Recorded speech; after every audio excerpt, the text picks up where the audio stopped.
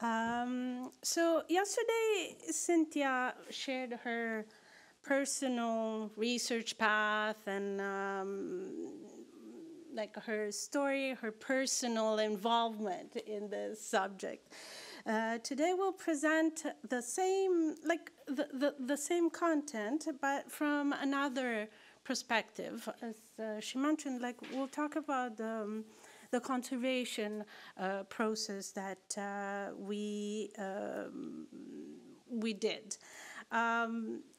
Perhaps it didn't take us 30 years, but it was an equally personal, I have to say, rewarding, and at time even emotional. As she said, it has been one of the biggest project that we undertook here. So just to give you a little bit of a context of what you're going to see today. So refashioning conservation practices. The McCoy Museum Conservation Team is charged with the care and preservation of all collections of the museum. In particular, for this project, my role was twofold. So as the head of the department, I had to make sure that we had sufficient resources, both of people and space, to undertake this very important in volume project. And to, as I was saying, like to perform a large volume of complex conservation work. Also in a relatively short period of time.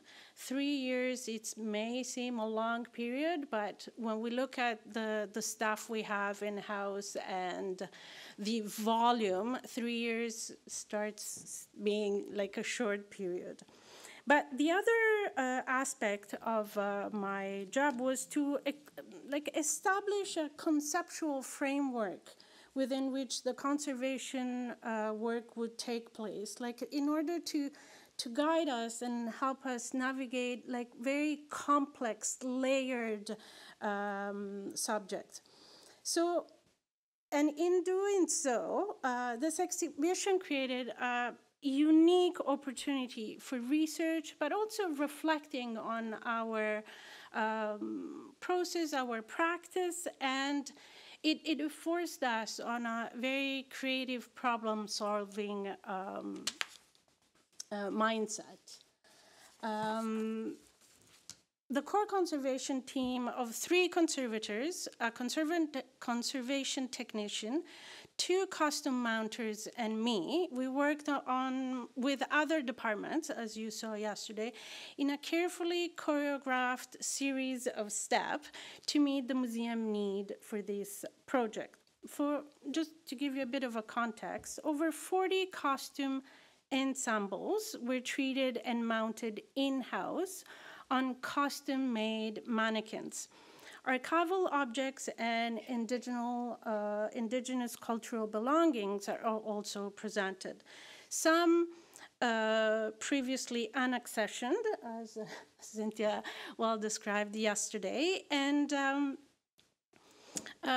so they had to be cataloged and processed to become part of the museum collection. At the same time, a book was being produced. I mean, this is like an added layer of difficulty to the project. So in this presentation, I'll speak mostly about the fancy dress costumes. The work done in regard of the belongings will be addressed this afternoon by Sarah Serban.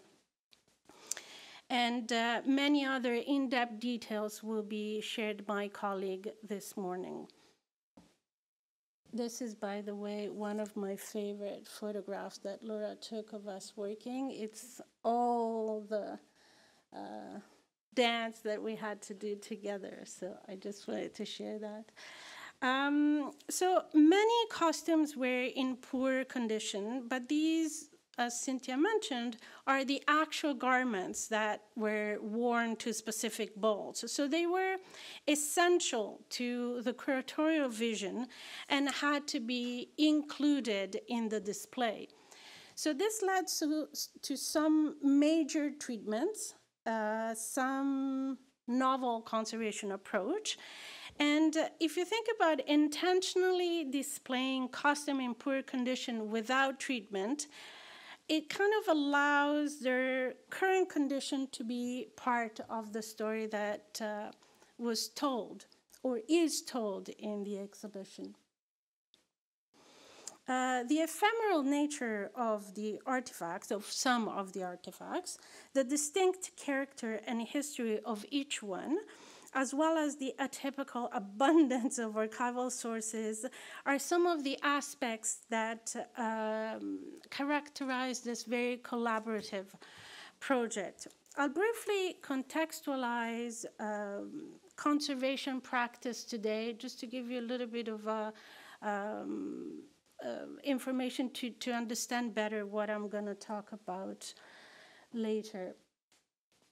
So exhibitions are in many respects the raison d'être of museums. However, from a conservation point of view, the very act of displaying artifacts, costumes, belongings set in motion its deterioration and its physical change.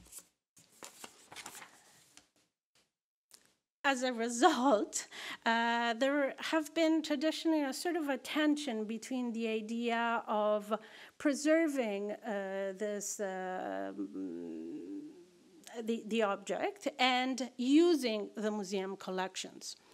So today, conservation is generally understood to encompass all action taken to ensure the long-term preservation of cultural heritage. So ranging from examination and documentation to treatment and preventive care. Our practice is grounded in material nature of physical object and their significance. So we really concentrate on the materials. We seek to understand how artifacts have changed over time. And I use specifically the word change and not damage, just I'll put it out there. So preventing further damage, and now I use the word damage, our actions strive to mitigate any loss of meaning and are aimed, when appropriate, at stabilizing the object's physical condition. So often, the framework of an exhibition will provide an incentive for study and treatment of a very specific group of artifacts.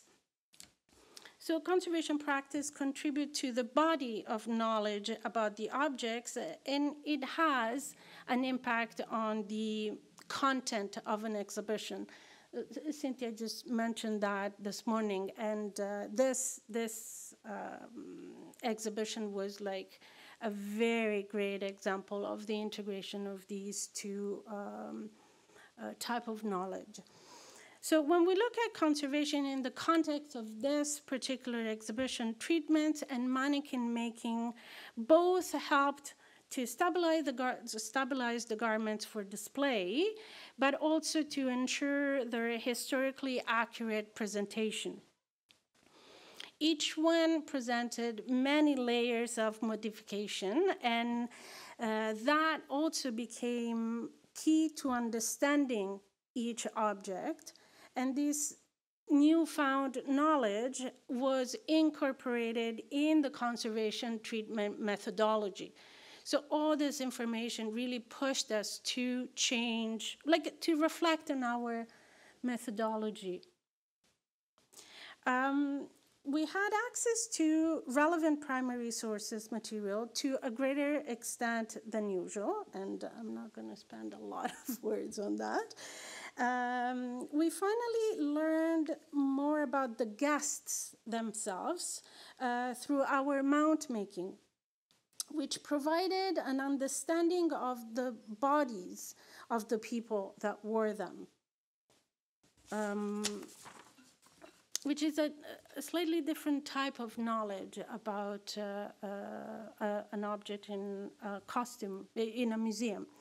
So the treatments we performed range from simple consolidation of broken themes to creative problem solving, from the use of new conservation materials to experimentation with innovative ideas, and from minimal intervention to many, many consecutive hours of treatment. And I'm looking at Sonia and endless stitching. The fact that each garment in the exhibition was distinctive forced us conservators to be exceptionally inventive and adopt an original treatment approach while respecting, of course, the exhibition theme and conservation best practices. So as a first step, we thoroughly examined every garment and every ensemble that has been selected for the exhibition, and we carefully recorded any addition or modification, as well as the structure and construction detail of each. We looked at damage directly visible on the fabric and alteration to the silhouette.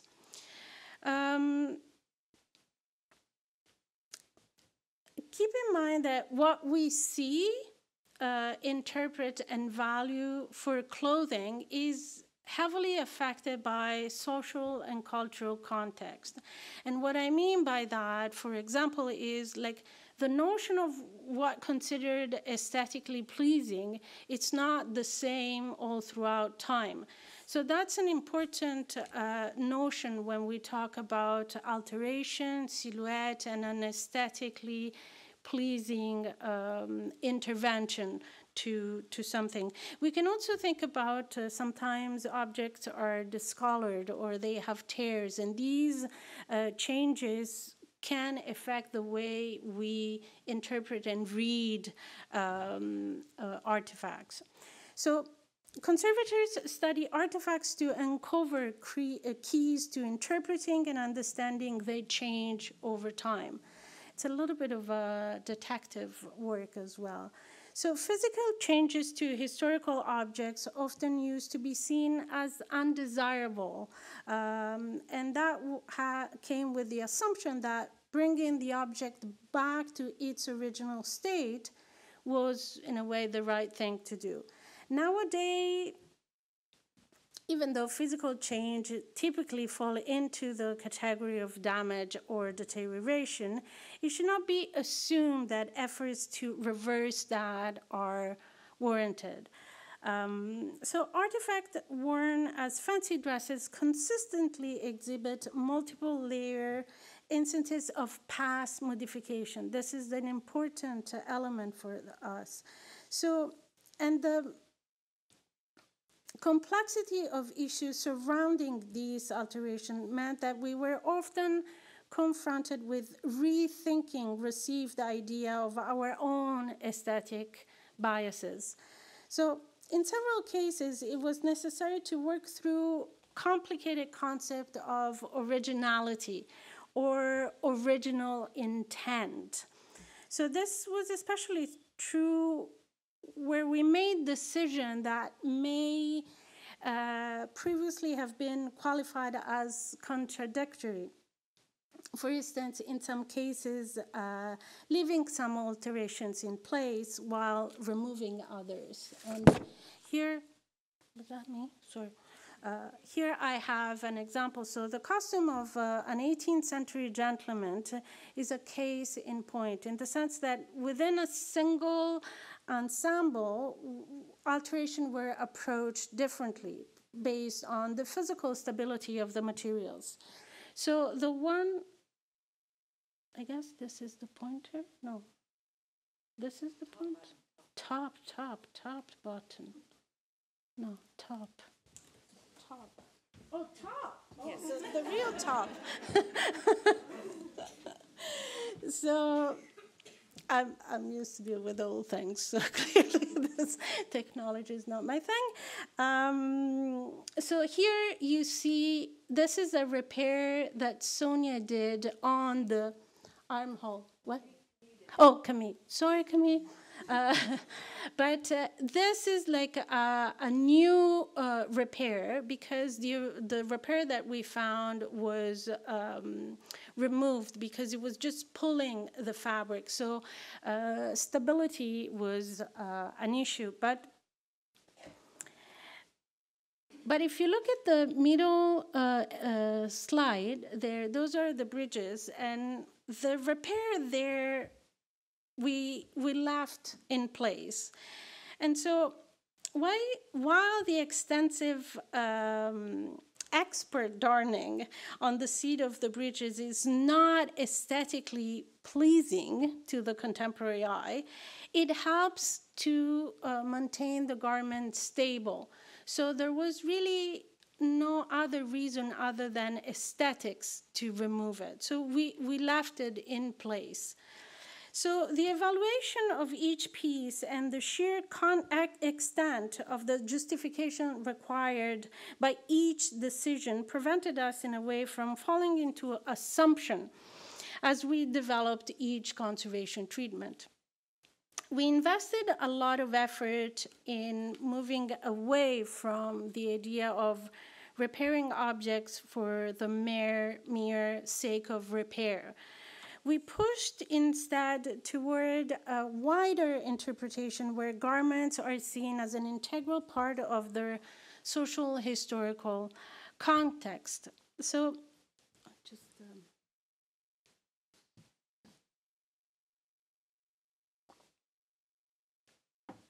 often the ephemeral nature of many of the garments, which were clearly not meant to last, made it quite challenging to identify and recreate the original form of the ensemble.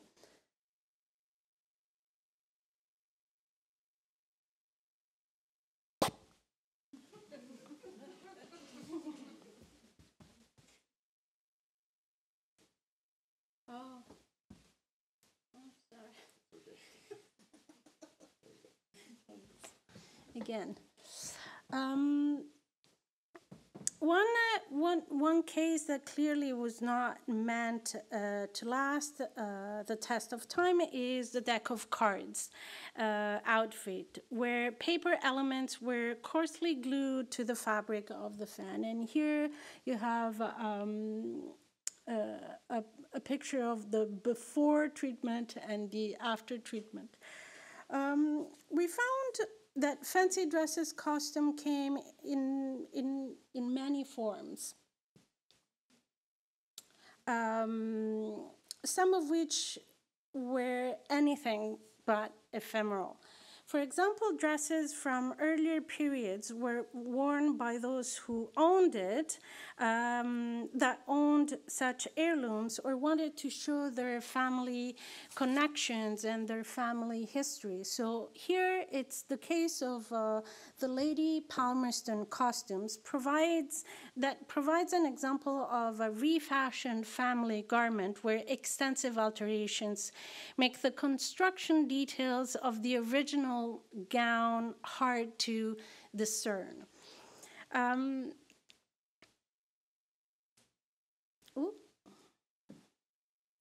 Okay, here.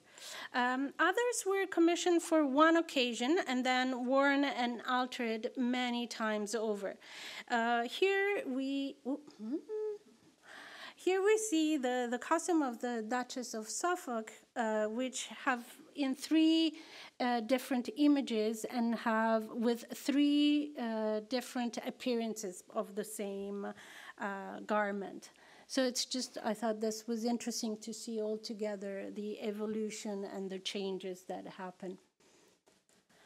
In the past, some of the garments were examined and subsequently treated based on assumptions that we now know to be incorrect. For example, crude or basic stitching used to almost always be considered the result of very unsophisticated repairs. As a result, such stitching was often removed during treatment as it was considered not significant to the original garment.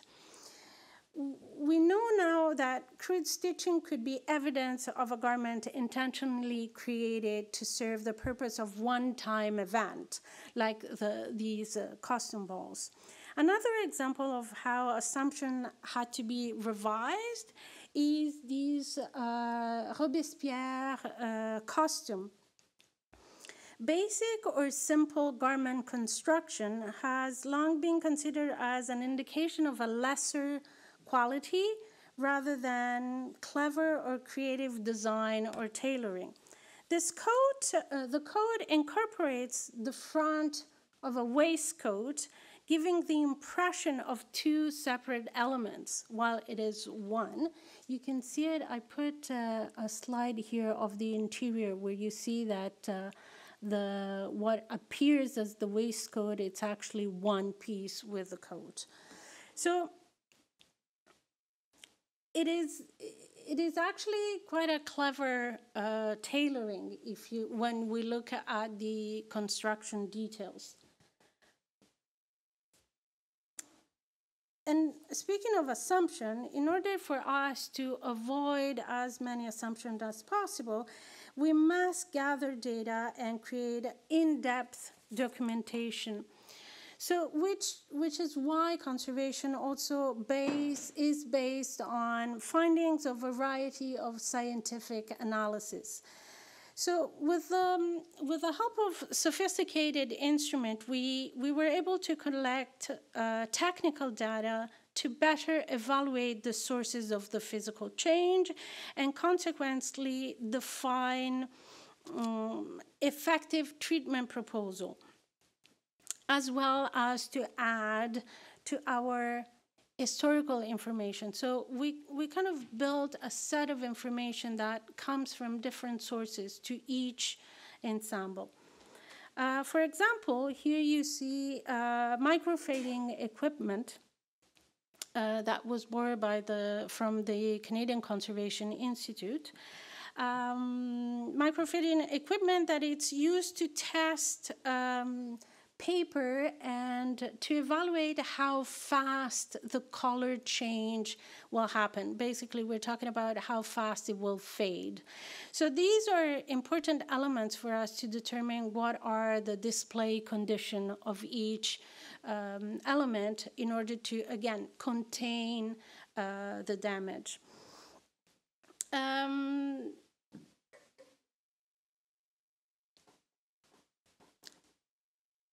I talked about conservation, but in this exhibition, conservators and mount makers really work together in reconsidering the role of mount making. And we'll have a great example of this very tight work relationship, maybe personal, I don't know, maybe you guys became like best friend forever.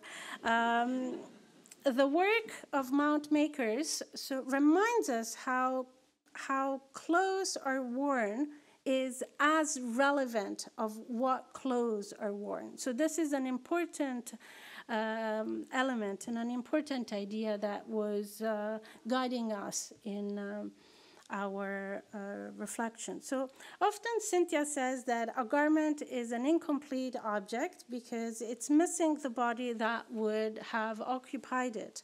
So mannequins allow the public to imagine a garment worn on a body, but the fragmented state of many of the costumes we were working with raised questions about the extent of which reproduction elements were needed and of an adequate understanding of the garment. Like, for instance, does a skirt missing the center front panel provide sufficient information to imagine the full garment? How many missing buttons can we visually tolerate? So these concerns led to experimentation and were crucial in guiding reproductions, which Caroline will talk more about later today. Mount makers take information collected by curators and conservators and add further information about silhouette, size, appearance. Mannequin making aims to strike a balance between understanding what the object can sustain physically and accurately representing their intended appearance, between the limitation imposed by the often fragmentary state of the garment and the need to achieve the necessary visually presentation to allow the public to properly read the garments. So each dress mannequin had to be visually credible, historically accurate, while being made of materials that will not interact chemically with the objects themselves. So that's quite a challenge to organize all these different elements. So conservators and mount makers typically have no visual reference depicting the actual artifact in use. Generally, information about the original appearance of garment is fragmentary, if we have any at all. So for this exhibition, conservator had access to archival photographs, published descriptions, and a lot of information about that. So we also have reports from previous conservation treatments and information collected, as I showed to you, with modern scientific instruments. So as well as technical evidence derived from the object themselves. And I have an example here where you see these perforations that indicate at one point there had been a seam, but it's no longer there. So that was another investigative exercise. This detail comes from again, the Lady Palmerston costume. Although most of these sources were available in the past, they were likely not examined together within the general historical context of the Bals of 19th century Canada. For this exhibition, the exceptional wealth of primary sources material made it possible to follow the history of use, the evolution of the alteration, and progression of change. We could basically accurately make sense of what we saw in front of us and justify in some cases where the change and the damage came from. So this exhibition was a great opportunity for the conservation team to expand the concept of documentation. Although documentation has always been part of conservation practice, it's actually a core element of our practice, the form that it should take has never been universally agreed upon.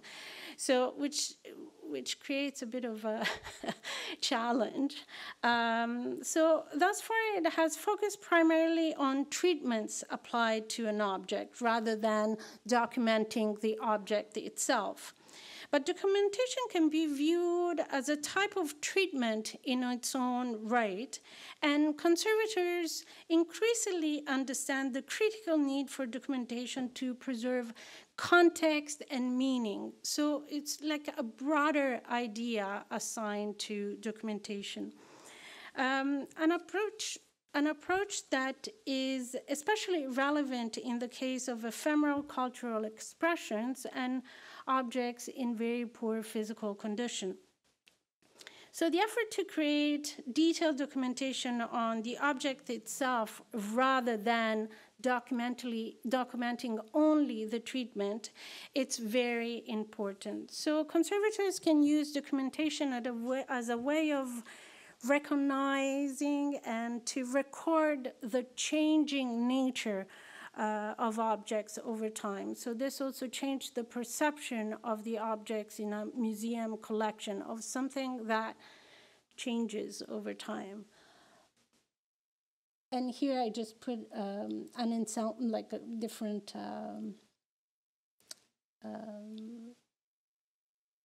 sources of information that we used.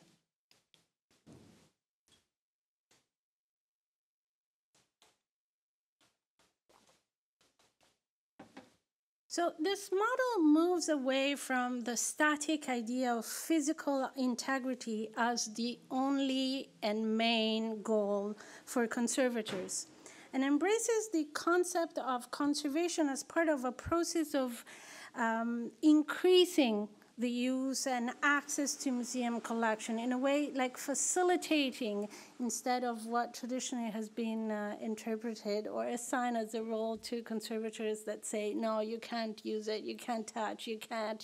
So this is an effort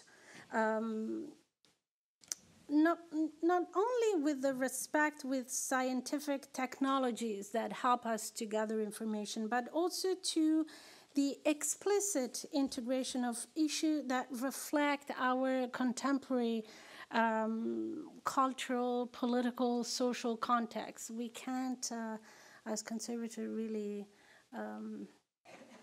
act in isolation in our labs. So what, practically speaking, when conservators document both the object and the treatment, they acknowledge that the object will continue to deteriorate and change will occur. So this approach was adopted in the case of Mademoiselle de Beaujolais, the dress that you see here in the corner. Given its very, very poor condition. So a full conservation treatment would not have been realistic or even successful at stopping the damage and the very advanced deterioration of its materials. So all aspects of the garment as we know it today, were documented in depth. So from the complex weave structure and analysis of the various thread, the fabric, identification of all the materials and the composing layers, as well as the cut of the dress itself. And here you see as well like a study of like a complex layering of undergarments integrated into the dress. So this body, these are just a screenshot of a very thick document that was produced for this particular garment. So the body of evidence is also enhanced by archival photographs and description of several occasions when it was worn. So knowing that we collected this wealth of information made the decision to display garment in poor condition less difficult, recognizing that a rich repository of information about the nature of the objects will continue to exist for future interpretations. So the fragile condition of some of the ensemble then triggered interesting reflection on how to approach extreme damage, making us question the validity of traditional treatments to that techniques that have been traditionally used to consolidate fabric in poor condition. It pushed us to, in a way, make bold decisions to experiment with new ideas about preserving physical integrity, like in the case of Madame Joliette dress. It is very damaged. You can see here, like splits all over the skirt, the overskirt. So after a very simple stabilizing treatment, we decided to mount it on a mannequin, despite knowing that nothing we could do, it could stop the fabric from deteriorating in the exhibition. So in a way, we incorporated the future physical damage into our treatment plan. In other words, what I'm trying to say is that when conservation is viewed as a way of managing risk, the value gained is measured against the risk taken. So the broader concept of documentation that preserves value beyond the material manifestation of an object became crucial. And as such, conservation documentation can allow museum staff to be a little bit less risk adverse, and so accept a sort of a letting go ethos. This is working really hard towards our conservators' nature. But I mean, looking at the exhibition, that really shows what we can gain in taking these risks. So as conservators, we find ourselves with the challenging task of balancing preservation and treatment on one hand, and accepting natural decay on the other. This balance is particularly evident in decision to display objects that are in less than ideal physical condition. So the decision to exhibit objects in poor condition highlights the importance of the artifacts itself, despite the physical state. This is the case of the costume of Signora Silvestre Vallier, which we decided to display flat, as you see it in the exhibition, due to the significance and this relevance to the narrative. So despite extensive damage that you can see, we put this blue background in order to really see well where the damage is. It's a good example of how fragile this costume is. So in conclusion, the general assumption underlying most conservation practice, namely that it is worthwhile to preserve objects in museum as long as possible for future generation, has been increasingly challenged. It is now recognized that some materials are not meant to exist in perpetuity because of like their composition, their design, their use over time. And most of the objects of ephemeral nature in this exhibition perfectly illustrate this idea. Some would argue that failing to recognize and accept decay, it's equivalent to ignoring an integral part of the nature of the artifact. And it is a good idea to move away from this concept of conservation that concentrate only on the future public. So we preserve things for this mythical future public of the museum. So the active use of artifacts and their current access is arguably an act of respect for the object and the public of today.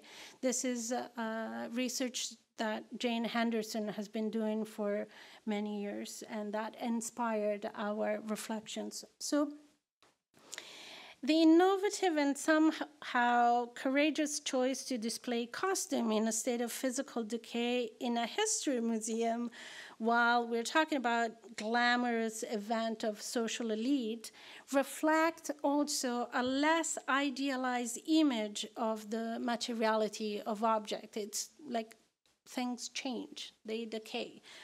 However, the material dimension of a garment retains significance and meaning despite the physical condition, while the wealth of period of visual reference compensate the physical decay of the garment. So we have other elements that help us integrate mentally and visually what's missing. So the narrative of artifacts in the exhibition can only be fully grasped after one has worked to untangle the complexity and layers of significance.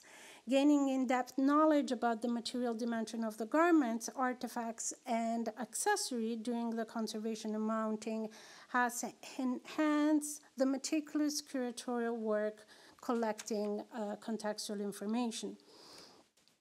So thanks to a great variety of treatments undertaken and the exceptional mounts made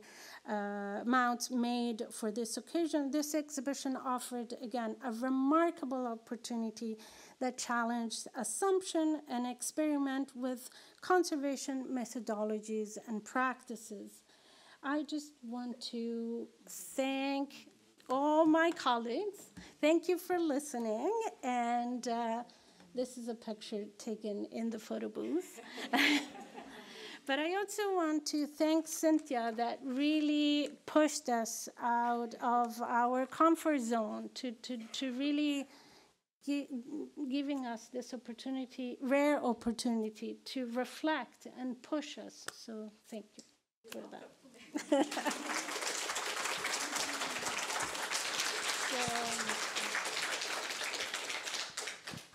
I don't know if you have questions. Yeah, we have, si vous avez des questions, je sais que Cynthia, si vous pouvez vous identifier, if you can identify yourself before asking questions, if there are any questions.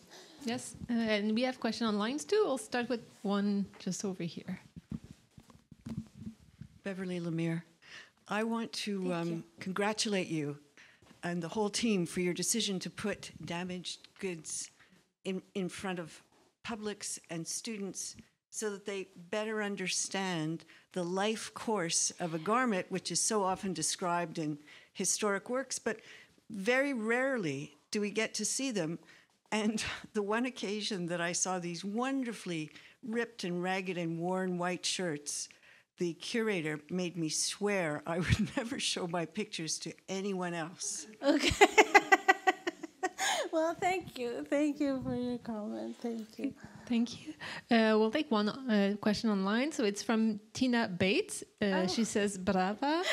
Thank you for this discussion of conservation philosophy. Can you give us an example of what you discovered about the bodies that inhabited the costumes? Well, I don't know if I can answer, but I have in front of me Caroline and Amelia, which will have like full presentation today about like what physical body, the shapes, their, I don't know, I'm looking at you. Oh, la question, désolé Caroline.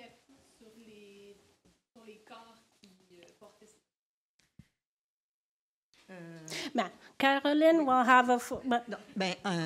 Donc, en fait, par rapport au corps, je sais que nous, à l'époque, maintenant, tous les vêtements sont taillés de manière standard.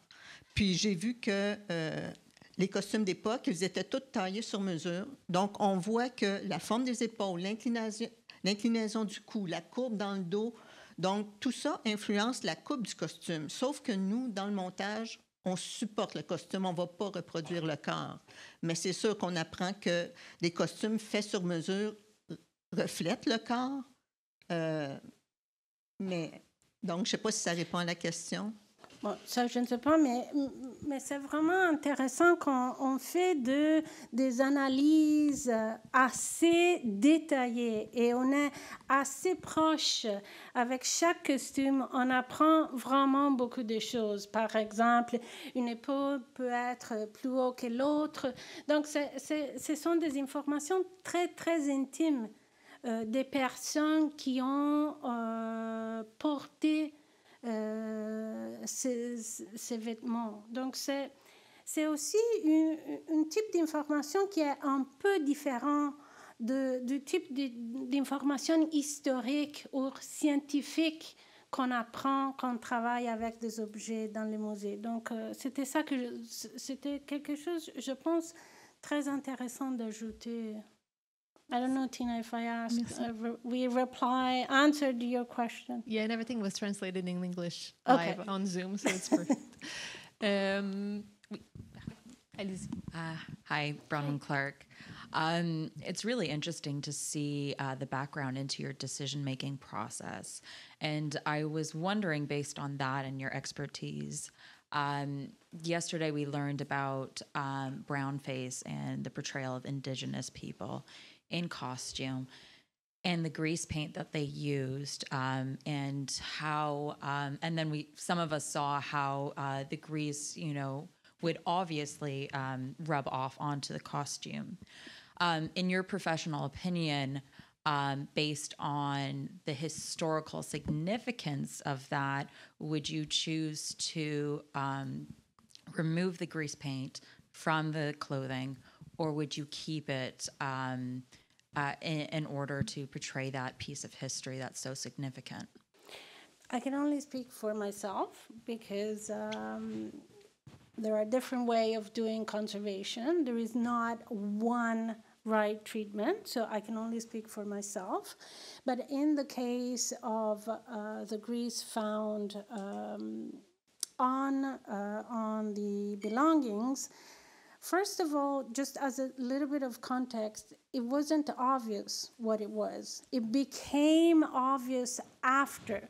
So Sarah will speak in great detail about her research this afternoon, but it wasn't something obvious. It took to have all the garments together looked at in the context of this exhibition and those balls to have even the idea that could have been the source of those stains. Because we have not historical, but we have conservation treatment reports that state that those stains were there for past exhibitions. And so they were documented, but they were not interpreted as makeup until.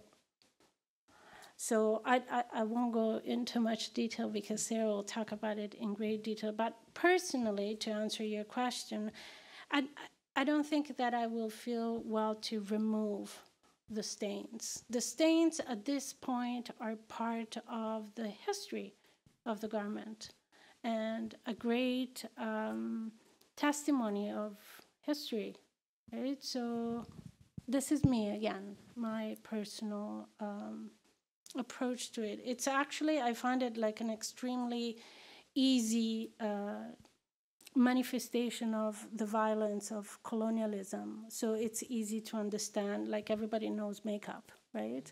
When we talk about colonialism, it could be a very abstract concept, idea. So when you see makeup, that's very tangible, very practical, very obvious at that point when we know what it is, right? Mm-hmm. So, thank you. I hope I answered your question a long way.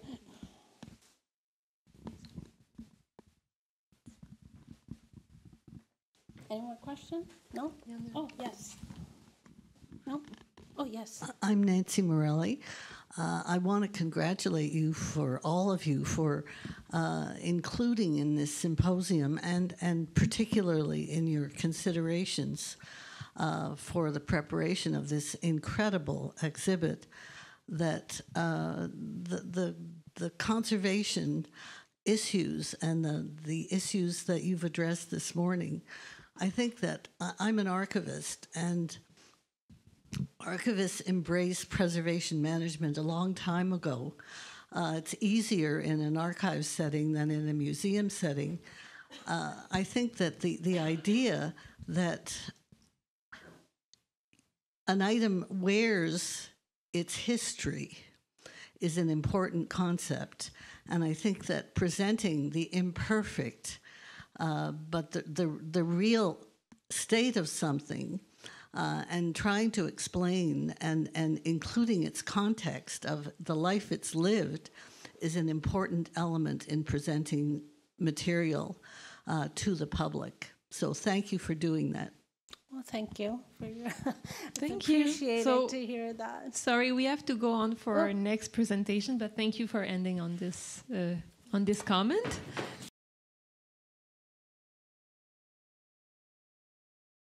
So on to the next presentation is Sonia Kata. I think we have her presentation coming. So Sonia is a conservator with a specialization in textiles and costume that has been working at the museum since 2015. So after studying art history, she went on to pursue her master in art conservation from Queen's University. She specialized then in textile conservation at the Canadian Conservation Institute.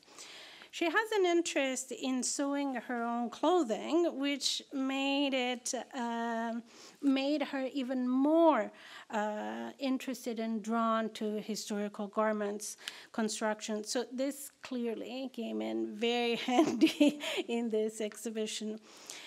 But I also want to add that her very calm and grounded attitude kept us very grounded in many intense moments that were leading to the exhibition. So, Sonia.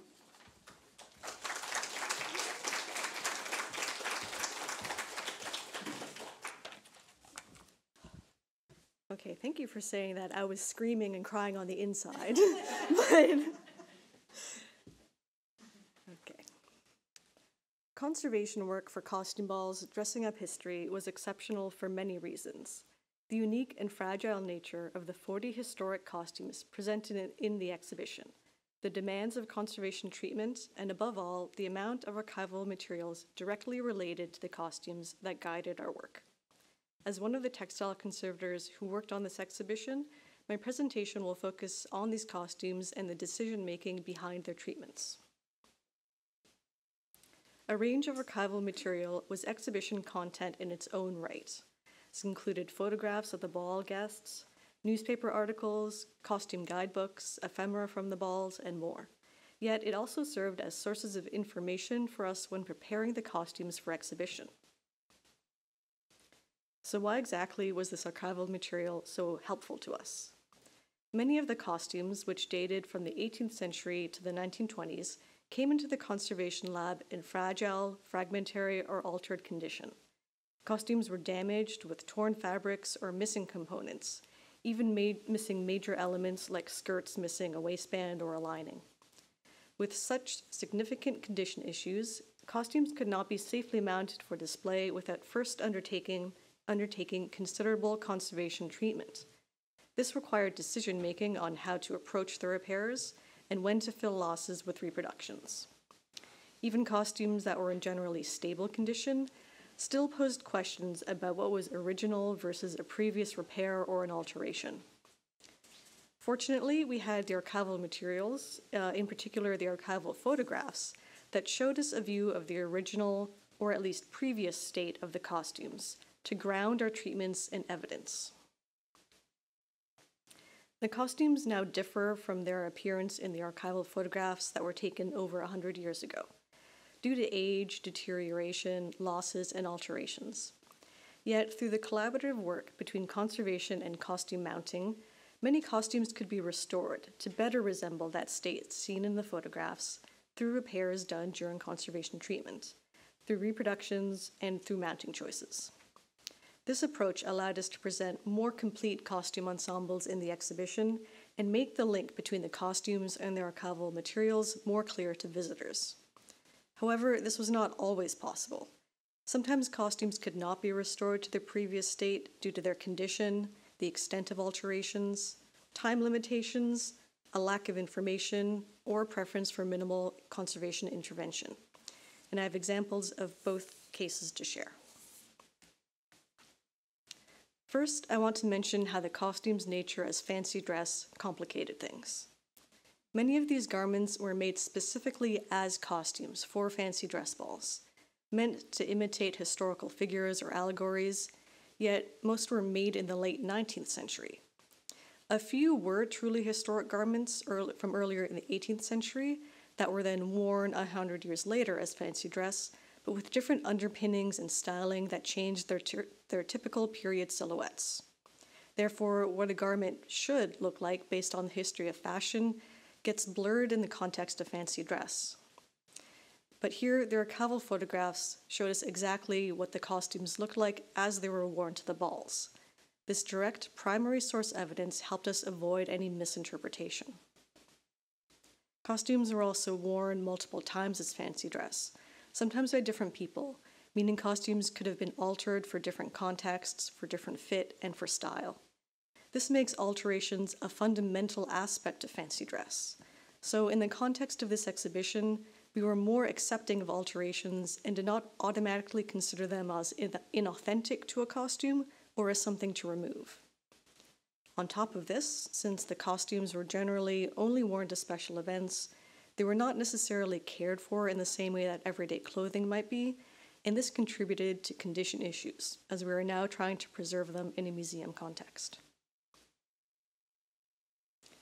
The archival photographs were portraits of the ball guests wearing these very costumes, taken at the time of the balls. And we have these types of photographs for most of the costumes presented in the exhibition. Most are found, or many are found, in the William Notman Photographic Archive, which we hold in our museum collection, as well as Library and Archives Canada and the Bibliothèque et Archives Nationales du Québec. The images and or original glass plate photographic negatives were scanned, allowing us to safely consult the images on our computers and zoom in on details. We use these photographs as part of our conservation documentation, using them as a visual reference for the past state of an object, for comparison against its current state. While this was obviously limited to visual comparisons only, it still had tremendous value. We could see if a costume ensemble was complete, whether elements were present or missing, from small embellishments to accessories or even entire garments. Looking at garment construction, we could identify changes and alterations, and looking in detail at materials, we tried to assess their condition. And other types of archival material was also useful for our work. Newspapers and periodicals reported on fancy dress balls, so we also have written descriptions of costumes to complement or to fill in blanks if we don't have any photographs. Other materials like contemporary costume guidebooks explained the inspirations behind costumes to help us identify and interpret them. So to give an example of how exactly we use these archival materials in our conservation work. For the 1898 historical fancy dress ball in Montreal, Colonel Norman Leslie dressed up as his ancestor, Captain James Leslie, from the 15th Regiment of Foot during the Battle of Quebec. His costume looks like an 18th century military uniform, but it was actually a 19th century reproduction that was made specifically for the ball, likely based on the portrait miniature. However, his grenadier's cap is an authentic, so his cap, this is an authentic military artifact dating from the 1750s. And when he had his portrait taken by the William Notman Photo Studio, had a portrait taken of himself and of just the cap too. So as a conservator, this is what I was looking at when comparing the archival photograph against the current state of the object. And just to note here, all the black and white images in this presentation are the archival photographs. And the color images are the current state of the artifact, as photographed by the museum in the last 2 or 3 years for the exhibition catalog or during our conservation treatments. So overall, structurally, you can see that not a lot has changed over the last 125 years. But looking closer, you can spot differences. The silk velvet fabric pile is worn away along the center front, possibly from handling and wear. There was minor loss of silk embroidery thread, and one tiny sequin is now missing from the top. In the earlier image, there's considerable light shining off the metallic thread embroidery, which I interpret as the metallic threads being clean with a bright metallic surface. Today, more of the metallic threads have a darker and dull appearance. They have tarnished over time. This is typical for metallic threads, which can tarnish through exposure to atmospheric pollution and soiling, or when the thin precious metal coating layers wear away. The archival image also demonstrates something peculiar about 19th century photography. You may notice here that the yellow velvet of the cap looks really dark in the archival photograph. This is because it was made with a specific type of photographic film called orthochromatic film. Orthochromatic film is sensitive to the blue end of the visible light spectrum and less sensitive to the red end. Blue colors therefore overexpose in the negative and appear light in a positive image, while red and yellow colors appear darker. So this is demonstrated in this pair of images of the same outfit appearing different, lighter or darker, if it was made with orthochromatic versus panchromatic film. So for our purposes, this meant that the archival images needed to be interpreted to use them correctly. Colored fabrics can appear lighter or darker than expected, and therefore they could not be reliably be used to assess certain condition issues for textiles like fading or color change. So now on to examples where the archival materials directly influenced our treatments. Alice Scott dressed up as a deck of cards, photographed here by William Topley in 1887. The costume features fabric appliques of hearts, clubs, diamonds, and spades, and she holds a fan with paper cutouts from playing cards as well. When it was acquired by the museum in 2014, the fan was missing quite a few of the paper cutouts. I suspected that the cutouts were meant to form a complete border around the edge, and I could see faint outlines of adhesive residue from where the cutouts were missing. This was an early treatment in the exhibition preparations, and I wasn't sure of how far to take the treatment, whether to just stabilize the fan and accept these losses, or to restore it by making fills to replicate the missing parts. After consulting the archival photographs to confirm what the fan previously looked like, and here you can see it is more complete, but even then there are 2 missing cutouts, so there was already some damage by the time this photograph was taken. In any case, I decided to go ahead and add my fills. So I made my own fills by photographing the remaining hearts on the fan and printing out copies on archival paper, taking care to get the same size and color. I backed them with a film of thermoplastic adhesive and adhere them to the fan by reactivating the adhesive with a heated spatula. This method meant that the cutouts were only lightly bonded to the fan and could be removed by softening the adhesive again with heat.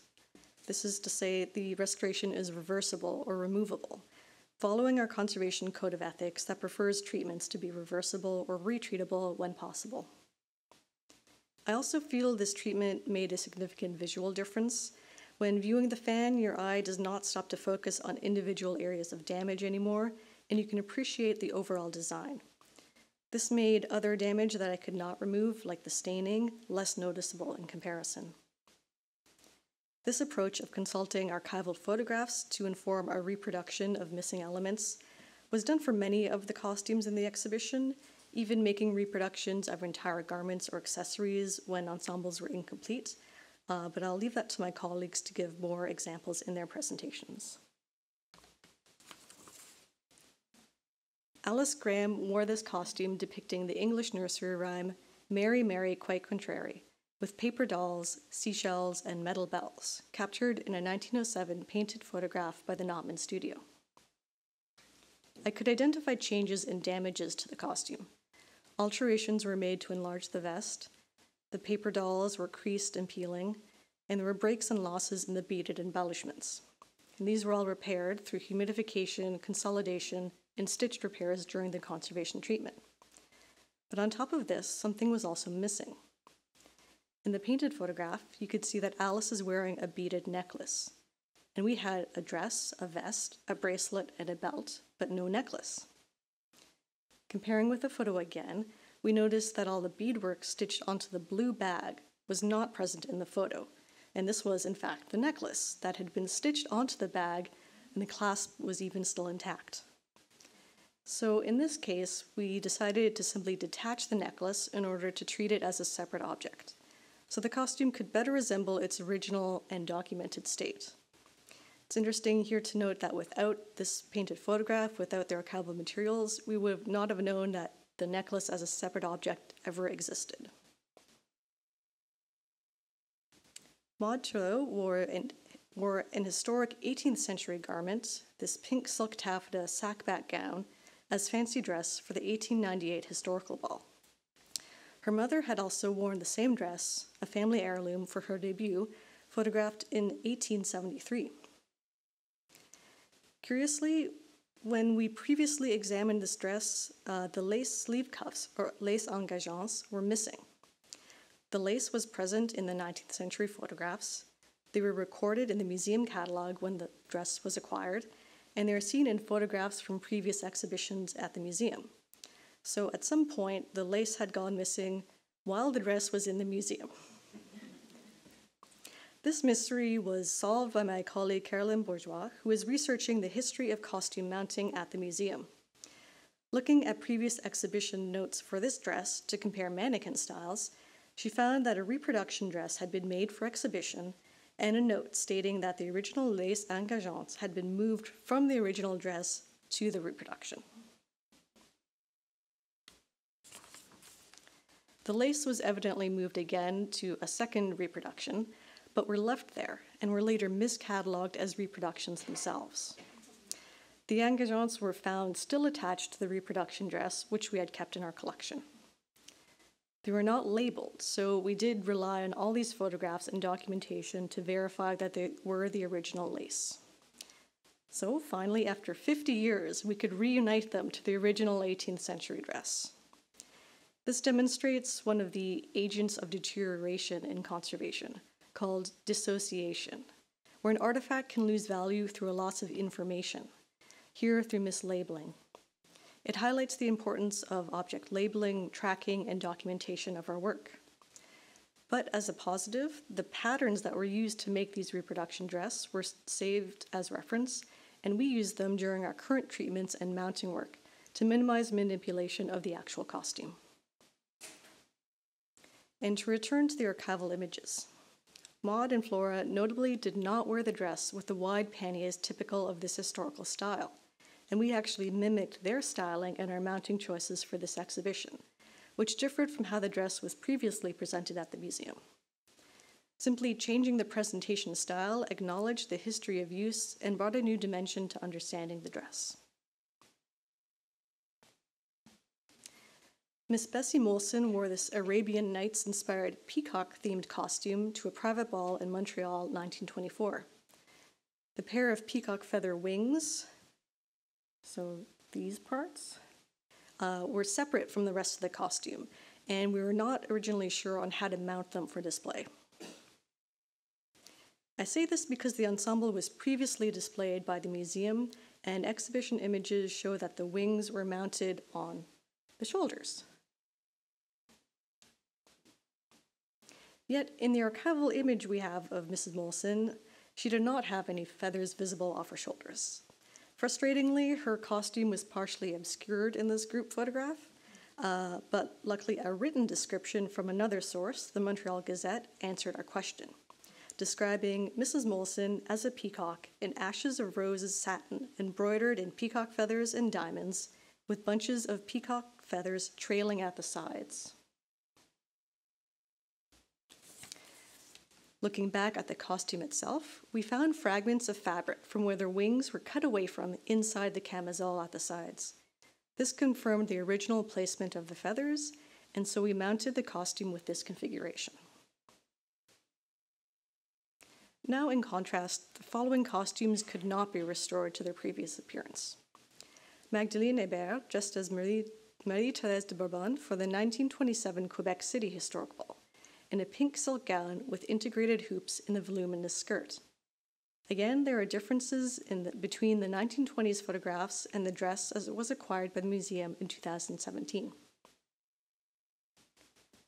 5 bows in what appeared to be a drapey silk satin along the shoulder, bodice, and skirt front have been replaced with 2 larger bows in a stiffer synthetic fabric. The upper taffeta part of the sleeves have been removed. We also discovered a patch of pink silk fabric sewn under the proper right armhole. I suspect this was a past repair made to cover up stained or splitting fabric damaged by perspiration.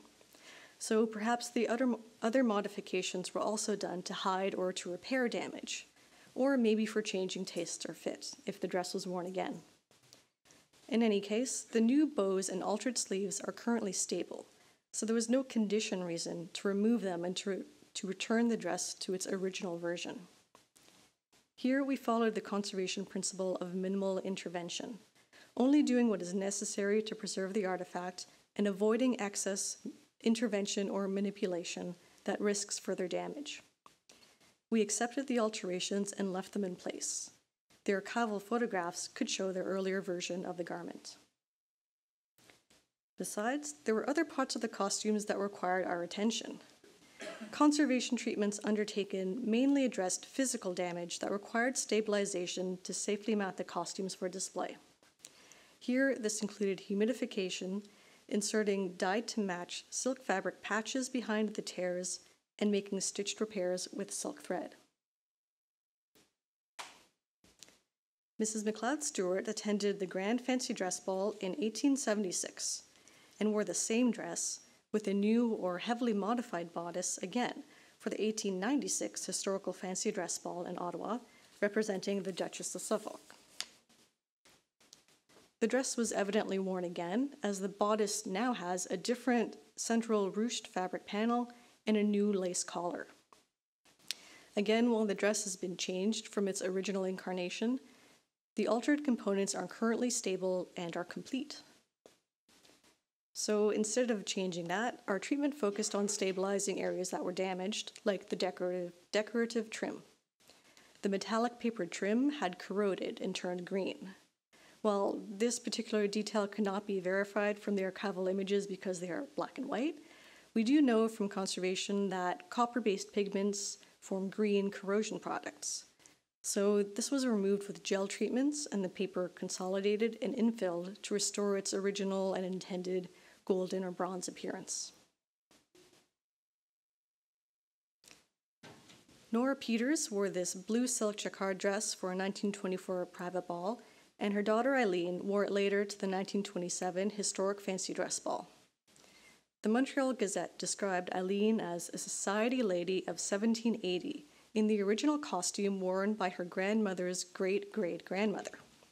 So this is another example of an authentic historical garment that was passed down as a family heirloom and worn as fancy dress. Even between these two events, just a few years apart, we see subtle differences in how the dress was worn, with the bodice worn partially open versus closed, with the lace trim at the neckline flipped up or flipped down, and with or without a flower brooch. Sometime before acquisition by the museum in 2022, additional alterations were made to the dress. On the front, hook and eye fasteners were added to the center front to adjust the opening. Darts were machine sewn at the bodice waist, and the lace flounce from the front was transformed into a second layer of lace at the sleeve cuffs, and the little brooch is missing. On the back, hand-stitched tucks were sewn parallel to the center pleats and along the neckline. These tucks are subtle, but they intersect with the curved princess seams and form a strange bump at the waist, so they intersect this curved seam and make a bump here where the bodice meets the pleated skirt, which suggested that they were alterations and not part of the original design. The underskirt was also altered, the hem was taken up, and the waist was resewn, though this was likely for fit and not to change its style. The overskirt's distinctive zigzag pinking is original to the 18th century construction and is seen on other dresses from this era. These alterations were identified through a combination of consulting the archival photographs showing the front and back views, which was very lucky to have both views, and through thorough examination and testing during my documentation of the dress. For instance, examining the stitching threads under a microscope revealed that different threads were used in the alterations versus the original seams. And it was exciting when conservation expertise like this can contribute to the knowledge about the costumes, working together with curators to understand the history of use and life of an artifact. We do not have any additional documentation to explain when or why these more recent alterations were made. In this particular case, there is some interest to restore the original 18th century silhouette due to the rarity of such garments and the previous state being well documented. Yet for now, we have left the alterations in place due to an incomplete sense of the dress's recent history, time limitations during exhibition preparations. So if we decide to undo the alterations and start unpicking seams, we were not sure what we would find. Is all the original fabric still present inside these seams and tucks, or was fabric cut away? Will thread holes or other traces of the alterations remain visible?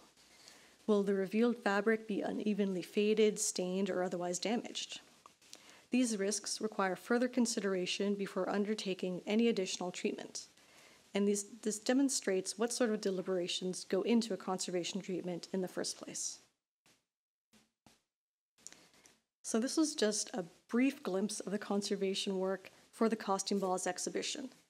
Indeed, each costume presented its own challenges to prepare it for display, but we would have been very, very lost without the archival images to guide our work. So thank you to my many, many colleagues on this exhibition, and thank you for listening.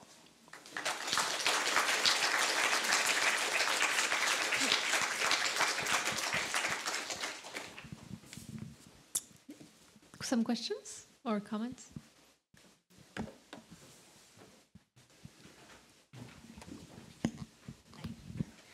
Hi, Brenna Cook. Hi. What'd you put in your gel for the corrosion? We used citric acid and agar gel, which worked. We looked up conservation documentation and found that was used a lot in like objects treatments for copper, and it works to remove the corrosion. Citric acid, okay. Thank you.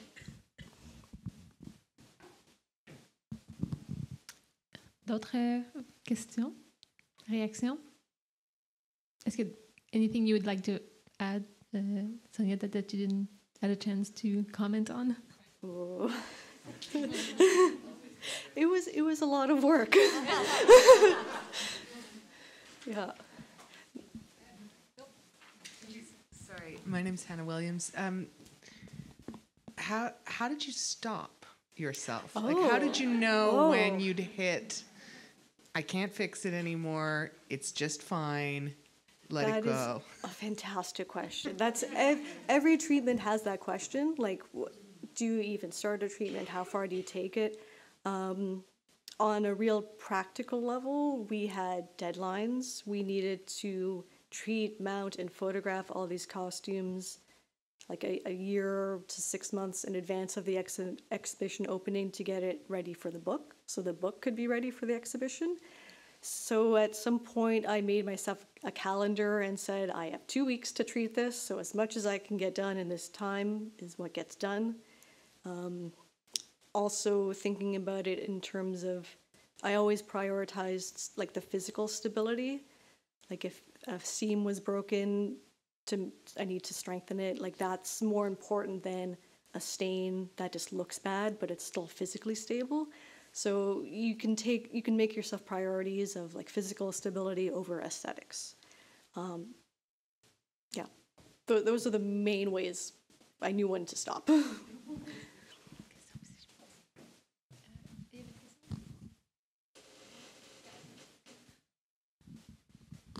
Hi, me again. Okay.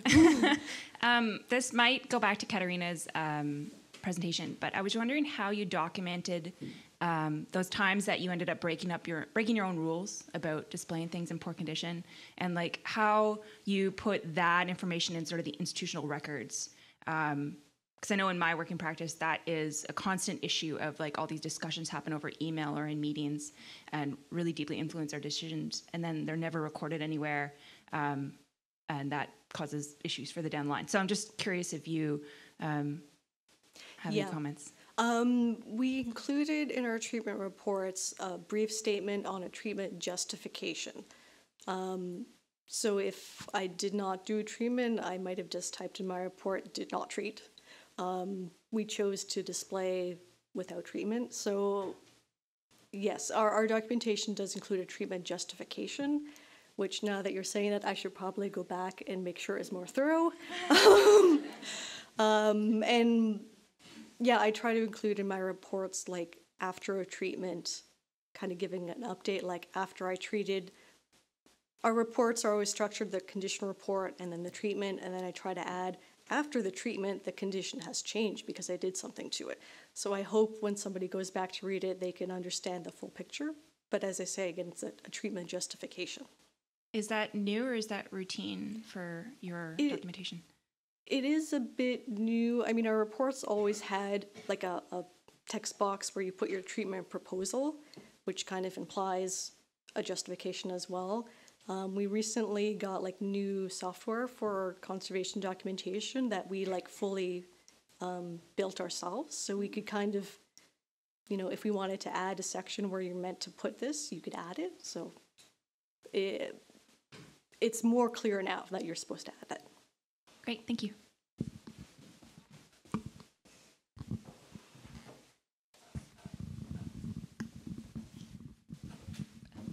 Est-ce qu'il y a d'autres questions? So I was curious, like you mentioned archives. So do you do the archives research, or you work with Cynthia or other member of the teams to put together all of those pieces? It's always a mix of everything. I mean, we definitely work with our curators if we have specific questions. It was fantastic to have so much information like already provided for this exhibition. Like when we got the object list, we also had the list of all the archival photographs. So it was kind of all there waiting for us. But if we often like do our own research just about like fashion history or what type of object it is, what it's meant to look like, to get like a fuller understanding of the object that we're working on. Merci. Any other? Ah, de l'autre côté. Yeah. Hi. So the previous speaker spoke about crude stitching, and I'm just wondering, like just as a storyline for some of the costumes, were they basically done by stitchers, like proper stitchers, or would you say, like, you know, somebody at the house would have just done like some alterations, or? It's a real mix. Like a lot of these costumes were professionally made, so like the original stitching was all like beautifully done, whether like by machine or by hand. And then you could tell sometimes there's like a break in a seam that was redone because it's a different thread. It's a different type of stitching. Sometimes it is quite crude, like just anybody grabbed a needle and thread and fixed something. And then sometimes it's done like in a more sophisticated way, like darning stitches, which can look a bit weird, but they do stabilize a torn textile. So it's a real mix. Like it's always case by case. Yeah, so we saw everything. Okay. But you can like visually just tell. Like I said, it's a different thread. Even like the spacing of the stitching is different, or you could see like traces of an original seam, and then it's a new seam sewn on top. So we look quite closely to look at a lot of detail in what we're seeing. Okay, and in your documentation, do you always put, like, if you see like a variance like that, you could tell whether or not it's been altered, like, you know, 5 times or 3 times or whatever? Would you like say like, you know, maybe twice by like a professional and once by somebody at home? I don't know, like how you... I mean, I didn't qualify it as like a professional. I might describe something as like crude, but like I try not to use like a judgment term, if that makes sense. But for this particular exhibition, I did spend a lot of time finding and noting alterations really clearly. Like I wrote a whole section in my report saying these are the alterations, these are why I think they're alterations. Maybe this is why it was done. Like somebody added a dart here to take in the waist by 2 inches. Like I tried to be very specific to, and maybe that'll help like understand why something was done or changed. Thank you. Thank you. So, Cynthia, I think... One more question? Well, we're over our time. Come ask me in person. Thank you to Sonia and Katarina for their morning presentation.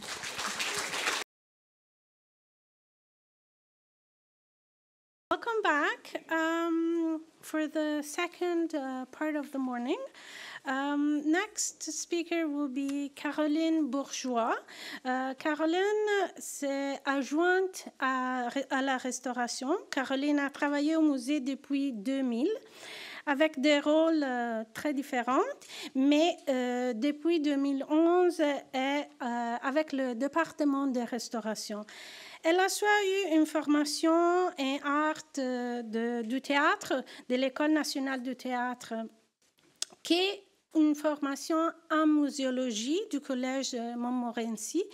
Et grâce à ces deux formations, au fil des années, elle a développé une expertise, un montage unique au Québec et au Canada. Donc, on est très, très chanceuse de l'avoir ici au musée.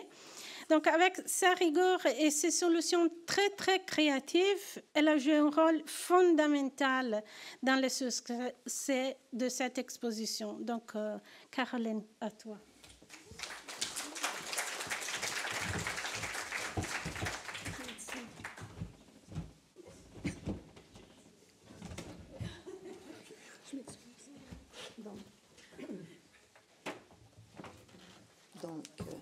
Bonjour tout le monde.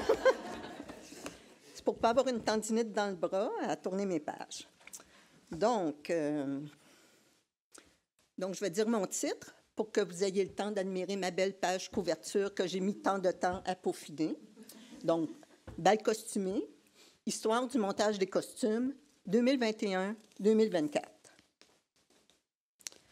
En 2021, 3 ans avant l'ouverture de l'exposition Bal costumé, j'effectuais un montage préliminaire de quelques costumes en prévision d'une rencontre avec Cynthia Cooper, conservatrice, et mes collègues des services restauration et exposition.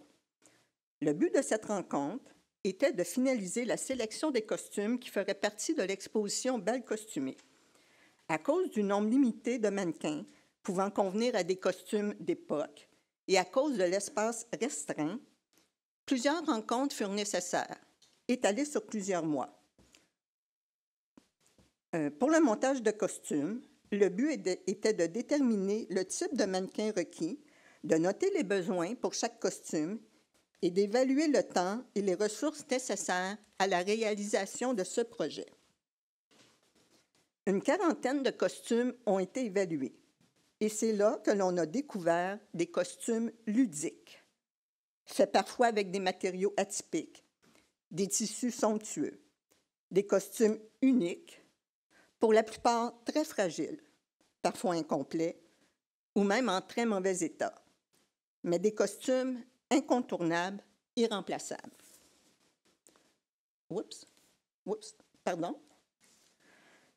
Grâce aux nombreuses photos, on pouvait déjà voir le potentiel de cette exposition, mais on ne se doutait pas de l'ampleur que ce projet allait prendre. Dans cette présentation, je vais vous parler du montage de costumes selon les normes de conservation les plus rigoureuses, en mettant l'accent sur la fabrication des mannequins, la diversité des silhouettes d'époque, l'extrême fragilité des costumes, parfois incomplets, et la réalisation d'éléments vestimentaires reproduits ou ajoutés. Pour la présentation des costumes dans les musées, les mannequins doivent répondre à des normes de conservation rigoureuses. Ça signifie que le rôle premier du mannequin est de supporter le costume. Le mannequin doit être fait avec des matériaux stables et le mannequin doit être conçu pour que le costume ne subisse pas de dommages lorsqu'on le met sur le mannequin et pour toute la durée de l'exposition. Aussi, dans un souci de rigueur historique, il doit respecter l'époque du costume en lui redonnant sa silhouette d'origine. Puisque les mannequins conçus pour l'étalage des vêtements dans les magasins ou pour la présentation des costumes d'époque dans les musées sont disponibles en silhouette, en taille et surtout en physionomie limitée, nous privilégions au musée McCord-Stewart les montages invisibles avec des mannequins embougrants que l'on fait sur mesure. Le bougrant, ou buckram en anglais, est disponible en blanc ou en noir.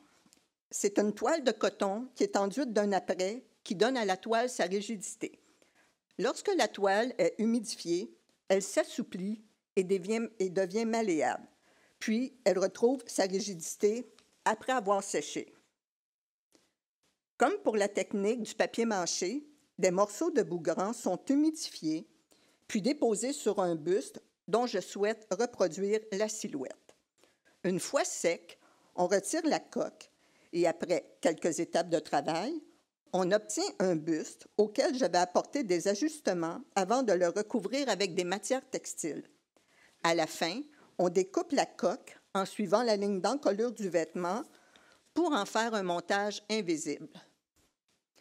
Tout dépendant du style de costume, je vais ajouter au buste plusieurs jupons et des éléments structurants comme des paniers, des crinolines, des tournures ou des jambes. On complète avec des bras et toute autre composante selon les spécificités du costume. Les matériaux sélectionnés pour la réalisation des composantes et du mannequin sont toujours choisis dans un souci de conservation, principalement du tissu et du jersey de coton non blanchi, des tissus lisses pour minimiser l'abrasion ou des tissus pelucheux pour favoriser l'adhérence du costume au mannequin. Pour les bras, de la bourre de polyester dans la majorité des cas ou de l'étafoam pour obtenir des bras rigides. Pour les jambes, du bougran. Parce que nous contrôlons toutes les étapes de fabrication de nos mannequins, nous pouvons les adapter pour qu'ils répondent à nos besoins, comme par exemple celui de sectionner le mannequin pour faciliter la mise en place de cette jupe avant l'ajout du buste aux larges épaules, ou comme celui de comprimer le mannequin pour faciliter la mise en place de cette robe dont l'ouverture est trop étroite. Si la technique de fabrication du torse en bougrant est plutôt simple et offre de nombreuses possibilités, une des difficultés réside dans le fait d'avoir le bon mannequin sur lequel je vais mouler mon bougrant. Et oui, parce que pour faire un mannequin, il faut un mannequin. Pour sélectionner le bon mannequin, je vais tout d'abord examiner le costume pour avoir un aperçu de son état, sa taille, sa coupe, son époque. Ensuite, je sélectionne dans mon inventaire un buste un peu plus petit que mon costume.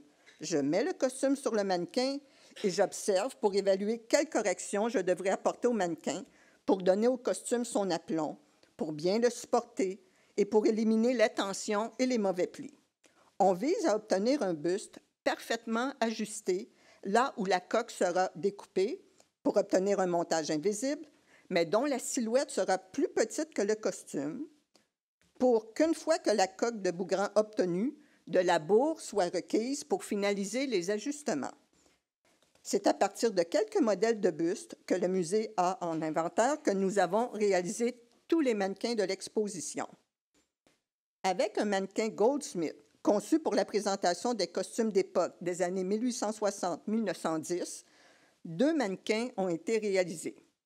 Pour qu'ils soient ajustés au grand décolleté d'une des 2 robes, le torse a été modifié en y ajoutant une forme d'épaule en false shape qui avait été moulée sur un autre modèle de mannequin.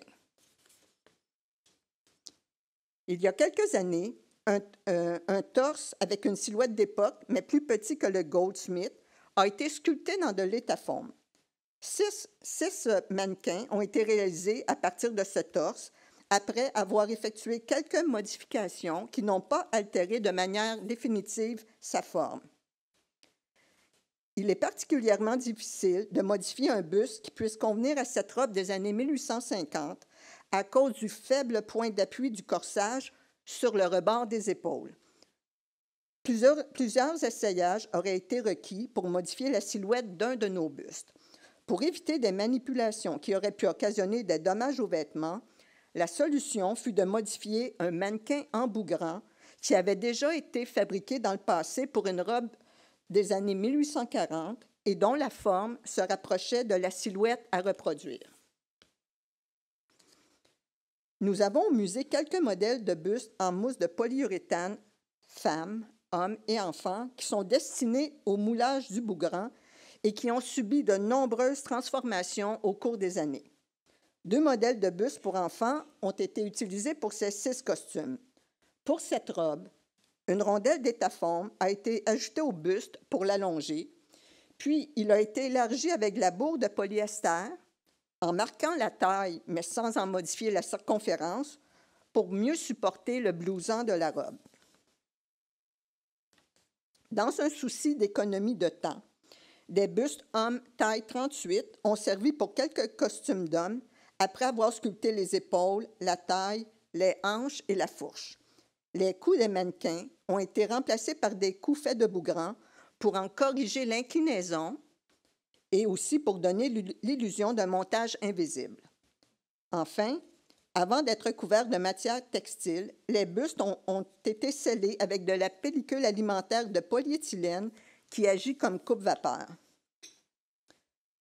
Et on ne peut que réaliser toute la somme de travail accompli pour ajuster les bustes, là, entre autres pour les sculpter, puis pour les rembourrer, pour les ajuster aux costumes de tout genre, taille et silhouette, lorsqu'on constate que les formes utilisées pour le moulage des mannequins pour tous ces costumes, d'hommes et de femmes, dont l'époque varie du 18e jusqu'au début du 20e, sont toutes issues de ce buste de femme. Le défi des silhouettes d'époque.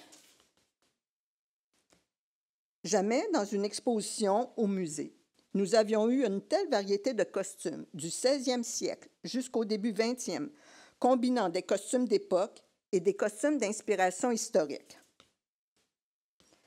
Avec une dizaine de robes portées lors des bals de 1898 et 1927, ce sont les robes associées au 18e siècle qui nous ont offert le plus de diversité.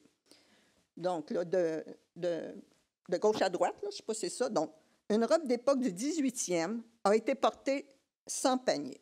Ensuite, 2 robes ont été portées sans panier, mais avec des tournures. 2 robes, dont une robe d'époque, ont été portées avec des petits paniers, mais qui ne sont pas fixés à la robe. Puis dans ce cas, on a fait des paniers reproduction qui ont été ajoutés au mannequin en remplacement des paniers détachés. Mais là, c'est sur les 5 autres robes que j'aimerais attirer votre attention. Elles comportent toutes des paniers qui sont intégrés à la robe. À cause des différentes techniques de fabrication des paniers et des enjeux liés à leur état de conservation, un montage différent a été effectué pour chacune des robes. Dans cette robe, ce sont de simples fils de métal reliés à un ruban qui simule des paniers. Donc, 2 paniers ont été ajoutés sur un jupon qui comporte 3 niveaux de baleine pour supporter les petits paniers de la robe et pour mieux définir la forme de la robe. Pour donner une meilleure tenue à la jupe, un jupon fait de bourre Earth Wrap, qui est une bourre très mince et très douce, a été recouverte de latex, un non-tissu de polyester très léger. Puis pour que les fils de métal ne s'agrippent pas aux fibres textiles, 2 petits tabliers de taille vectre ont été ajoutés au latéral. Reliés à la robe avec quelques points de couture. Là, il y a des paniers latéraux fixés de part et d'autre d'une jupette, puis ils s'affaissent lorsque la jupette n'est pas bien supportée. Donc, un jupon étroit comportant 3 rangs de baleine supporte la jupette, ce qui permet au panier de prendre forme.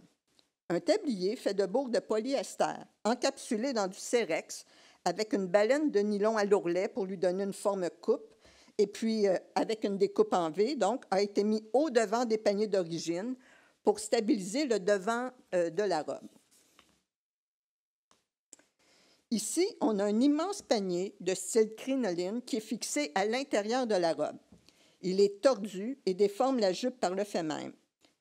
Donc, la crinoline a été comprimée légèrement avec une enveloppe faite de latex. Par la suite, un panier qui avait été fabriqué pour une robe du 18e a été récupéré et arrondi avec de la bourre de polyester et mis sur le mannequin autour du panier comprimé, mais sans l'écraser.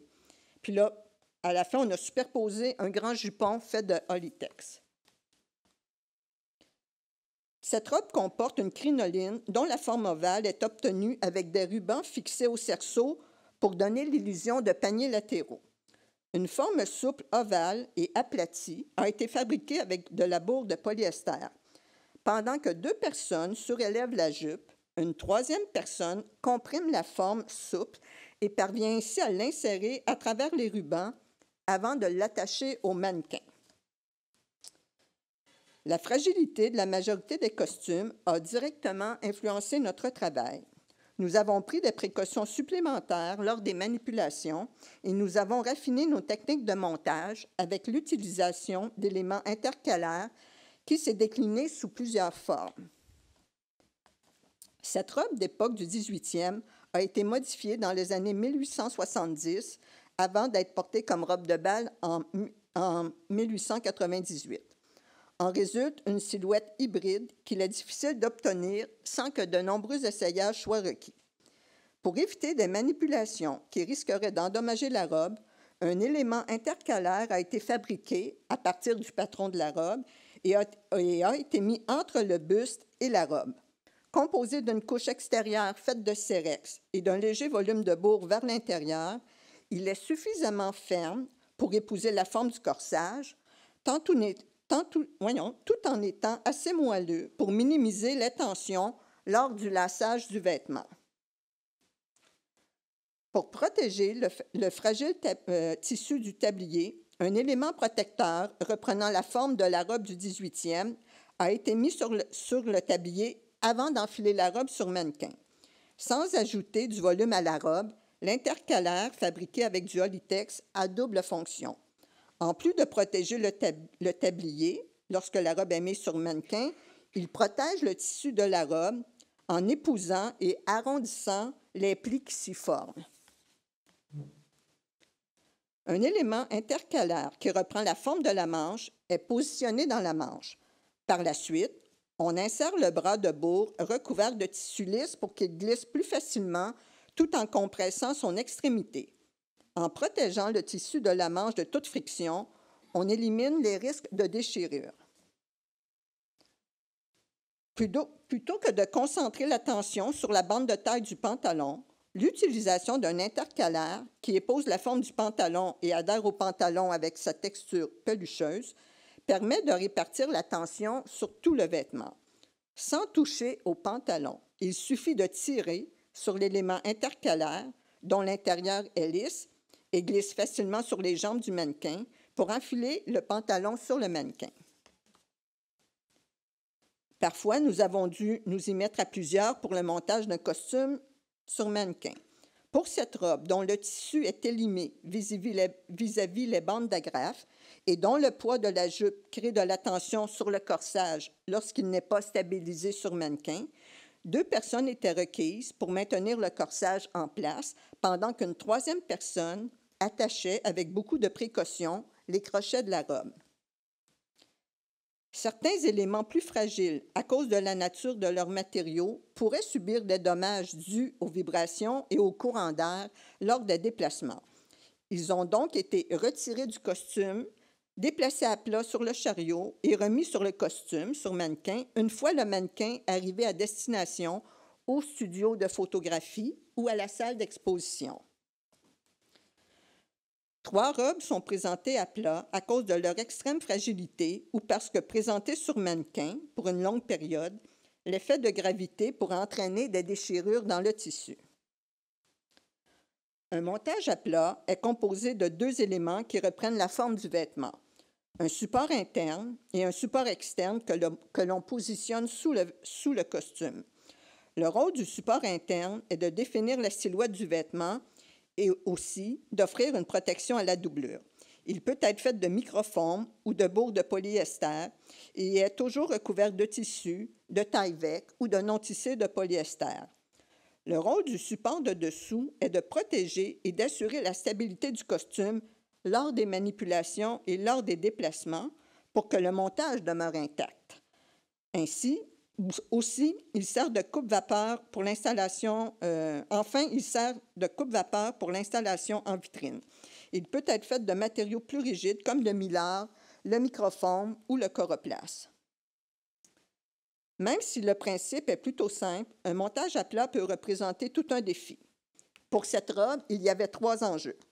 Tout d'abord, le mauvais état des tissus qui se désintègrent, le panneau central de la jupe qui est manquant, et la présence des paniers faits de toile de coton très rigide qui créent un volume disproportionné de chaque côté de la jupe au niveau des hanches, alors que le reste de la robe est plutôt plat.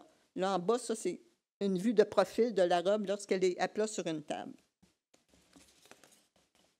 Donc, un jupon étroit fait de doublure de cachat a été mis à l'intérieur de la jupe entre les 2 paniers pour en protéger la doublure avant d'insérer un volume fait de bourre de polyester et recouvert de sérex. Ces deux éléments comblent un creux entre les deux paniers et assurent que le volume créé par les paniers soit uniforme et qu'il diminue graduellement de la taille à l'ourlet. Pour que les crochets fixés au corsage n'endommagent pas le tissu de la jupe, un morceau de tissu feutre acrylique a été inséré dans chaque crochet qui ont été recouverts d'un ruban de soie dont la tonalité s'apparente au tissu de la robe. Pour supporter les manches, des formes légèrement aplaties ont été réalisées avec de la bourre et recouvertes d'un tissu de coton de même couleur que la dentelle des manches. La partie centrale, en microforme, recouverte de Tyvek et de Holitech, reprend la silhouette du corsage. Une fois mise en place, elle donne du volume au corsage en prenant appui sur la jupe et grâce à un morceau d'étaforme 5 cm de forme courbe positionné au niveau du buste.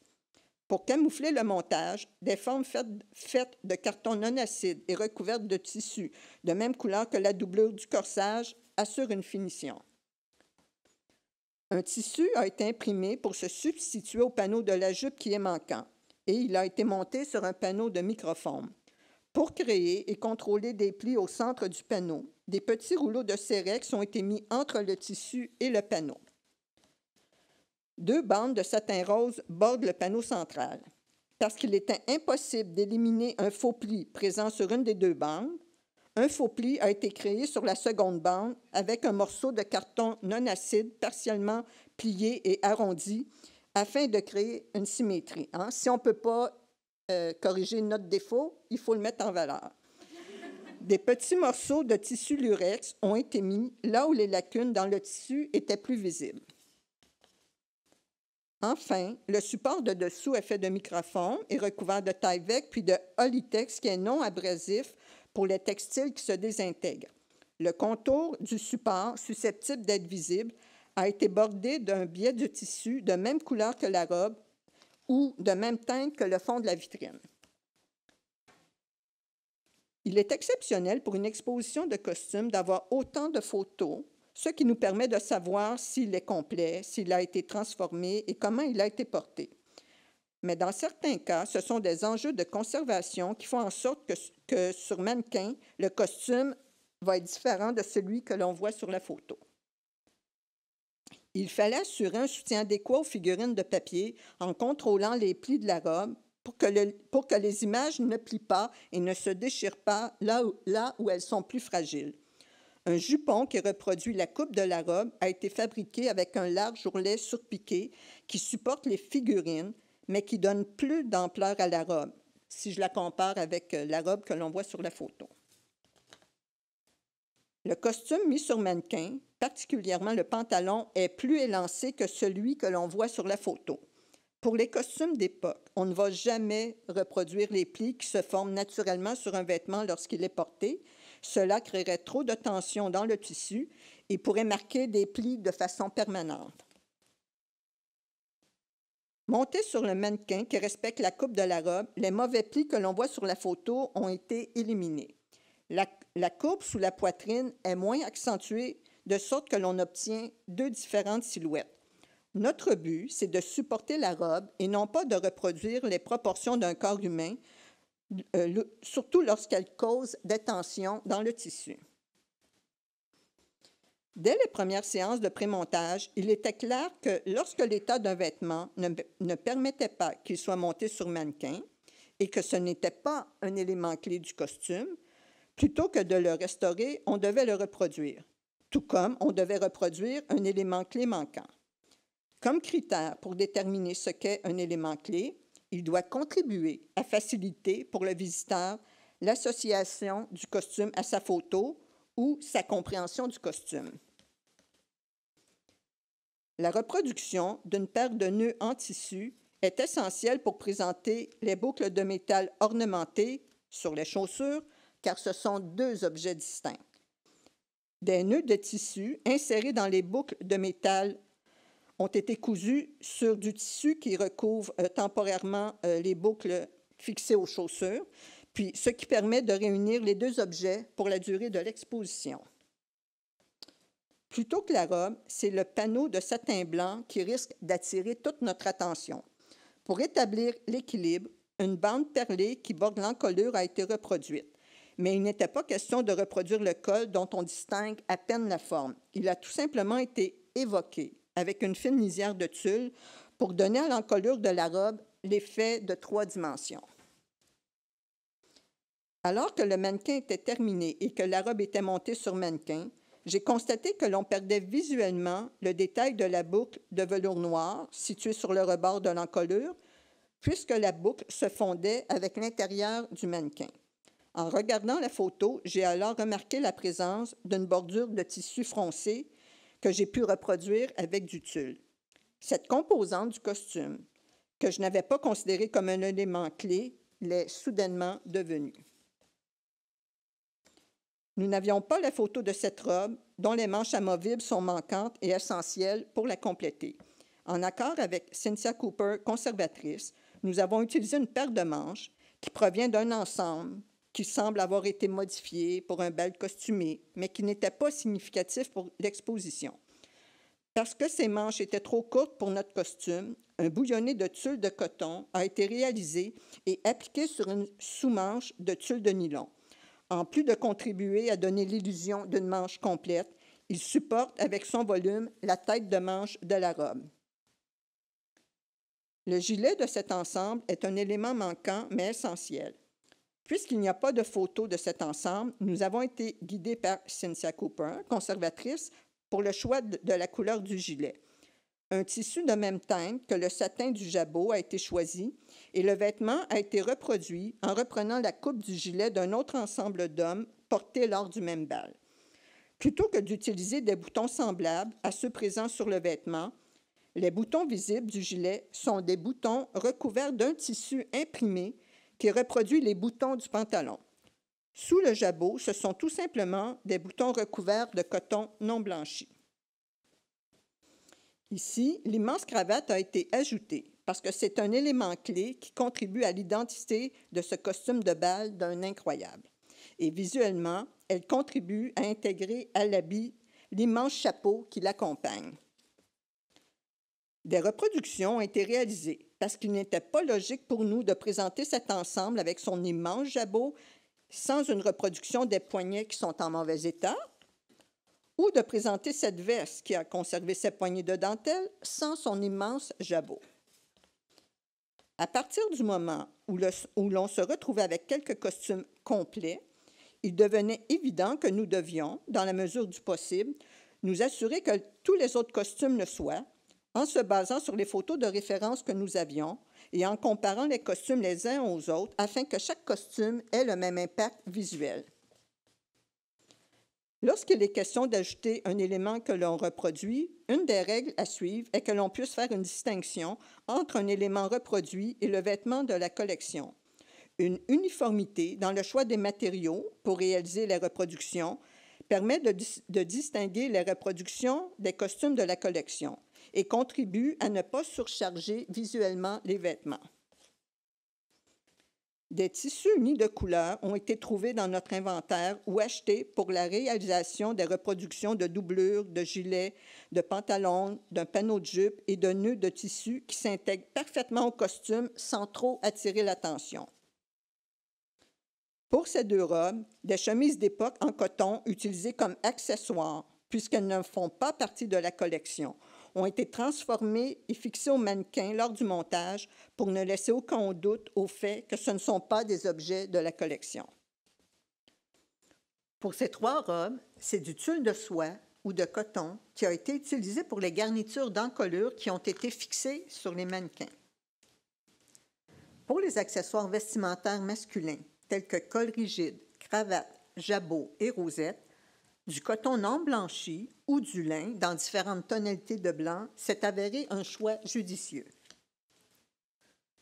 Un des défis majeurs pour l'exposition était le remplacement d'une jupe à motifs brodés et de reproduire de la dentelle pour une jupe, des jabots et des poignets. Comme solution, nous avons pensé à différentes possibilités, comme la reproduction de tous ces éléments avec la même dentelle contemporaine ou de les évoquer avec un voile de coton. Entre-temps, un test a été effectué pour l'impression d'un panneau de jupe à partir d'un fichier photo numérique qui reproduisait un motif brodé. Le test s'est avéré tellement concluant que c'est cette même technique qui a été choisie pour imprimer les motifs de dentelle de la jupe, des jabots et des poignets. Beaucoup d'heures de travail ont été investies pour mettre au point les fichiers numériques à partir de photos, et de nombreux tests ont été requis pour l'impression des motifs de dentelle. Il fallait trouver quelle sorte de tissu aurait la meilleure tombée, selon que l'on veuille le froncer ou le draper. Chaque essai sur un tissu différent faisait varier l'intensité de l'impression et sa tonalité. Et ce n'est pas tout. Un ruban d'encolure et un bracelet perlé ont été reproduits et montés sur feutre pour ne pas laisser d'empreintes dans les tissus et pour faciliter leur adhérence au costume. Pour en faire une reproduction, un camé repeint avec les mêmes tonalités que la robe ont été montés dans un nouveau cadre de métal. Et là, je vais vous épargner les détails des nombreuses discussions enrichissantes où se confrontait la vision de chacun. Les nombreux tests visant à trouver la bonne technique, les bons matériaux, les bonnes proportions et tous les trucs et astuces mis en place pour protéger, supporter et combler les lacunes.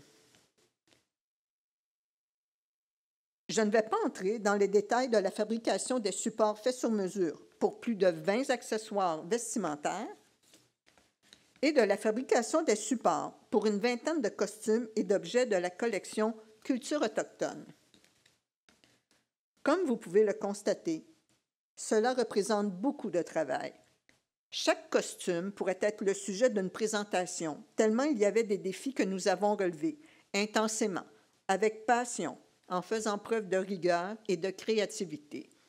J'ai préféré vous offrir une vue d'ensemble du travail de montage de costumes en mettant l'accent sur les aspects qui ont rendu ce projet unique et qui en ont fait qu'il est le plus ambitieux qui a été réalisé au musée en ce qui concerne le montage de costumes.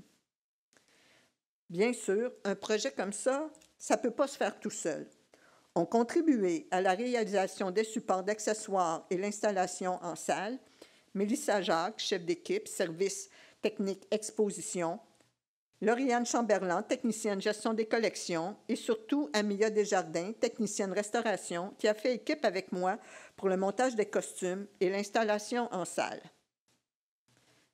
Merci à tous mes collègues de la restauration et à tous ceux qui ont contribué à ce projet, et surtout, merci à Cynthia Cooper qui a initié ce merveilleux projet. On a du temps pour 2-3 questions. J'en ai quelques-unes en ligne. En fait, surtout des commentaires pour exprimer leur admiration. Merci. Ça, je suis à court de mots tellement je suis admirative aussi. Donc, je ne sais pas s'il y a des questions ici. Oui. Okay.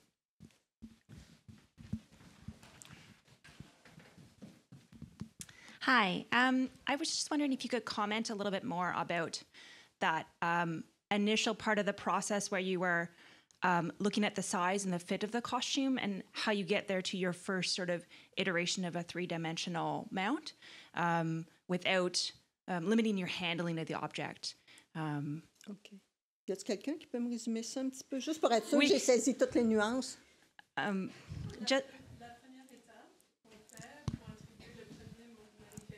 Oui. OK. Bon.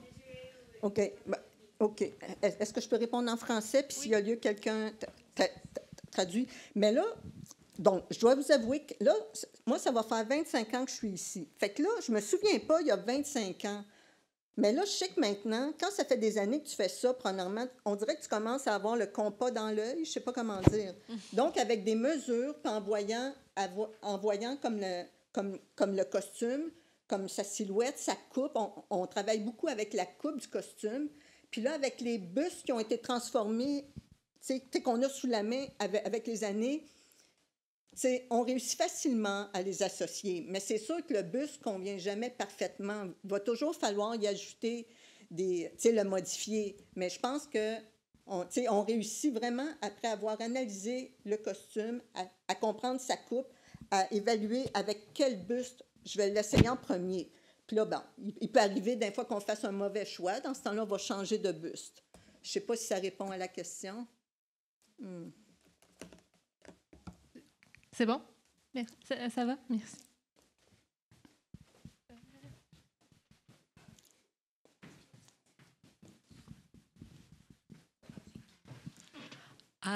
With regards to the costumes that you chose to lay flat, I was wondering if, first of all, if the Metropolitan Museum's Sleeping Beauties exhibit influenced that kind of decision to start laying costumes that otherwise wouldn't usually make exhibition lay flat. And secondly, when you return those costumes to storage, all the detailing in the support structures that you did to lay them flat, will that go with them into storage? OK. Je sais que j'ai compris la fin de la question. Ça, j'ai compris. C'est ensemble. C'est l'exposition au Met, Sleeping Beauty, parce qu'eux, ils ont fait des présentations à Bloc. Oui. Si ça nous a influencé. Et puis après, OK. les costumes présentés à Bloc, comment on va les retourner? Oui, ça, OK. Donc, ben moi, pour l'exposition du Met, je ne suis pas du tout au courant de comment ils ont fonctionné. Quand j'ai entendu, tu sais, ça se parlait avec les membres de l'équipe que le Met préparait ce projet-là, puis là, on s'est dit, ah, mais c'est intéressant. Nous, on est en train de travailler comme des costumes à plat. Mais donc, c'est pas leur méthode qui nous ont influencés. Puis nous, au musée, c'est pas la première fois qu'on présentait des costumes à plat. Dans l'exposition Parachute, il y en avait eu, mais là, c'était pour des soucis esthétiques par rapport au design de l'exposition. Puis souvent, avec des costumes pour la collection Culture autochtone, il y a des vêtements qui sont présentés à plat. Puis il y avait aussi une exposition de robes de mariée, une fois où il y avait des costumes à plat. Donc ça. Ensuite, pour savoir, donc ça va dépendre. Donc, pour les supports internes, ça va dépendre avec quels matériaux ils sont fabriqués. Puis, ça va dépendre aussi avec l'espace disponible pour entreposer, qui est disponible pour entreposer comme le costume. Parce que là, je pense que nos tiroirs n'ont pas la même grandeur que le costume qui est étalé sur toute sa grandeur. Donc, souvent, on ne pourra pas l'entreposer tel quel. Donc, quelquefois, on va conserver comme des sections, peut-être des manches, un corsage ou quelque chose, puis le reste va être remplacé avec du papier. Parce que c'est ça. Parce que donc, les lieux d'entreposage n'ont pas le même format que les costumes, un coup qui sont tous présentés à plat.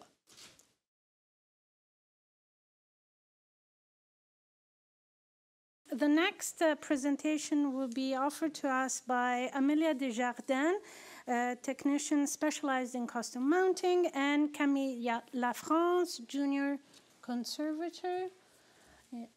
Camille is not physically in Montreal, so she'll join us on Zoom. But while we figure that out, I'll introduce you guys. So Amelia pursued her graduate studies at the University of Glasgow in textile and dress history. Camille, after historical and science heritage studies at the Université de Laval, gained her master in textile conservation also from the University of Glasgow. Details of everybody's bios are available on the website, so you can find more details there. But one thing that I wanted to mention is that they both joined us, joined the conservation team for a period that was at the beginning of their career, museum career, and they definitely started at the very top of the quality of projects that are available to conservators and museum professionals. So I hope we didn't spoil your expectations for the future. Anyway, just a joke. Amelia, if you want to. Hello everyone, bonjour. Est-ce que Camille est là? Oui, je suis là. Okay, salut Camille. Hello, bonjour. It's a pleasure to be here today with Camille, who's now joining us virtually, to present our collaborative work on one of our favorite costumes, the Tudor Lady, or as we affectionately nicknamed her, Anne Bow.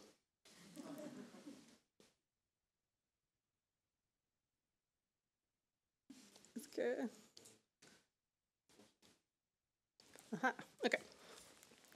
Throughout this presentation, you will hear about how it was necessary for us to carry out our work in tandem. And that same spirit, we'll be taking in turns today, going back and forth, in order to present the various steps of this project in chronological order.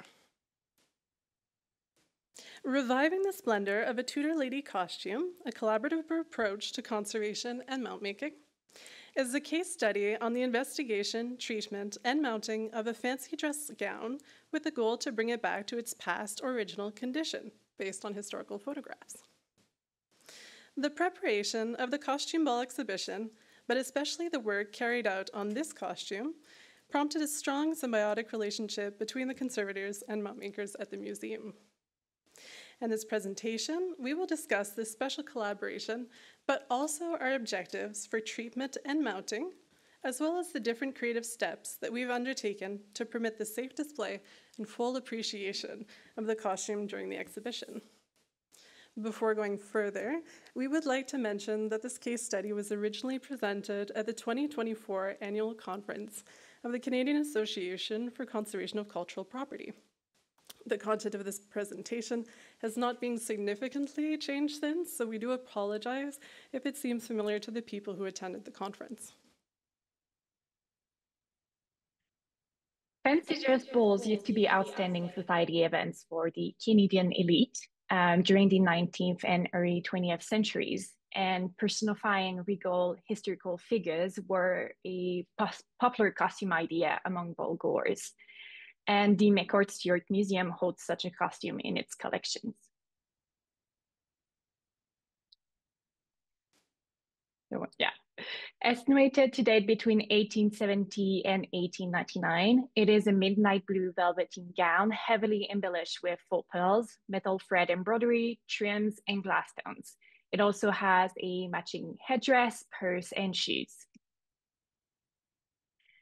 This ensemble is foremost interesting and exceptional because the museum also has 2 early 1900 photographs of a woman wearing this costume, likely to personify a Tudor lady like Anne Boleyn. The costume and photos were donated in 2014 and had never been treated since. Comparing the current condition of the costume with the historic photograph, it was noticed different elements were missing or had been altered, such as a less embroidered underskirt or the deconstructed overskirt with its waistband and lining missing. Time had also deteriorated the embellishments.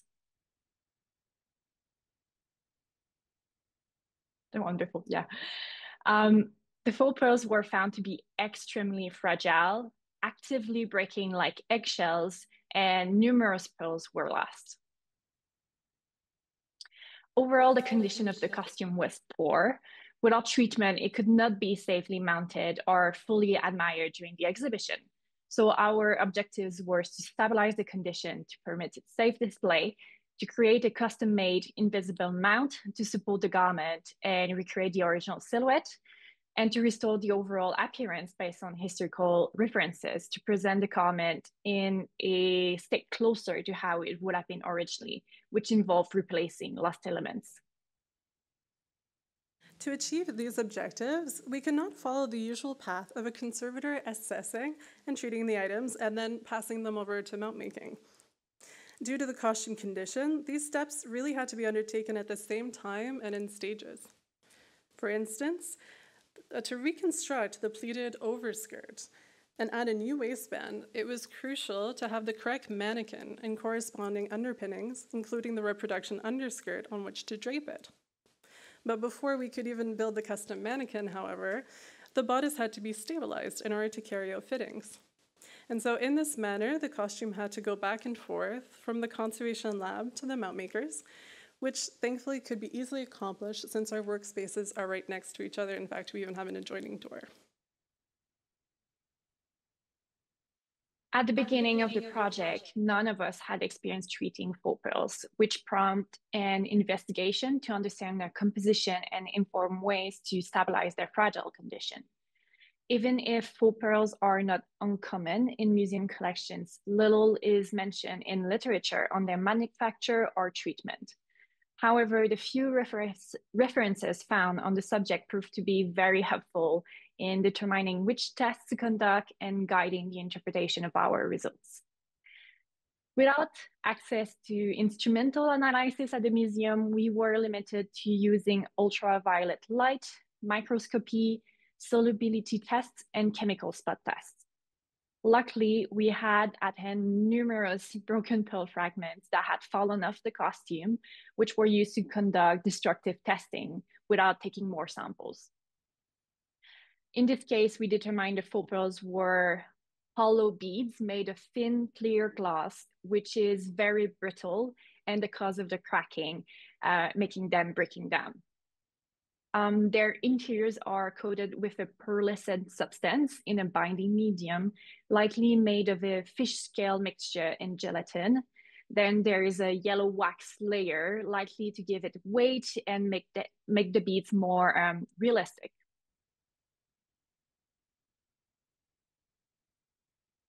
Next slide, please. Over time, different materials have been used to make faux pearls, and Essence de Rien is one of them.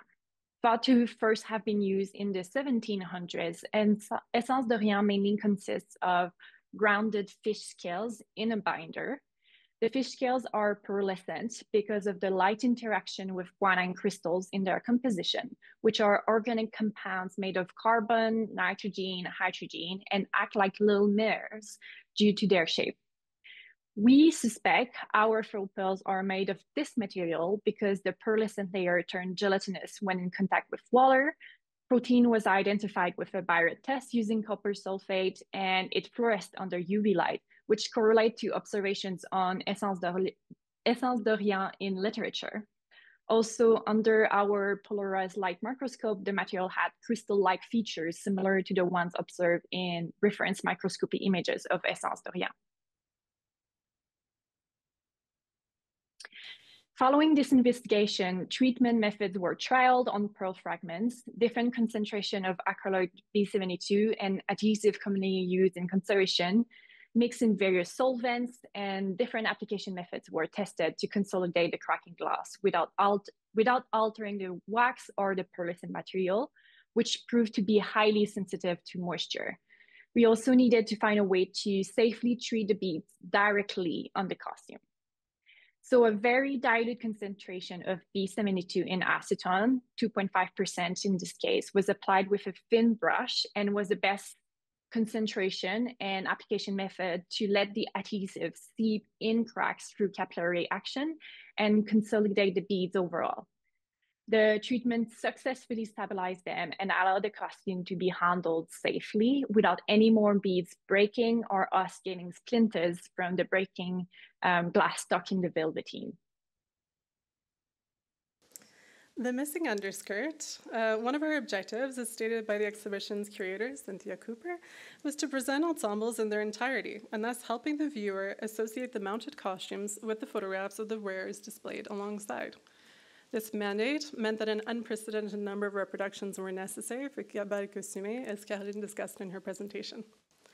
From the beginning of the project, the missing panel from the Tudor lady was flagged as a really interesting challenge for the costume mounting team.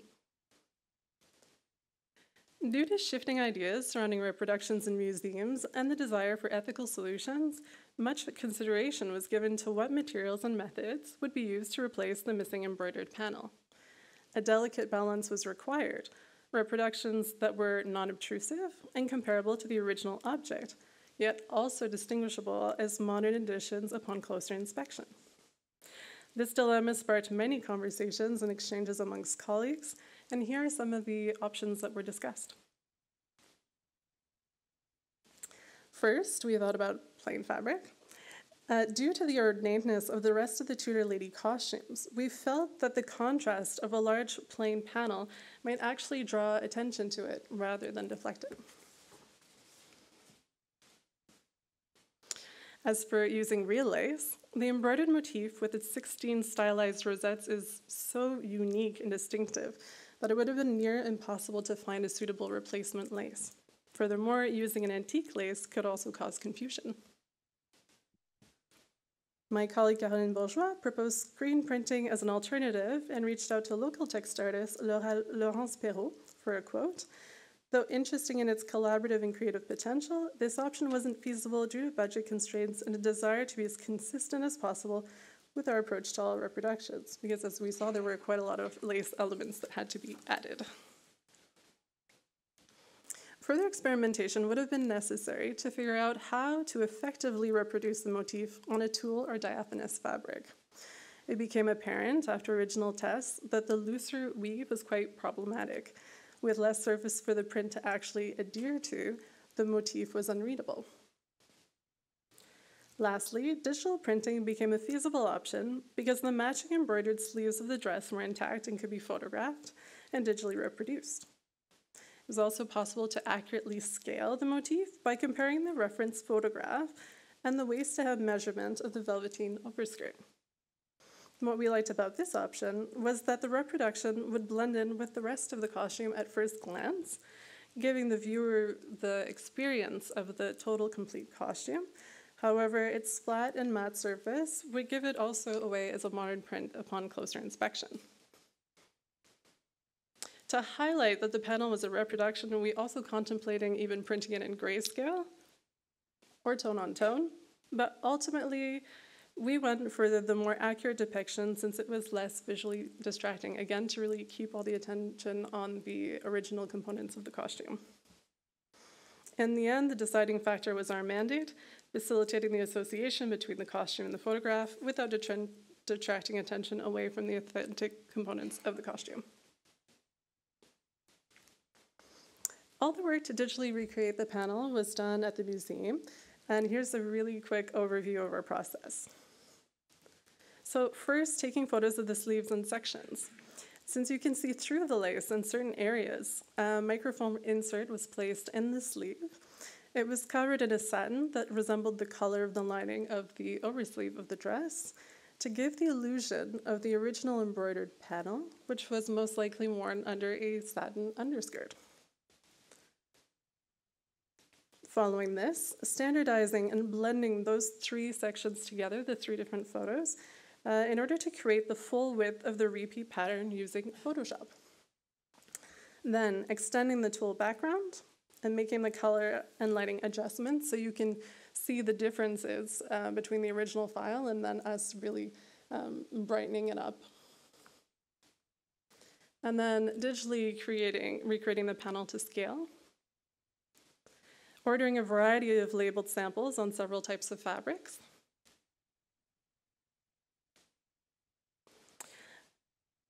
Okay, and then adjusting and ordering the final print using the online editor of Art of Wear, which is a local Montreal business. And we chose sublimation printing on a cotton sateen. And lastly, washing and incorporating the printed panel into a custom petticoat. To briefly overview the condition and treatment conducted on the bodice, in addition to the fragile beads and the lost pearls, the bodice was dusty, the lining severely shattered, and there were large tears at the underarms on the embroidered sleeves. So the bodice was vacuumed, the lining was covered with silk crepline to protect it during mounting, and nylon net was added inside the embroidered sleeves to stabilize the weak areas at the underarms. As stated previously, we wanted to infill missing elements to restore the costume to its past condition. To achieve this, we decided to fill in missing pearls on the costume, and we were able to find faux pearls in the right size, but not in a similar shade as the original ones. So after some testing with acrylic paints, we toned the new pearls while also keeping their glossy finish by hanging the beads inside a free frame and spraying the paint with an airbrush, which was very time efficient to color match the large number of new beads added to the original ones. We also noticed that the new pearls did not fluoresce under UV light, which now helps to differentiate them from the original ones. At the same time, we noticed some of the glass tones on the bodice may be uranium glass as they are bright green under UV.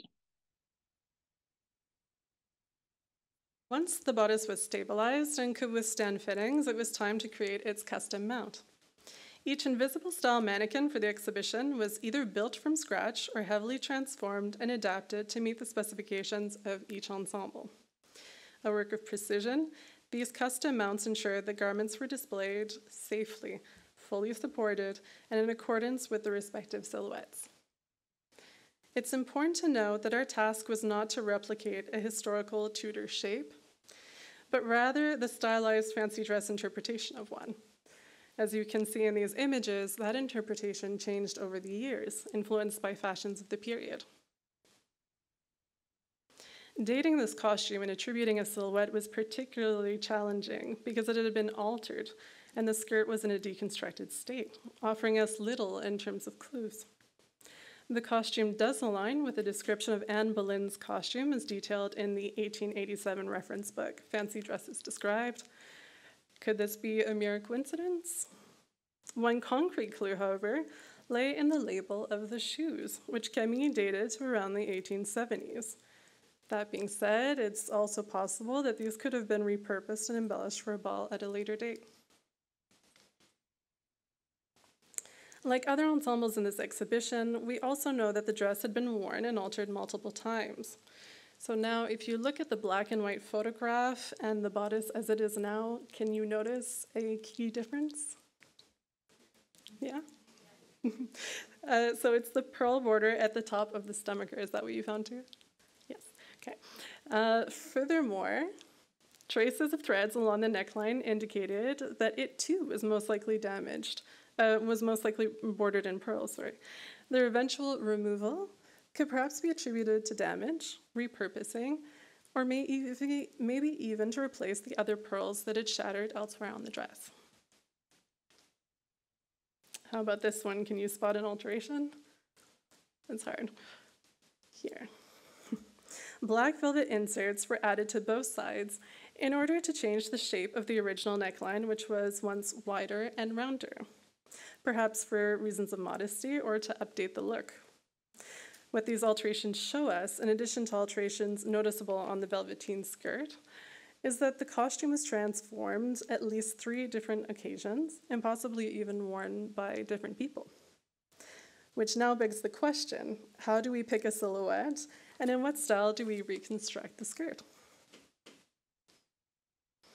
As a general guideline for this exhibition, conservation and mounting decisions were informed by the reference images when available. Looking at the picture of the wearer and taking into account her pose here on the steps, the skirt was not visibly worn with many, if any, structured undergarments on that particular occasion.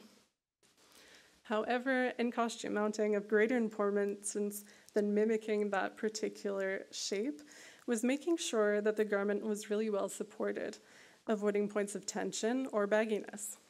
And so by paying attention to how the bodice really wanted to sit, guided by its cut, grain line, and the distinctive curve at the center back seam, which you can see here in red, we opted for this silhouette, which felt right and resembled contemporary documentation of the period. Regarding the technical process of creating the mannequin, the first step was to observe and measure the bodice before selecting which dress form from our inventory was best suited to its proportions and could be used as a base. Without going into specifics, it was then transformed, molded in buckram, and padded up as needed. The asymmetric bust line, which is now seen here in red, required our attention. This distortion was most likely caused when subsequently worn and adjusted to fit a different person, perhaps wearing it without the appropriate foundation garments or a corset. Supporting this notion are also oddly situated and misaligned hooks and bars at the top of the stomacher, where we can see that the closure was actually adapted to fit a different bust along its history. So by tweaking the mount, it was possible to attenuate some of these asymmetries with a strategic use of padding, and the stomacher was crossed over to its original position in order to avoid puckering. In other areas, however, where metallic trims mirrored each other in varying widths, there was little that could be done to correct the illusions of perspective. The torso complete, underpinnings were created and layered accordingly, cross-checked with our reference photograph and other contemporary fancy dress illustration. Finally, the digitally printed panel was cut and assembled into the top petticoat before moving on to the next step, treating, draping, and reconstructing the velveteen overskirt. Like the bodice, the overskirt was very dusty. There were tears along the old hem fold, likely due to abrasion from wear. The stitches holding the bottom hem were all snipped off, leaving it completely undone. As mentioned previously, the overskirt was acquired by the museum in a deconstructed state. The waistband was missing and only fragments of the lining were left, leaving the skirt unpleated as a big rectangular piece of fabric with some embellishments on it. Also, there was nothing to fasten the skirt, like hooks and eyes or ties. So on top of surface cleaning, the stabilization of the tears and the pulse treatment, we had to reconstruct the skirt. First and foremost, we added a new lining to protect the interior from abrasion, to encapsulate the remaining fragments of the original lining, and to improve the drape when mounted. Playing to our strengths, Amelia prepared the new lining, which I then attached to the skirt. We also added a gathered scallop trim, like the one seen in one of the historic photographs. And this was a time-consuming detail, but it really helped add a little body and lift the hem of the skirt. When the overskirt was lined, it was then draped on the mannequin, where it was possible to pleat the fabric and reconstruct the skirt following cues from its cut, as well as referencing to skirts in the McCord collection from around the same time period. Then a new waistband was added using a velveteen and a Petersham ribbon with a similar pile and color. And once mounted, we decided further volume was necessary to create the right silhouette at the back of the skirt, noting that the heavy velveteen compressed the underlayers. So without removing the skirt to avoid further manipulation, extra elements were carefully slipped under via the front opening. And these included a discrete bustle pad, a pleated panel, and two felt covered panels, which hung from the waist and provided a supportive backing from the heavily embellished sections of the skirt.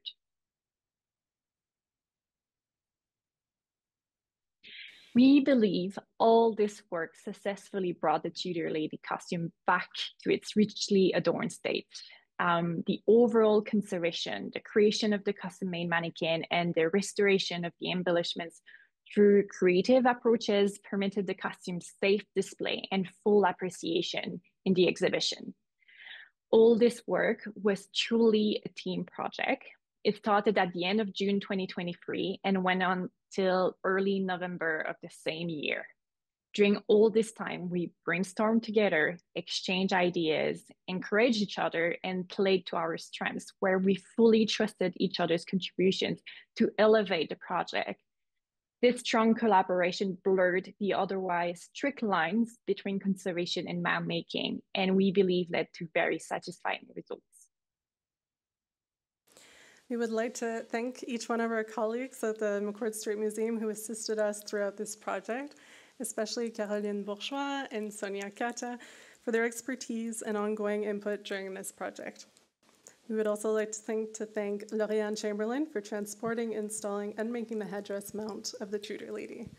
Laura Demetriou and Alexis Walker, your beautiful photos were certainly a welcome addition to our presentation. Thank you so much. And lastly, a big thank you to all of you for being here today and taking interest in what we do. As mentioned by Costumés, really felt like a once-in-a-lifetime project for our team.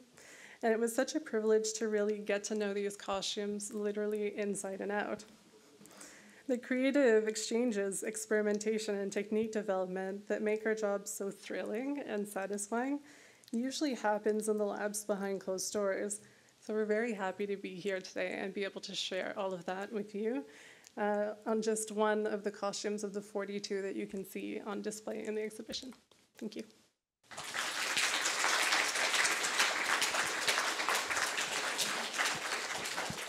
Thank you. We'll have just a few questions before lunchtime. So I'll take one online and then maybe one from the audience. So it's from Margaret Geis Mooney, a conservator. How was the stand component attached to the finished buckram form? The stand? Stand component. Yeah. Can we ask her if that's what she meant? I'll ask her to. We can take one question, and please, Mrs. Geis, if you can give more precision about your question. Other questions in the audience here? Oui. Bonjour, Sarah Patrice. Je me demandais si vous aviez envisagé l'utilisation d'une imprimante 3D pour remplacer les éléments manquants. Est-ce que c'est quelque chose qu'on peut faire en costume, en restauration? Ou est-ce que le matériau n'est pas travaillable par la suite? Je ne sais pas. Oui, mais c'est le fun de toujours voir les nouvelles technologies et comment on peut les intégrer dans notre pratique. Mais des fois, ça peut compliquer les choses ou ajouter un coût quand on a d'autres méthodes plus traditionnelles, artisanales qui marchent très bien. Donc, je pense à Sonia, qui est experte pour refaire des boutons, mettons.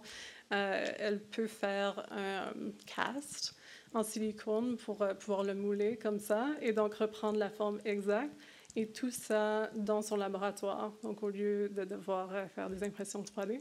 Mais c'est sûr que c'est quelque chose, lorsque c'est approprié, qui est envisageable, oui. Une autre question? No, the answer quickly was that it was 3D printing considered in the conservation, not conservation, technique programs. And you said, yes, but... Yeah, we're always looking to new technologies, as we've seen here, and there are many more new materials that come out, like file shape that we use and everything. And so 3D printing is also very exciting, but it'll be like a case-by-case situation. So I mentioned, let's say Sonia will be able to reproduce buttons by making a silicone mold. And so she can do that in her lab in that method. But if ever there's an occasion where 3D printing would be really good, then that would be exciting. I didn't get any precision, but maybe one last question here. Did the appearance of the uranium glass beads assist in the dating of the garment? This is from Julia Petrov.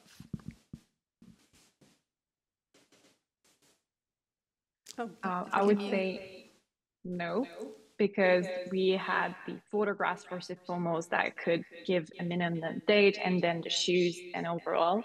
But yes, it is another extra element that could help us stage the costume. But overall, we first consider the shoes and the photographs. Maybe to go back to that first question about stands. So if it's a stand for the mannequin... Oh, it was for the torso, the finish... Yes.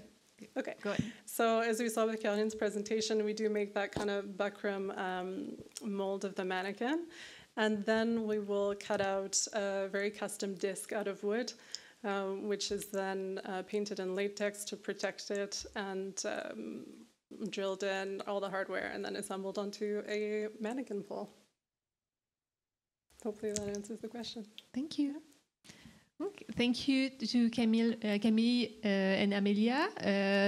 Cynthia will get back to you for a few minutes. Thank you.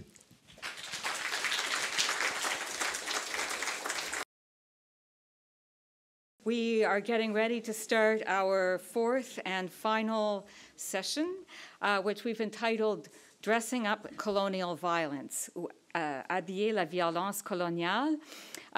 So there's a whole section of the exhibition and a whole group of objects that are in the exhibition that we haven't talked about yet very much, and that's because we really wanted to devote a whole session to discussing those objects.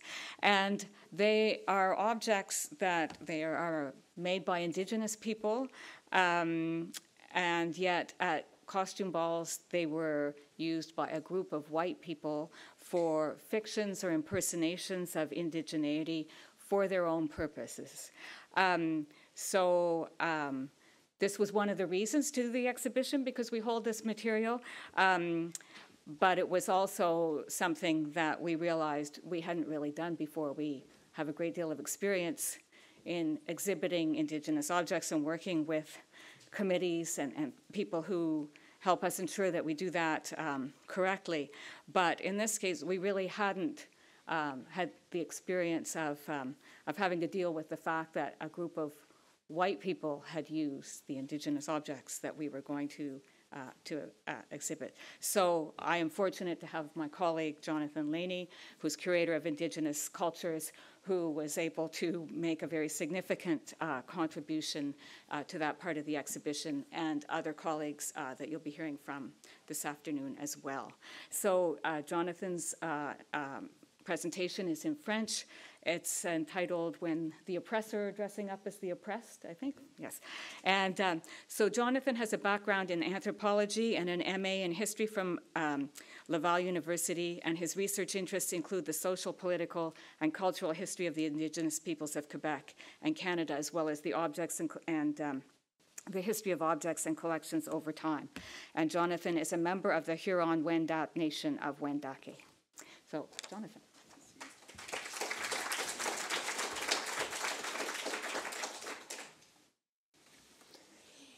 Allô, bonjour tout le monde.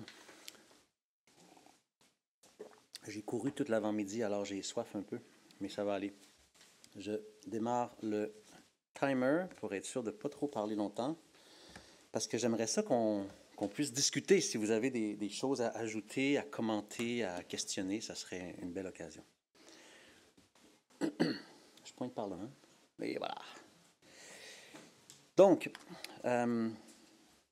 comme Cynthia disait, et comme vous avez vu dans l'exposition, il y a une section spéciale sur le fait que des gens se déguisent en indien. Et quand je vais utiliser le mot indien, je mets toujours des guillemets. Vous n'allez pas toujours me voir faire les guillemets, mais c'est parce que je trouve que c'est bien de ce dont il s'agit. On ne se déguise pas de cette façon-là pour honorer les traditions autochtones, mais plutôt pour les dénigrer. Et en fait, ce sera l'objet de mon propos cet après-midi.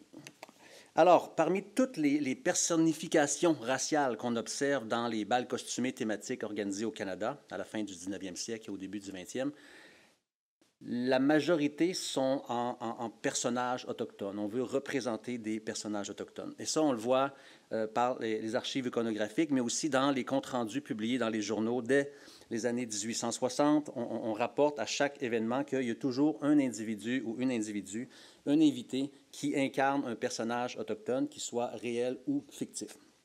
Et bon, on sait que ce n'est pas les bals costumés qui avaient le monopole des déguisements en indien. Ces représentations-là ont lieu dès bien avant le milieu du 19e siècle, c'est-à-dire, mais jusqu'à aujourd'hui, hein, on s'habille en indien et on le voit dans différents contextes, notamment à l'Halloween, à chaque année. Parfois, il y en a encore qui se déguisent de la sorte, même si le mot d'ordre veut que ce n'est pas approprié, finalement, de le faire pour toutes sortes de raisons. On croit, avec Cynthia, et je vais toujours inclure Cynthia parce qu'on a écrit un texte qui est dans le catalogue de l'exposition sur ce sujet-là, mais on pense que le travestissement, donc en personnage autochtone comme ça, mérite une attention spéciale. Et pas seulement pour la façon distincte qu'ils ont eue d'incarner cette altérité fictive et racialisée, et aussi, je dois dire qu'on ne parvient pas à exprimer clairement ce qui se passait dans la tête des personnages déguisés en indiens qui s'amusaient donc dans les patinoires intérieures et les salles de bal au Canada. Mais hier, Cynthia a quand même évoqué un passage important qui pourrait représenter une clé. Dans une société à l'époque où les normes de genre, de classe, les dictats religieux, sociaux étaient très codifiés, contraignants, on peut supposer que la nature fantasque de la représentation de l'indianité et son parfum d'interdit, peut-être, offrait des avenues de transgression, tant à la personne déguisée qu'au public qui observait ces scènes. Donc, comme je disais, les riches archives photographiques qui concernent ces bals donc, en disent long sur la nature des costumes qui sont portés, mais aussi sur la présence d'objets autochtones. Donc, on remarque un grand nombre de sacs perlés, brodés, des mocassins, des coiffes, des vêtements, qui ont été confectionnés dans des communautés autochtones à travers le Canada.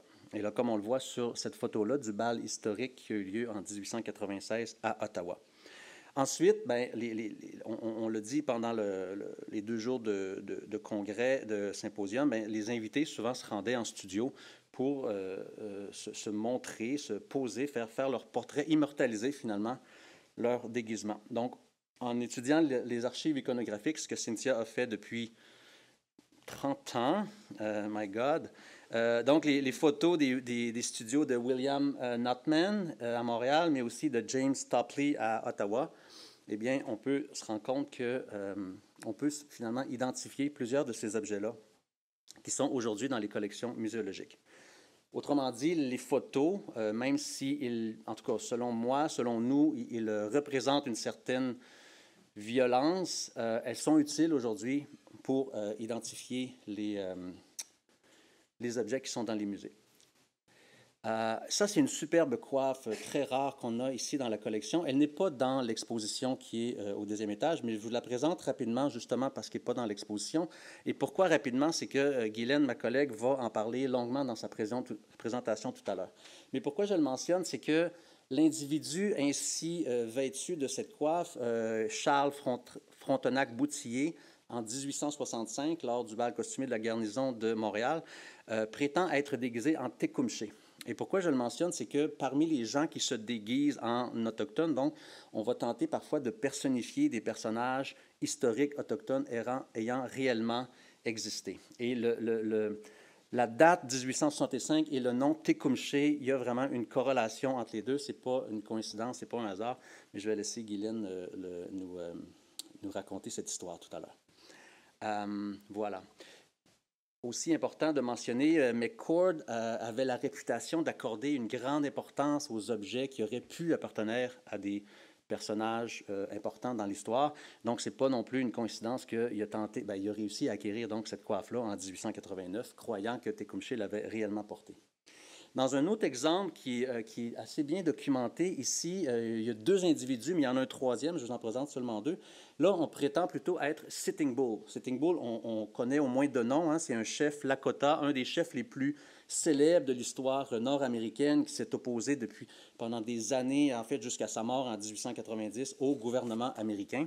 Et ce qui est intéressant ici de noter, c'est que la première mention et la première photo de Sitting Bull en 1881 coïncide exactement avec l'année où Sitting Bull retourne aux États-Unis parce qu'il était en cavale, il se sauvait finalement au Canada, il a passé 4 ans au Canada et tous ses allées et venues et actions au Canada étaient très bien documentés dans les journaux d'époque. Il s'agit de faire une recherche par mots-clés, il y a plusieurs mentions de Sitting Bull pendant ces années-là.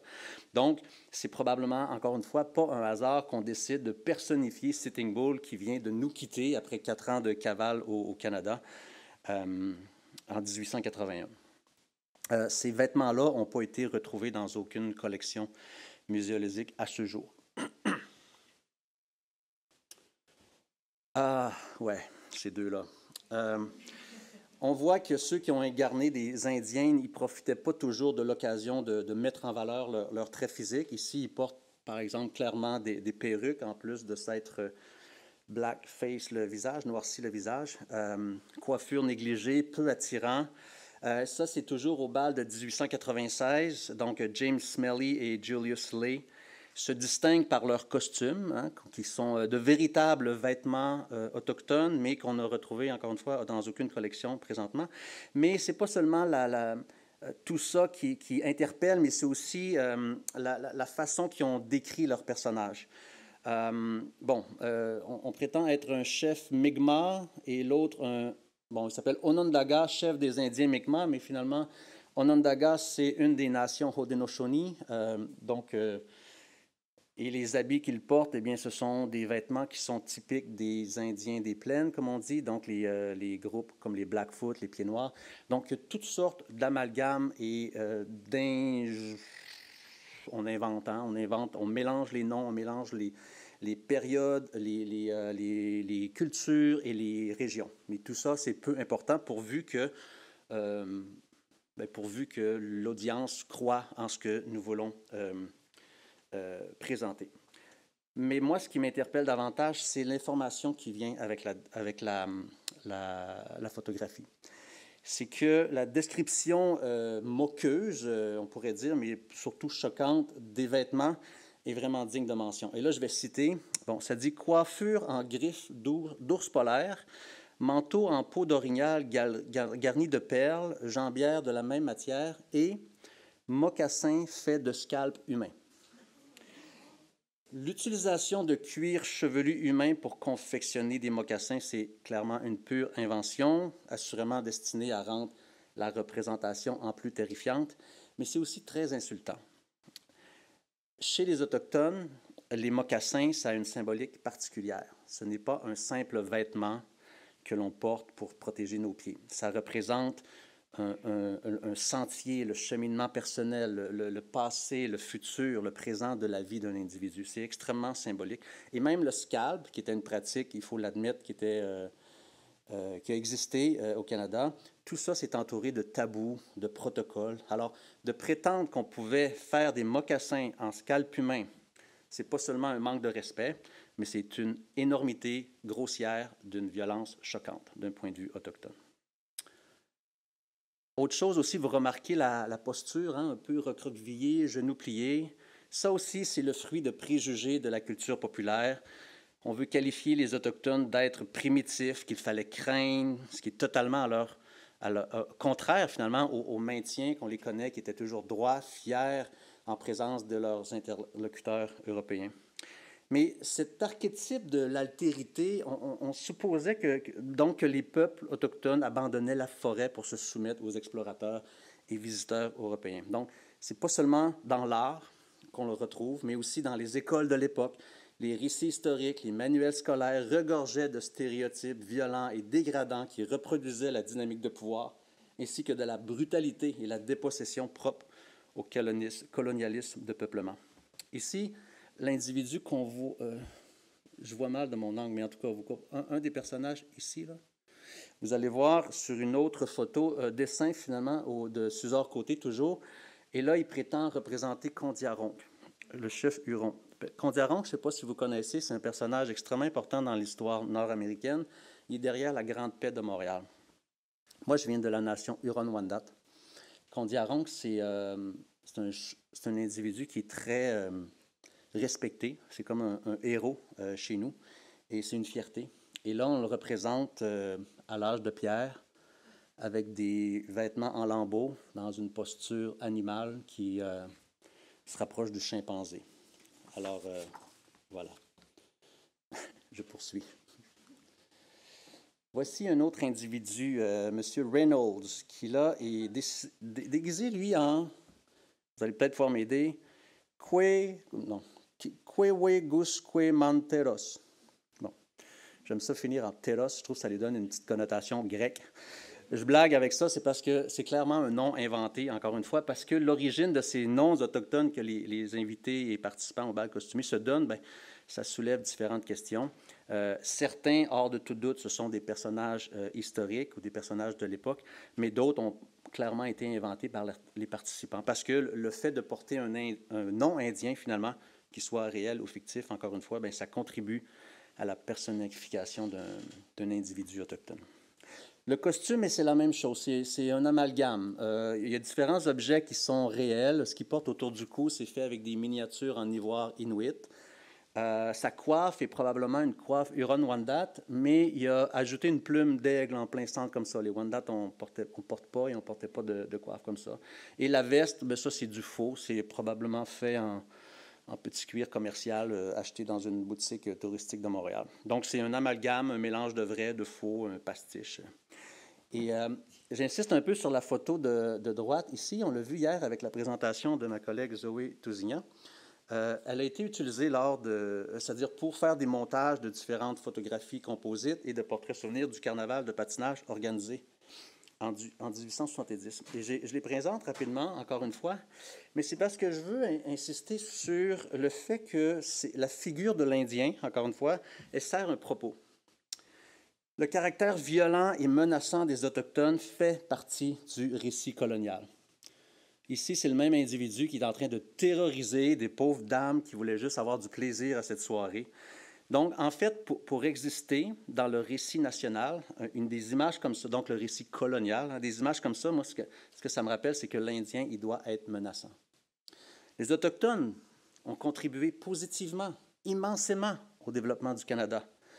Qu'est-ce qui aurait été la traite des fourrures sans la participation des nations autochtones, qui ont permis donc l'établissement des Européens sur le continent? Tous les déplacements sur le territoire, qu'est-ce qui aurait été sans les populations autochtones? La force militaire, la défense armée, notamment contre les envahisseurs américains. C'est pour ça d'ailleurs qu'on voit un pain blanc en plein centre du drapeau de Montréal. C'est pour souligner la contribution positive des Autochtones. Et pourtant, dans ces récits coloniaux-là, on ne peut pas les montrer comme pacifiques, alliés, aidants. Il fallait les réduire et les dénigrer pour justifier leur dépossession, déposséder de leur territoire des ressources. Cette image biaisée, erronée, permet de justifier donc leur dépossession tout en rendant possible l'épopée de héros fondateurs. Il fallait que les fondateurs canadiens-français, canadiens, fassent face à une menace, donc pour les rendre encore plus glorieux. Ainsi, les nations autochtones représentent une menace que la politique indienne fédérale tentera de faire disparaître. Et je vais aborder un petit peu plus cet aspect-là parce qu'il est très éloquent quand on se met à analyser qui sont réellement les individus déguisés en autochtones. Quand on analyse qui sont ces gens, il se dévoile une réalité qui devient intéressante et sinon troublante. Alors, je vous présente ici M. Frederick Middleton. Lors d'un événement organisé en 1889, Middleton porte une veste à franges, une toque en raton laveur, un plastron, des gants décorés, brodés, ainsi qu'un sac à rabat perlé. De très beaux objets. Quand on analyse le motif fleuri très délicat qui orne chacun de ces objets-là, on peut conclure que c'est probablement des objets fabriqués par les Métis. Or, Middleton, dans sa description, prétend être un chasseur sans mêlée, un half-breed. C'est comme ça qu'on nommait les Métis à l'époque. Donc, on trouve que son choix de nom est très révélateur des intentions qui sous-tendent le choix de son costume. Middleton était un officier de carrière dans l'armée et la milice. Il a tenu tête, c'est-à-dire il était à la tête des troupes fédérales envoyées pour réprimer la résistance métisse en 1885. Quand le chef des Métis se rend, il se rend à Middleton. Donc, il a participé activement à l'oppression du peuple qu'il prétendait représenter et dont il portait les vêtements lors d'une soirée festive. C'est quand même très éloquent. Pour la petite histoire, Middleton, sa carrière, c'est pas très bien terminé. L'année d'après, il se fait accuser devant un comité spécial. On cherche à trouver le coupable. Il y a eu une confiscation illégale de biens autochtones lors du conflit de 1885. Et là, on parle de ballots de fourrure qui valent des milliers de dollars. Middleton nie d'abord sa participation. Finalement, il admet en partie son rôle. Et il doit résigner son titre de commandant de la milice au mois de juillet l'année de la suite, donc en 1890. Et il part en Angleterre la même année. Fin de l'histoire. Ici, on voit Hayter Reed. Lui, on le voit très bien dans l'exposition. Il y a une place majeure. On va en parler plus tard avec Douglas Sanderson et Andrew Snyderman. Il est accompagné par son petit-fils, Jack Lowry, lors d'un grand bal historique, le même de 1896, qui s'est tenu à Ottawa.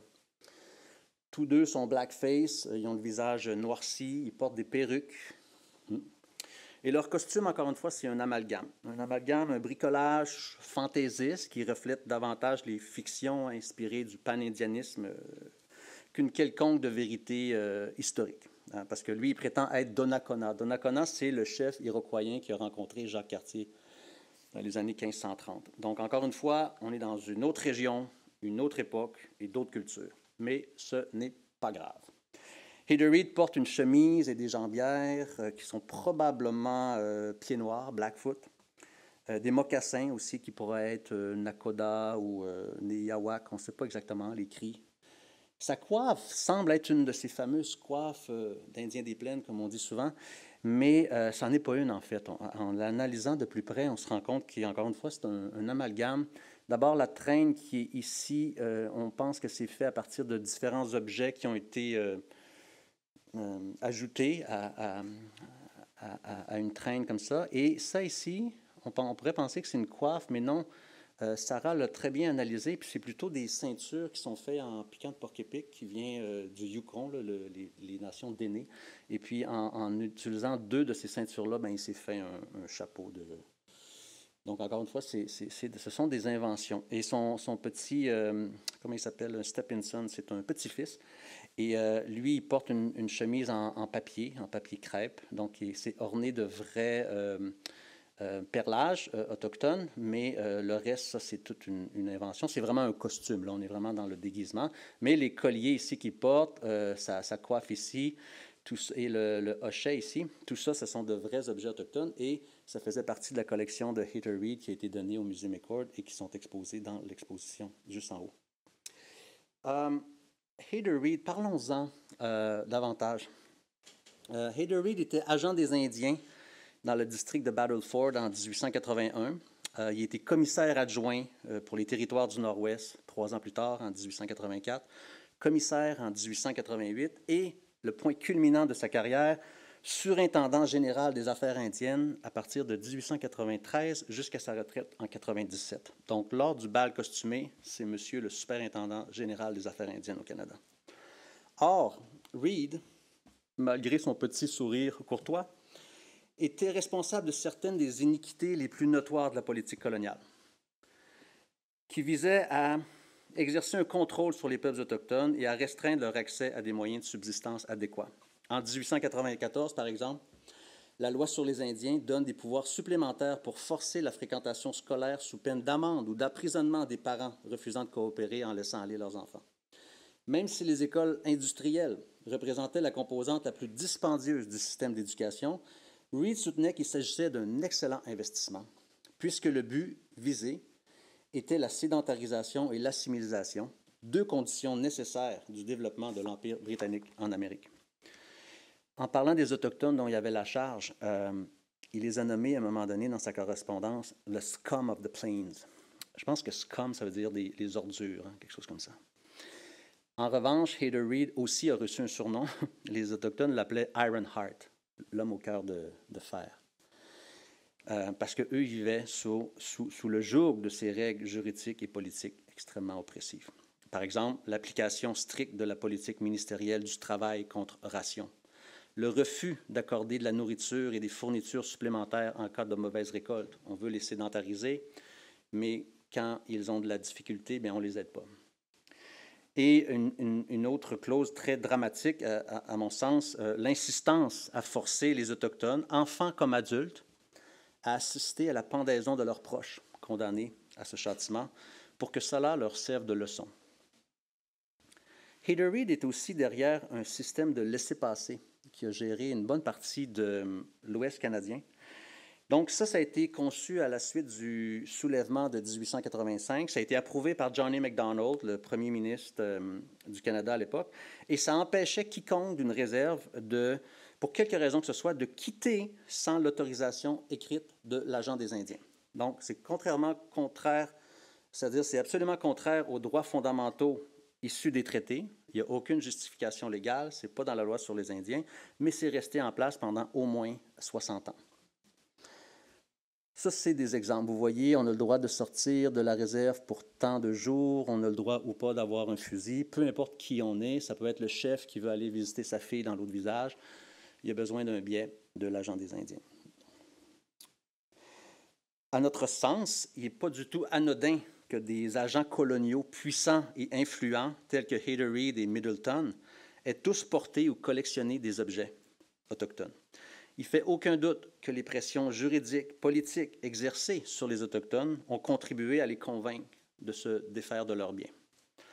En enfilant ces vêtements pour défiler sur une patinoire ou dans une salle de bal, les participants les exhibaient comme des trophées, peut-être, des preuves de la réussite de leurs initiatives politiques. L'utilisation d'objets culturels autochtones lors des bals à thème historique a contribué à consolider l'idée que les peuples autochtones appartenaient au passé. Ils sont simultanément autres et historiques. En les caricaturant, comme on a vu sur différentes photos, les invités des bals costumés illustraient les avantages de la longue période de la colonisation et de la puissance de l'appartenance à l'Empire, dont les doctrines de progrès ont permis de reléguer au passé la menace autochtone inventée et inscrite dans la mentalité coloniale. Je vais présenter rapidement, plus rapidement, d'autres individus qui sont déguisés en personnages autochtones lors du même bal de 1896. Plusieurs de leurs vêtements qui sont visibles sur les photos ont été prêtés par Hayter Reed, issus de sa collection personnelle. Alors voici Madame Cummings, Emily Cummings. Elle incarnait Utina, une Mohawk chrétienne faite prisonnière par les Hurons. Elle porte un superbe sac ici que vous pouvez admirer dans l'exposition. Il est vraiment très beau. Ce qui est intéressant, encore une fois, c'est que Mme Cummings, quand on comprend son statut et la tribune dont elle bénéficiait, c'est aussi une personne qui avait énormément de pouvoir pour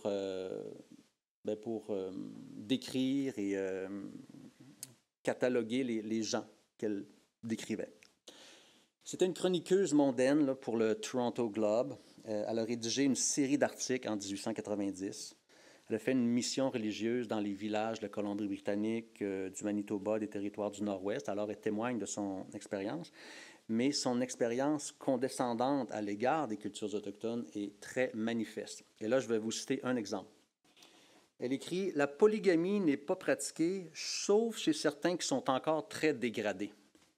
En fait, il n'y a pas si longtemps, ils étaient cannibales. Cependant, même eux s'améliorent. » Le genre de propos qu'on tenait sur les populations autochtones. Ici, sur cette image, on voit la célèbre soprano Hélène de Rideau. Bon, elle est déguisée en Kondiara. On comprendra que Kondiara, c'est une féminisation du Kondiaronk, le grand chef Huron qu'on a mentionné tout à l'heure en montrant les images de Suzor-Côté. Elle porte sur la poitrine un sac pieuvre, on appelle ça comme ça à cause comme des pattes qui pendent comme ça, d'origine probablement métisse ou cri des plaines. Il a été décousu pour en faire un genre de plastron. Ensuite, elle porte ici à ses gants, en fait, c'est des empeignes de mocassins. C'est ce qu'on trouve sur le dessus d'un mocassin. Et donc, elle s'est fait avec ça des gants sans doigts. Donc, on voit que la déformation et la mauvaise utilisation des vêtements autochtones réels, ce n'était pas un enjeu pour les participants du bal. Tant que le costume représentait une personne autochtone comme l'imaginait la société occidentale, on faisait facilement abstraction des distorsions, des amalgames, des inaptitudes et même de la destruction d'objets autochtones pour les besoins d'un déguisement. D'ailleurs, les dommages importants qu'on observe aujourd'hui sur certains de ces objets sont probablement attribuables à la négligence, puisqu'on les considérait à l'époque comme des simples accessoires de déguisement, plutôt comme de véritables vêtements.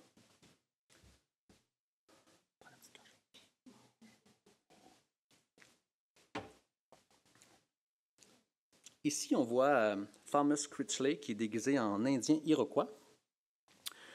Ça, c'est intéressant parce que ses vêtements, en fait, sa chemise, ses jambières, sont d'origine Saulteau et on dit qu'ils ont appartenu au chef cri des plaines Joseph Pasqua. Donc, il y a vraiment une provenance qui est établie sur ces objets-là. Ce qu'il porte autour du cou, c'est en fait un sac en bandoulière, mais lui, il le porte comme un collier, j'imagine. Et la dame qui l'accompagne, c'est Laura Smith, la fille du sous-ministre de la Marine et des Pêches, qui, elle, se faisait appeler Apa Wawa Kozon, squaw de Donnacona, lui qui a rencontré Jacques Cartier, tribu de l'antilope blanche. Le sac qu'elle porte autour de la taille, comme une ceinture, I guess, c'est un sac masculin, donc qu'on porte normalement en bandoulière. Je vais insister sur le fait que M. Critchley tient quelque chose dans sa main d'extrêmement précieux, respecté et sacré chez les peuples autochtones. C'est un calumet. Il est en catlinite gravé, donc c'est un type d'argilite rougeâtre. Et il le tient comme si c'était, moi je vois comme s'il tenait un fusil ou un balai ou peu importe. Donc ça, encore une fois, c'est un geste qui manque de respect parce que dans les cultures autochtones, comme je vous disais, le calumet, c'est un objet extrêmement prestigieux. Il faut que le fourneau soit tourné vers vers le ciel. Et on le tient près du corps, comme ça, en guise de... pour montrer que finalement, c'est un objet différent, disons, qui est entouré d'une aura différente. Il y a une autre dame ici, et là, je le montre rapidement parce que cette superbe robe-là fait aussi partie de la collection du musée McCord-Stewart, mais à cause de différents petits pépins techniques, on n'a pas pu la présenter. Elle est absolument formidable, elle est exceptionnelle. Donc, cette dame, Dorothy Bloomfield, elle s'appelait Akekamakoye, qui veut dire nombreux signes, signes comme l'oiseau, là. Une squaw algonquine. Bon, voilà, c'est une squaw algonquine. Donc, voilà, je voulais vous la montrer rapidement parce que la robe, comme je vous dis, elle est vraiment exceptionnelle. Et là, j'aimerais ça insister sur quelqu'un en particulier. Lui, au bal de 1896, il est présent, mais il brille par son absence sur toutes les photos qui ont été prises. Et je parle de Duncan Campbell Scott, un fonctionnaire du ministère des Affaires indiennes, bureaucrate typique de l'époque victorienne, qui a porté le titre de surintendant de 1913 jusqu'à sa retraite en 1932. Et là, comme il ne voulait pas être photographié, peut-être qu'il était timide, je ne sais pas, moi je me suis dit, on pourrait le mettre en gros plan comme ça, toujours souriant comme il est. Pourquoi je vous dis ça, c'est que Duncan Campbell Scott, d'un point de vue autochtone, c'est un vilain. C'est le vilain. Il a fait énormément de dommages. Et plusieurs des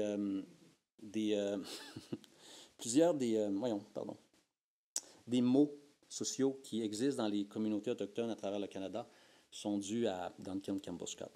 Fait que c'est pour ça que je prends un malin plaisir à le mettre en valeur. Ouais. Ce soir-là, il était déguisé en chef Huron, encore une fois. Il portait apparemment une tenue en peau de daim perlée, des cordons de wampum, des médailles et des brassards en argent. Et j'insiste sur ces mots-là, wampum, médaille et brassard, et je vais vous montrer pourquoi tout à l'heure. Il a baptisé son personnage Agnolin. Agnolin, c'est le nom traditionnel de Maurice Sébastien. Moi, quand j'ai vu son nom, Agnolin, j'ai compris c'est qui, parce que Maurice Sébastien Agnolin, c'était le grand chef Wendat. Il était très connu et très respecté à Wendake, près de Québec. Et en cherchant un peu dans les journaux d'époque, je me suis rendu compte que quelques mois avant le bal de 1896, donc, il rencontre Agnolin chez lui à Wendake. Donc, son nom Agnolin vient probablement de sa visite qu'il a réalisée chez le chef quelques mois auparavant. On sait que Duncan Campbell Scott craignait que les démonstrations publiques de pratiques traditionnelles autochtones sabotent les initiatives assimilatrices des affaires indiennes. Je ne vais pas lire la lettre, mais vous pouvez la voir. Mais ça, c'est une lettre circulaire qui est envoyée à tous les agents des Indiens en 1921. Et donc, il cherchait à... En fait, il leur demandait de faire cesser les danses et les autres amusements, quitte à utiliser de la fermeté, comme il explique ici. On pouvait utiliser la firmness. You can obtain control. Donc, il a systématiquement interdit aux Autochtones de prendre part à des événements au cours desquels ils interprétaient leurs danses et leurs chants ancestraux sans queue ni tête, pour utiliser son expression. Duncan Campbell Scott, aussi pendant son rôle de surintendant des affaires indiennes, il a aussi encouragé la... Ça, ce sont des extraits de la loi sur les Indiens de 1927. La version de 1927, elle est vraiment drastique. Elle est vraiment, vraiment oppressive. Et là, on voit, par exemple, que le potlatch est interdit. Le potlatch, c'est une tradition sur des nations de la côte ouest. La Sundance, que M. Sanderson parle dans son bouquin, on va en parler sans doute tout à l'heure. Et il y avait aussi une autre clause qui interdisait aux Autochtones donc de participer à des stampedes ou des événements publics en dehors de leur réserve, donc des danses indiennes, comme on l'appelle, mais on les interdisait de porter un costume autochtone, un costume aborigène, sans le consentement du surintendant. Mais le surintendant, c'est lui. Donc, on obligeait les individus à demander une autorisation officielle avant de prendre part à une danse, un spectacle, une exposition, un rodéo, un tableau historique vêtu d'un costume autochtone. Sachant cela, on ne s'étonnera pas qu'il ait incarné un Indien, mais qu'il n'a pas voulu se faire prendre en photo. J'aurais tellement aimé voir cette photo. J'espère... Non, il ne l'a pas faite, hein? On ne peut pas chercher, en tout cas. J'aurais vraiment aimé voir cette photo. Parlant de Agnolin, mais je vous le présente, c'est lui Agnolin. C'est lui le vrai Agnolin. Il porte un wampum en bandoulière, il porte des médailles, des brassards d'argent, des médailles de Georges III, On sait qu'il y avait une médaille de Victoria, 1840. C'est très rare, la plus petite ici. Ça, c'est une George III. Et tout ça, ce sont des symboles d'alliance. Parce que lui, ses ancêtres ont fait des alliances avec la couronne britannique. Des alliances il s'attendait à ce qu'ils soient respectés avant que les surintendants des affaires indiennes viennent les mettre de côté et les contraindre de toutes les façons possibles. Agnolin, c'était un chef traditionnel, il était élu à vie. Donc, il a été élu selon la coutume Wendat. Il est décédé en 1896. Il était chef à ce moment-là. Je vais laisser cette image-là, tiens, pour terminer sur un vrai autochtone plutôt que des gens déguisés. Donc, pour conclure, je pourrais dire que lorsque les vêtements et les accessoires autochtones sont présentés comme des reliques d'antan ou des trophées fétichisés et portés par des individus investis de pouvoir, de contenir et d'asservir les peuples autochtones qui les ont créés, ces objets-là, eh bien, ils deviennent la preuve matérielle de la disparition de ces cultures, des emblèmes du succès du Canada à contrôler les risques que posaient temporairement des instruments donc pour la poursuite de leur assujettissement. Les Autochtones, au fin du 19e siècle, sont accablés par des contraintes juridiques, politiques, économiques. Ils sont lentement effacés de la société. Fin 19e siècle, avant, mais surtout peut-être fin 19e siècle avec les lois sur les Indiens qui deviennent de plus en plus restrictives jusqu'au début du siècle suivant. Donc, Hayter Reed, D.C. Scott, Middleton, tous ces représentants coloniaux sont responsables de cette disparition, à la fois réelle et symbolique. Les populations autochtones, on le sait, sont affaiblies par les maladies, reléguées dans des petites réserves, contrôlées dans leurs déplacements, exclues des activités économiques et politiques. Ils n'étaient visibles, finalement, que lorsque les colons s'appropriaient leurs images. Ils devaient s'effacer socialement, politiquement, physiquement ou symboliquement pour que les Blancs puissent les réincarner. Voici, nous avons réussi, nous sommes eux maintenant. On pourrait croire que c'est anodin. Hein? Des déguisements, il n'y a rien là. C'est drôle, c'est inoffensif. Pourquoi on en fait un cas? T'sais? Mais quand on comprend le pouvoir de ces hommes et leur opinion sur ceux et celles qui contrôlent, ce n'est plus drôle, c'est plutôt dramatique. Il faut se rappeler que les Autochtones n'ont pas pu contrôler leur image pendant des siècles.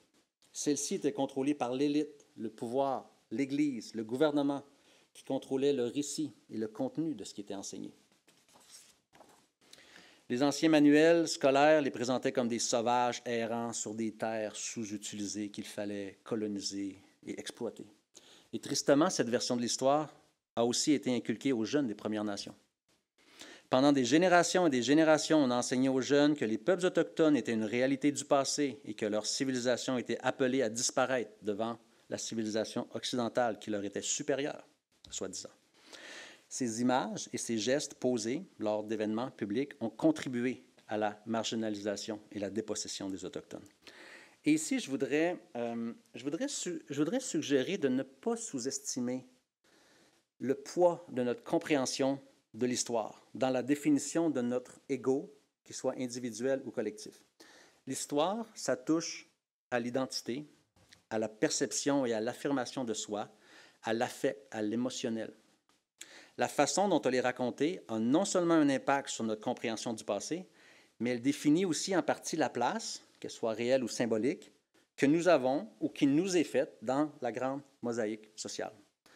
Et comme notre compréhension et notre conception des gestes et aspirations des acteurs historiques autochtones, par exemple, continuent de teinter notre appréciation d'un interlocuteur, passé et présent, eh bien la place des peuples autochtones s'en trouve influencée. Donc non, ce n'est pas anodin, tout ça. Et j'insiste parce que encore aujourd'hui, certaines personnes se demandent qu'est-ce qu'il y a de mal à se déguiser en indien. Et cette exposition provoque ce genre de réaction. On l'entend, on le lit, et en même temps, c'est ce qu'on voulait provoquer avec cette section-là de l'exposition, bien entendu. Heureusement, aujourd'hui, avec le traitement minutieux effectué par nos restauratrices, les objets ont retrouvé l'apparence, la grâce et la dignité qu'ils avaient avant qu'ils soient endommagés par des manipulations inadéquates. Donc, les objets ne sont plus invisibles, maintenant qu'on les connaît, maintenant qu'on peut les identifier, et maintenant qu'on les préserve et qu'on les rend accessibles aux peuples autochtones. Ils continuent d'évoquer la fierté, l'autonomie, la résilience des peuples autochtones, de leur culture. Et nous croyons, en tout cas c'est notre pari, qu'ils peuvent de nouveau servir à manifester leur vitalité et à la réaffirmer. Alors une exposition comme celle-là, ça a aussi permis une reprise de la parole, une reprise de pouvoir en quelque sorte. On a travaillé avec un comité consultatif autochtone qui nous ont conseillé sur comment on devrait faire les choses. Un membre nous a dit clairement que, ayant lui-même travaillé sur plusieurs comités, groupes de travail, il n'avait jamais vu ces recommandations être si bien considérées et matérialisées dans notre exposition. Donc, c'est rassurant, ça veut dire que les voix autochtones sont entendues et sont considérées. Et on a aussi une voix autochtone comme M. Douglas Sanderson, qui est avec nous présentement, et qui, dans la salle, commente ce qu'il voit, ce qui se passe, et selon son opinion personnelle et son ressenti. Et vous l'avez vu aussi, si vous avez lu les cartels, bien, on insiste toujours sur le caractère inadéquat des gestes qui sont posés. Et c'est entre autres ce que l'on souhaite faire au musée McCord-Stewart, donc redonner la parole et raconter une histoire qui soit plus juste et plus inclusive. Voilà, je vais arrêter ici. Et encore une fois, je suis étonné par mon timing. Il me reste littéralement 0 seconde. Wow.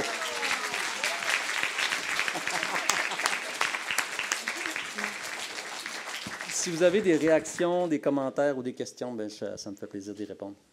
Des commentaires, des questions. Je peux commencer avec une question en ligne, juste pour briser la glace en anglais, de Julia Petrov. Is there something to be said about the cross-dressing element, the view of First Nations men as being even lower than a white woman?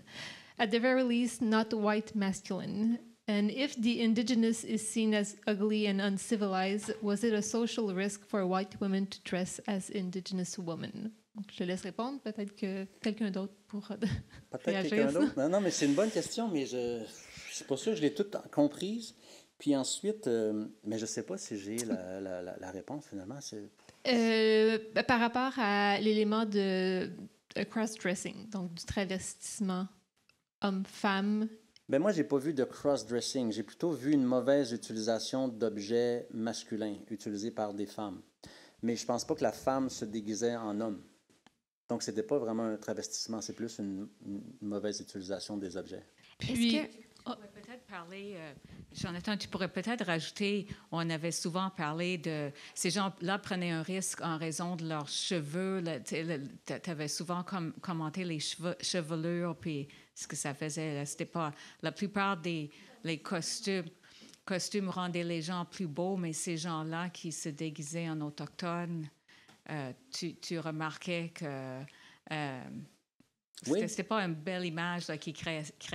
Il y avait un risque. Bien, effectivement, c'est intéressant parce que c'est vrai qu'en général, les gens qui se déguisent en autochtone, c'est pas pour se mettre en valeur. C'est pas pour être beau, fier et propre. On se barbouille, on se néglige, on se décoiffe probablement pour correspondre à cet autre-là. L'autre, il faut qu'il soit le plus loin de ce que nous sommes, probablement, pour s'en distinguer. Mais sinon, Mais c'est ce qu'on remarque. Ceci étant dit, M. Sitting Bull était très bien tenu. Ça, c'était différent un petit peu. Mais je pense qu'en général, les gens, effectivement, insistent sur le côté négligé. Probablement parce que ça correspond avec leurs idées de ces peuples-là sauvages qui sortent de la forêt. D'autres commentaires? D'autres questions? Est-ce que tu peux parler? Ah, je ne voyais pas. Carole Gamache, je ne sais pas si c'était le bon moment. Je n'ai pas eu le temps d'aller voir cette section-là de l'exposition. Est-ce que c'est noté? Qu'est-ce que les messieurs faisaient dans la vie au moment où ils étaient habillés de cette façon-là? Est-ce que c'est noté dans le... Mais pas longuement. Puis la raison, c'est que quand on fait une exposition, on est toujours limité par les choix de mots. Fait qu'on ne peut pas trop élaborer.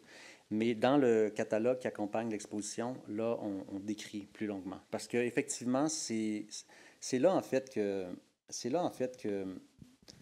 tous ces déguisements-là deviennent problématiques. C'est quand on comprend qui sont ces gens et qu'est-ce qu'ils font dans la vie.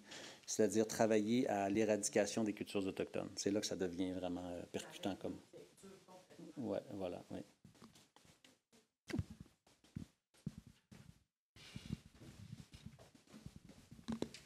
On le dit dans la narration, par exemple. Dans le texte qu'on entend dans cette section-là, on en parle. D'autres questions? Sinon, est-ce que tu peux préciser les recommandations du comité, peut-être expliciter un peu de... Oui.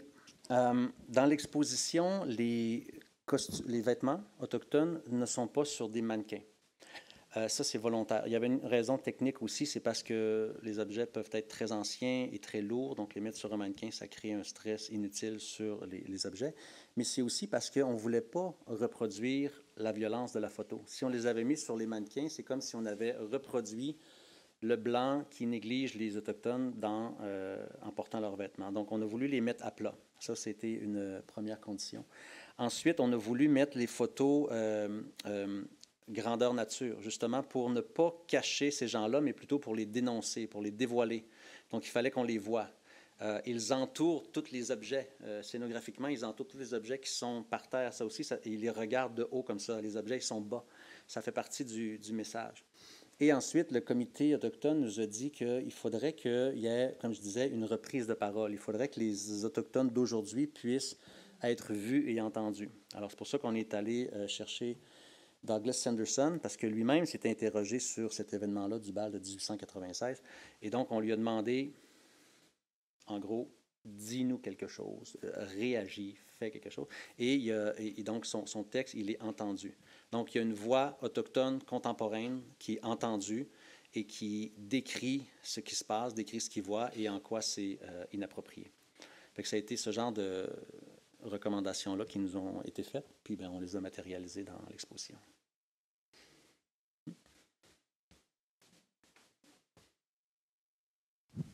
Des commentaires ou des questions? Est-ce qu'il y a des collègues du musée qui veulent compléter sur cette salle, un peu en particulier? Oui, Cynthia?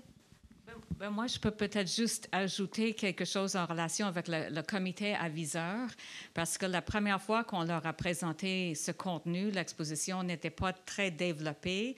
Puis on a dit, on voudrait avoir ces objets-là comme une partie de l'exposition, mais notre idée, c'était, on ne terminait pas là-dessus. C'était quelque part dans le milieu. Mm-hmm. Et la réaction qu'on a eue, de manière assez, avec beaucoup d'emphase, c'est que si vous allez faire une exposition avec nos objets dont on se servait pour nous opprimer, ça doit être l'objectif premier de votre exposition. Alors, à ce moment-là, ce n'était pas l'objectif premier de l'exposition. Alors,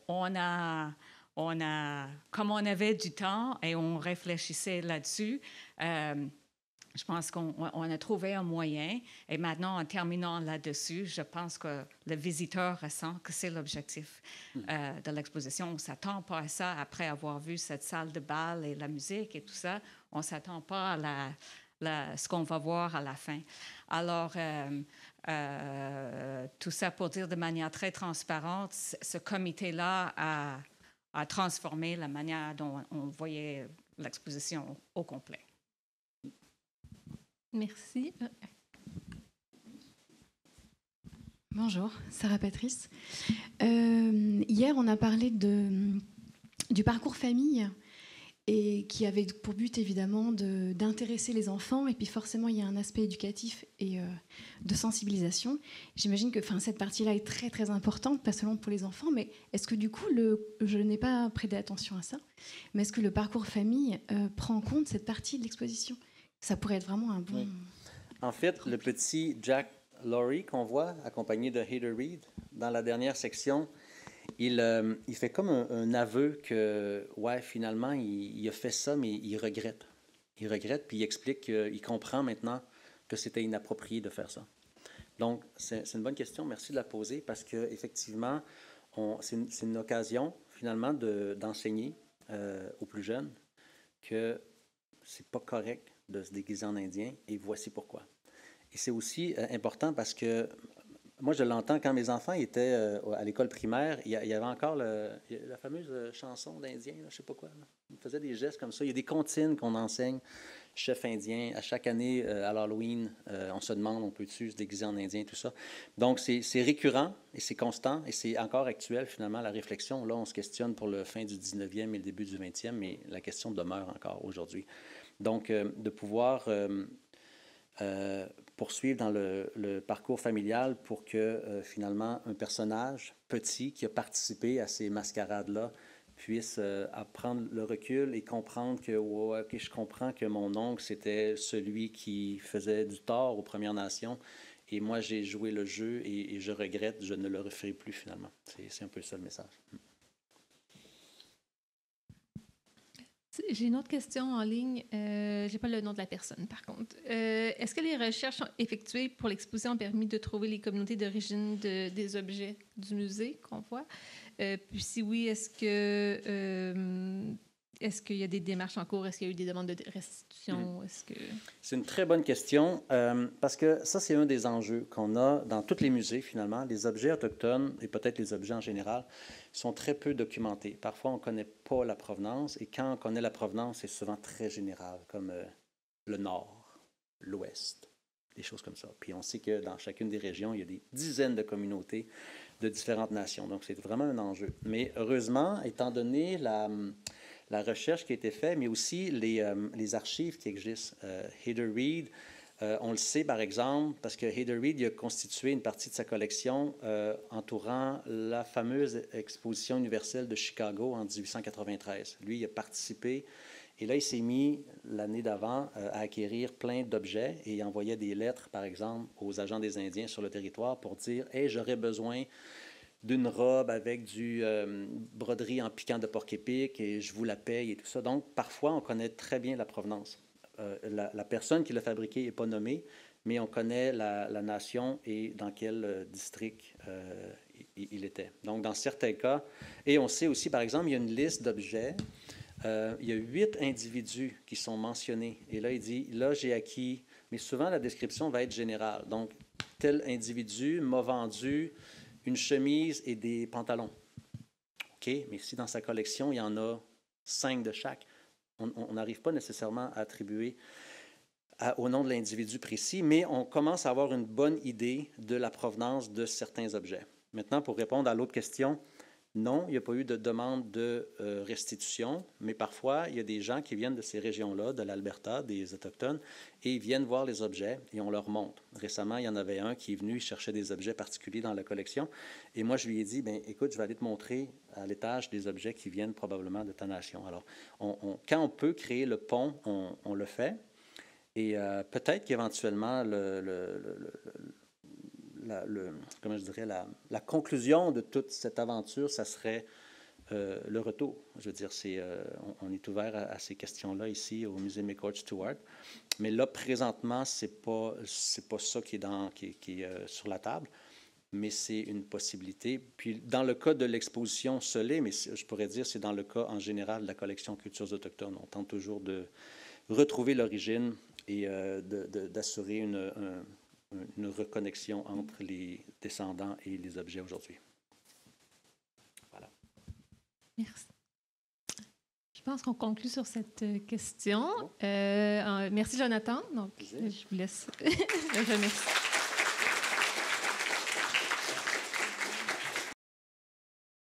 Maintenant, on va passer en anglais maintenant. On va accueillir Sarah Serban.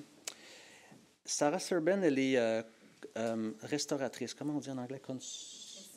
Conservator. Ici, here at the McCord-Stewart Museum. She has a master's in art history from Concordia University. She has a master in conservation from Queen's University. And her talk is called Coloring Racist Tropes. Sarah, your turn now.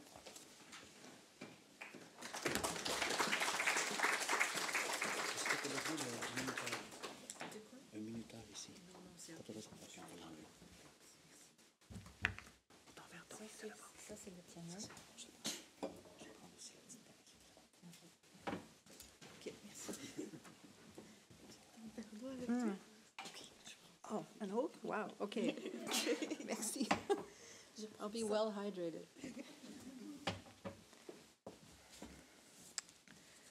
Okay.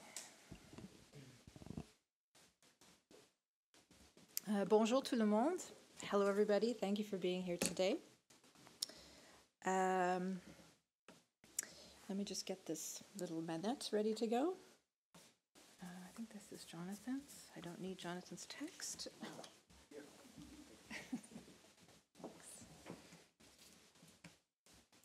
This morning, my fellow conservation colleagues presented some of the work they undertook for this exhibition. The results are on display throughout most of the exhibition and involved a complex choreography of textile treatments and mount making. And for those of you who've been here for both days, you'll recognize this photo. We've used it a lot, but we've chosen it just because it really does represent so much of the work they performed for this exhibition.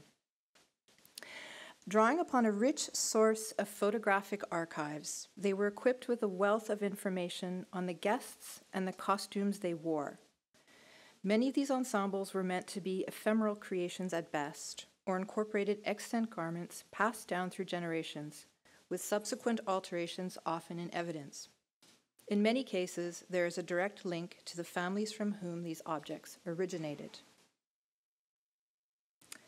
The content in the final zone of the exhibition is far removed from this. Fanciful creations, such as the hornet and the deck of cards, have little in common with the inappropriate displays put forward by the guests pictured here. The costumes worn in this photo have been composed from indigenous-made regalia from a variety of distinct cultural communities.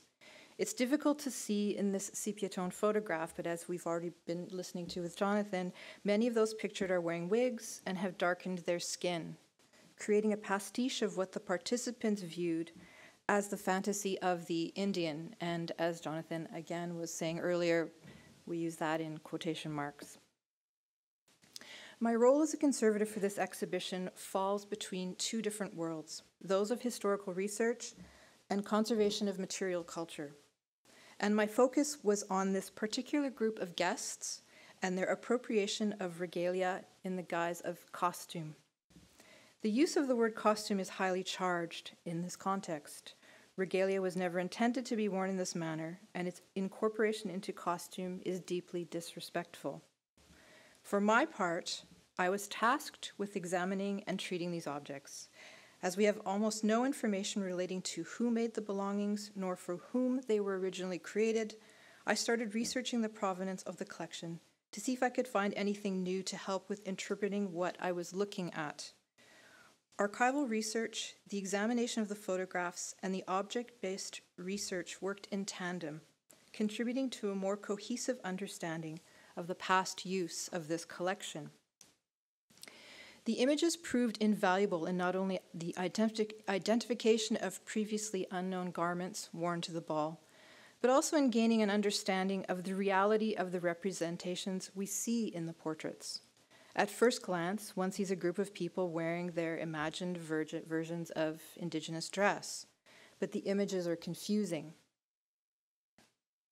Oops, sorry, wrong direction. Closer inspection revealed an assortment of indigenous belongings substituted for something else. For example, this is a beaded bag that has been cut down one side and opened to be worn as a bodice or breastplate, and what were once deeply personal belongings have been taken out of context and repurposed to create a caricature. Conservators work with materials. We have a very privileged position, given the time we spend with the objects. Throughout my tenure here at the museum, I have treated a few of the pieces I will be discussing today, so I was already quite familiar with them, or so I thought.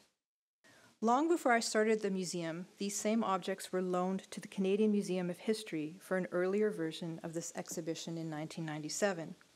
For this, they required extensive conservation treatments performed by one of my predecessors. in the current iteration of costume balls. These objects join an expanded repertoire of belongings identified as having been worn to the ball, the majority of which come from the same private collection. This presented a unique opportunity. While the belongings are far-ranging in their provenance, they were acquired by one person and provide a fascinating case study on condition and dissociation through misuse. This collection belonged to Hayter Reed. As Jonathan has already discussed, Jonathan has already discussed Reed and the place he occupies in history. I feel that occupies is an especially apt term, for it is through his role in the Department of Indian Affairs that he set in motion a series of policies that created untold obstacles and hardships for the Indigenous peoples living under the Canadian government's jurisdiction. The goal of residential schools in removing cultural languages and traditions, the pass system making it difficult to leave the reserves, and the forced farming of land inhospitable to agriculture are just some of his initiatives. It is important to bear this in mind, especially when contemplating the material aspects of the objects I'm presenting today. Apart from 2 loans from the Canadian Museum of History, everything we find in the last zone of the exhibition comes from a donation Reed made to the museum in 1931. Kate Reed, Hayter's wife, wrote an entry in her diary which makes passing reference to their collection of Indian curiosities displayed in the foyer of their home. From correspondence housed in the museum's archives, it appears that Reed assembled much of his collection by purchasing already existing private collections from some of his colleagues in the Department of Indian Affairs.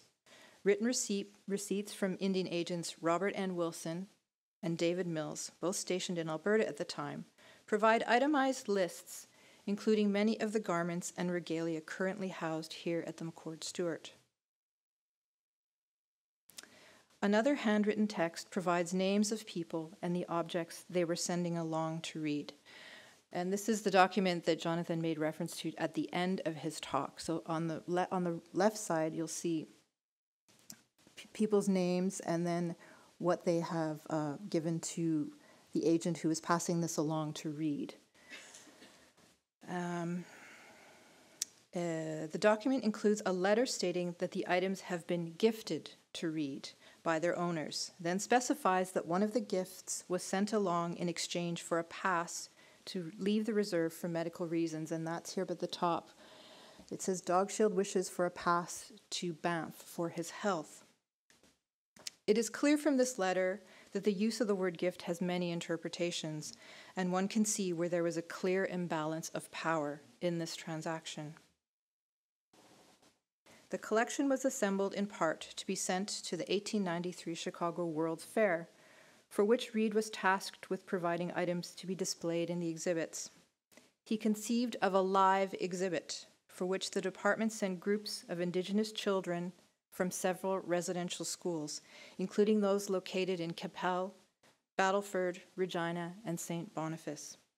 The children were used as examples of Canada's supposedly successful assimilation policies and displayed in a mock schoolroom where visitors watched them working at trades and skills they had learned at the schools. The inhumane and overtly racist nature of such a display certainly bears witness to Reed's approach to the communities over which he exercised control. Reed and his friends assembled their costumes using regalia loaned from his collection. Ensembles were pieced together with often unrelated items, oblivious to the cultural and geographical differences in provenance. Some of the objects were dismantled or altered to be repurposed in the creation of characters based upon historical figures or fictionalized creations. To make sense of what the images represented, objects in their present state were compared with the corresponding portraits and with each other. And it was through this process that several glaring inconsistencies and surprises were uncovered. So here we see Reed dressed as Donnacona. As Jonathan has said, but his costume is comprised of regalia from the plains, a vast territory located thousands of kilometers away. One of the more spectacular elements, I guess we could say, is is the feather headdress and train. That is, until one looks at them more carefully. What at first resembles a headdress soon becomes evident as a thrown-together assemblage of unrelated parts. 2 loom-woven porcupine quill bands, similar to this example, are most likely of Denelline origin and have been placed one on top of the other and wrapped around his forehead as a way of imitating the beaded or quilled front band of a headdress. Several head feathers have been inserted behind the bands, and interspersed with these are several wooden sticks wrapped with bands of dyed horsehair, forming the false headdress.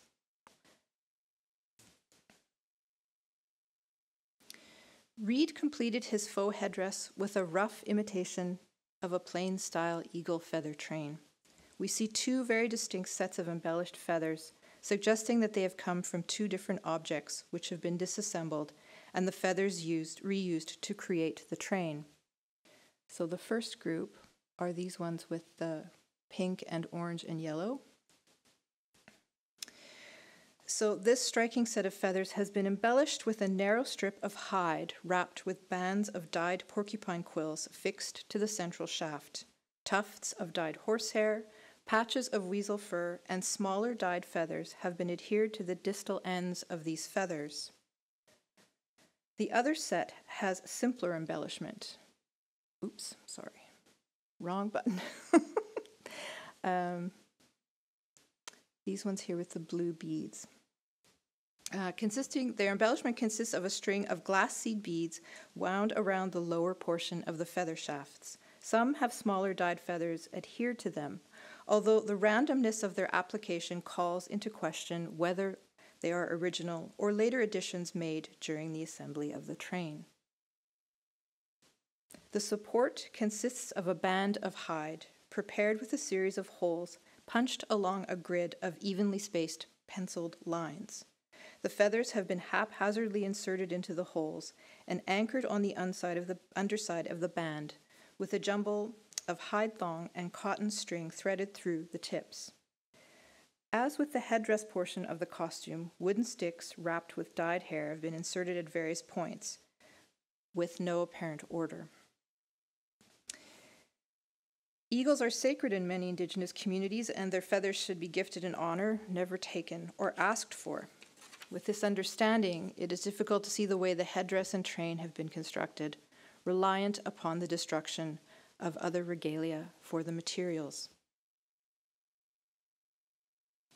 Referring back to the image of Reed, for the rest of his ensemble, he is wearing a pair of nitsitapi beaded leggings and a shirt embellished with horse and human hair locks. The presence of human hair denotes the sacred aspect of the shirt. These types of garments are worn and cared for by those who have acquired the experience and the ceremonial rights to them. If one were to transfer these rights to someone else, that person would have to receive a ceremonial offering from the person for whom the shirt was made. It is unlikely that someone bestowed with such an honor would then wear the shirt as costume. In addition to the shirt and leggings, his ensemble includes a pair of elaborately beaded Nayawak moccasins and what he referred to as a bear-tooth necklace. The necklace raises many questions, beginning with the way in which it has been constructed. The teeth have not been interspersed with beads or other types of embellishment and have been strung on a piece of common household string tied in a bow. The individual teeth are powerful symbols, and the sheer number present on the string suggests that this is a collection of teeth and not a necklace.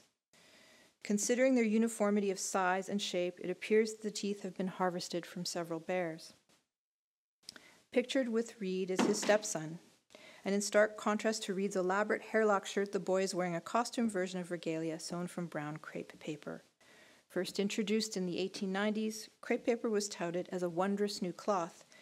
It quickly became associated with leisure and play and was easily adopted for use in costume making. The shirt has been crudely constructed from one piece of paper folded over the shoulders with the hole cut out at the center for the collar and machine-stitched seams along the undersides of the arms and down the sides. Indigenous beaded rosettes and bands have been sewn to the shirt, and a circular motif painted on the shirt in an imitation of the beaded medallion at the center of Reed's shirt. Considering everything that a hairlock shirt represents, both in material and spiritual attributes, the juxtaposition here with the costume version in crepe paper further illustrates the apparent disregard for the significance of the regalia displayed in these ensembles. When I started my preparation for this exhibition, I was working from a list of objects that had been identified from the photos. It was certainly not my goal to search for others. However, as I spent more time scrutinizing the images and I started to understand that there seemed to be no rules in how the ensembles were pieced together, I began to develop a bit of an obsession. Looking closely at details of Miss Bloomfield's costume, I identified the elaborately patterned belt that she wore over her dress. The belt is in fact an Anishinaabe beaded bandolier bag, pictured here. On this bag, the beaded motifs change halfway around the strap, and it is this transition that we see here. So, okay. This motif here is right here, and then here is on this side here. And we can't see because it's folded over, but this is the central part on the underside of this strap. The strap is too long to fit snugly around her waist, so she likely pinned it in at the back. The rectangular bag portion with its delicate beaded tabs and tassels would most likely have hung down the back of the dress in an inverted version of the other example of a bandolier bag, belt, worn here, over a quillwork embellished hide dress. And this, by the way, is the quillwork dress that Jonathan made reference to that was ordered for the Chicago World's Fair.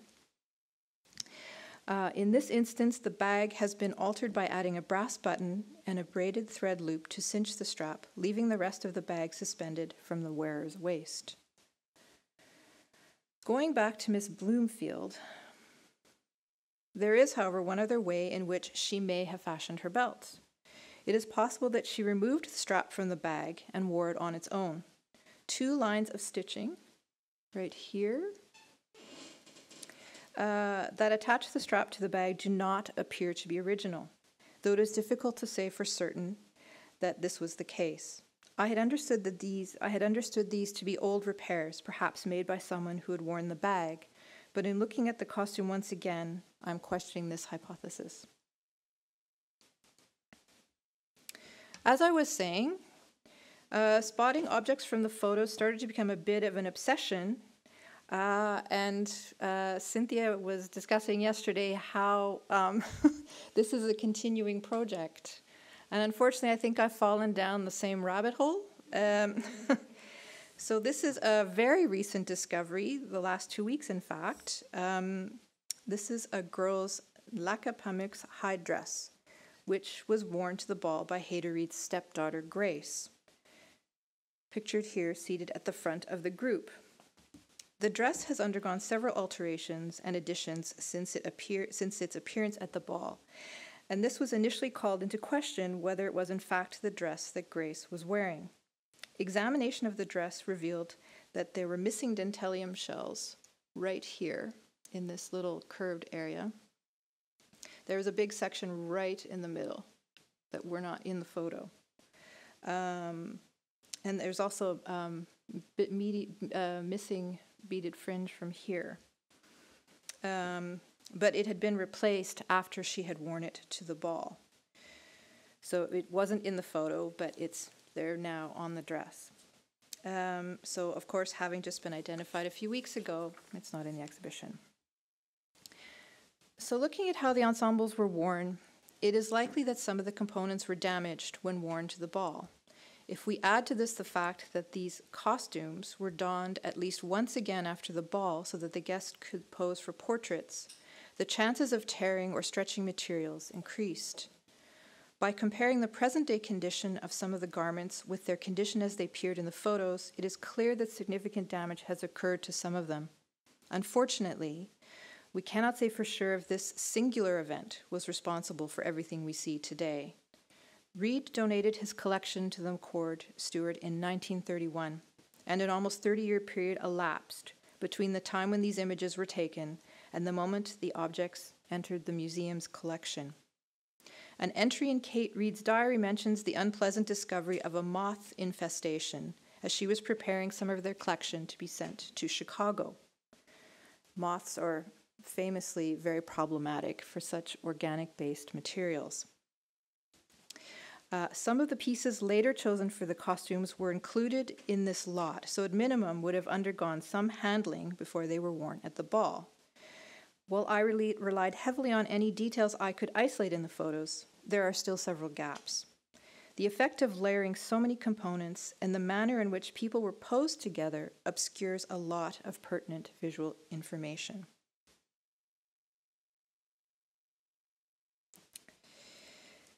Images of the shirt taken before treatment in 1997 reveal that there were several significant losses from the hide at one of the elbows and the back of the shirt. So this elbow is right here, and this is the back of the shirt, not the front. And this whole section is missing, and it's quite a wide, you can't see it because it's folded, but it's quite a wide gap. It's probably about 10 centimeters in width. Comparing the shirt in its current state with photos from the ball, it is clear that the majority of the hairlocks and beaded fringe are missing. But at what point, from the time the portrait was taken in 1896 to the shirt's entry into the collection in 1931, did such a considerable amount of damage occur, and how? And again, oops, sorry. This whole section here had hairlocks, both horse and human, with a lot of beading, and it's completely gone. And you can say here, this again, these were quite full with hairlocks and beadwork. The beaded bags worn as belts showed significant damage, most likely due to abrasion along the edges of the strap here, in these places. The braided wool ribbons binding the edges on one of the bags is frayed and torn in several places, and this is concentrated on the area we see around Miss Bloomfield's waist. The delicate beaded tabs along the bottom had sustained many breaks to the threads, with subsequent losses to the beads. At least one of the bags appears to have been mounted on a wall, perhaps as a way of displaying it in their home collection, judging by a rusty nail I found pinned in the fabric on the strap. But after such disclaimers about damage, I can, however, make direct comparisons with the darkened skin in the photographs and a pattern of staining I found on the garments and belongings. Each of the garments had similarly colored accretions, which, when taken alone, could simply be attributed to normal wear. However, as examinations continued, a picture emerged. Perhaps the accretions and staining were due to the application of stage makeup. The stains presented as dark brown smudges, smears, or daubs, and were found in different locations on all of the belongings. The garments exhibited in 1997 did not have the same visual deposits as those on the other garments, but past photo documentation and condition reports noted disfiguring tar-like accretions, which were removed as part of those past treatments. Looked at in isolation, the dark brown marks were easy to dismiss, but with each successive object, I grew more confident as to what had caused them. I prepared samples from several of the garments, then sent them to Jennifer Poulin for chemical analysis at the Canadian Conservation Institute. The identifiable compounds present in the samples included heated drying oil, tallow fat, paraffin wax, the pigment bitumen, and kaolinite, and the results were consistent with the formulations of stage makeup contemporary to when the ball took place. Grease paint for stage use was introduced in 1870, and by the 1890s was in wide use. Boxes of stage makeup came with a variety of shades of grease paint, often identified as representing specific racial stereotypes, which allowed white actors to transform themselves into one of many forms of the other. Ludwig Leichner, a Berlin chemist, was distributing stage grease paint by 1873. His products became widely known after they received recognition at international exhibitions including the Chicago World's Fair in 1893, at which time his stage makeup was being sold around the world. Considering Reed's involvement with the World's Fair, it is likely that he was aware of these products. There was also another well-known company manufactured in New York, Stein's Face Paint, which we see on the left, who also provided a makeup kit with similar colors, also based on racist tropes. With this knowledge, it is difficult to think of the utter disregard shown toward these belongings, as it appears that little care was taken to avoid staining or dropping the makeup on the ensembles. So in conclusion, what one comes away with is a very dark picture of how those in white society viewed their Indigenous counterparts. Fictionalized versions of indigeneity were popularized and romanticized, with little attention paid to the reality of what communities were experiencing under the harsh government policies. The belongings used in the creation of these fictional characters served as trophies to the people who wore them, to parody their differences. The brazen disrespect of wearing regalia without any proper right to do so was completed by the final insult of darkening one's skin with a careless application of makeup, thereby indelibly marking these objects in perpetuity. Thank you very much.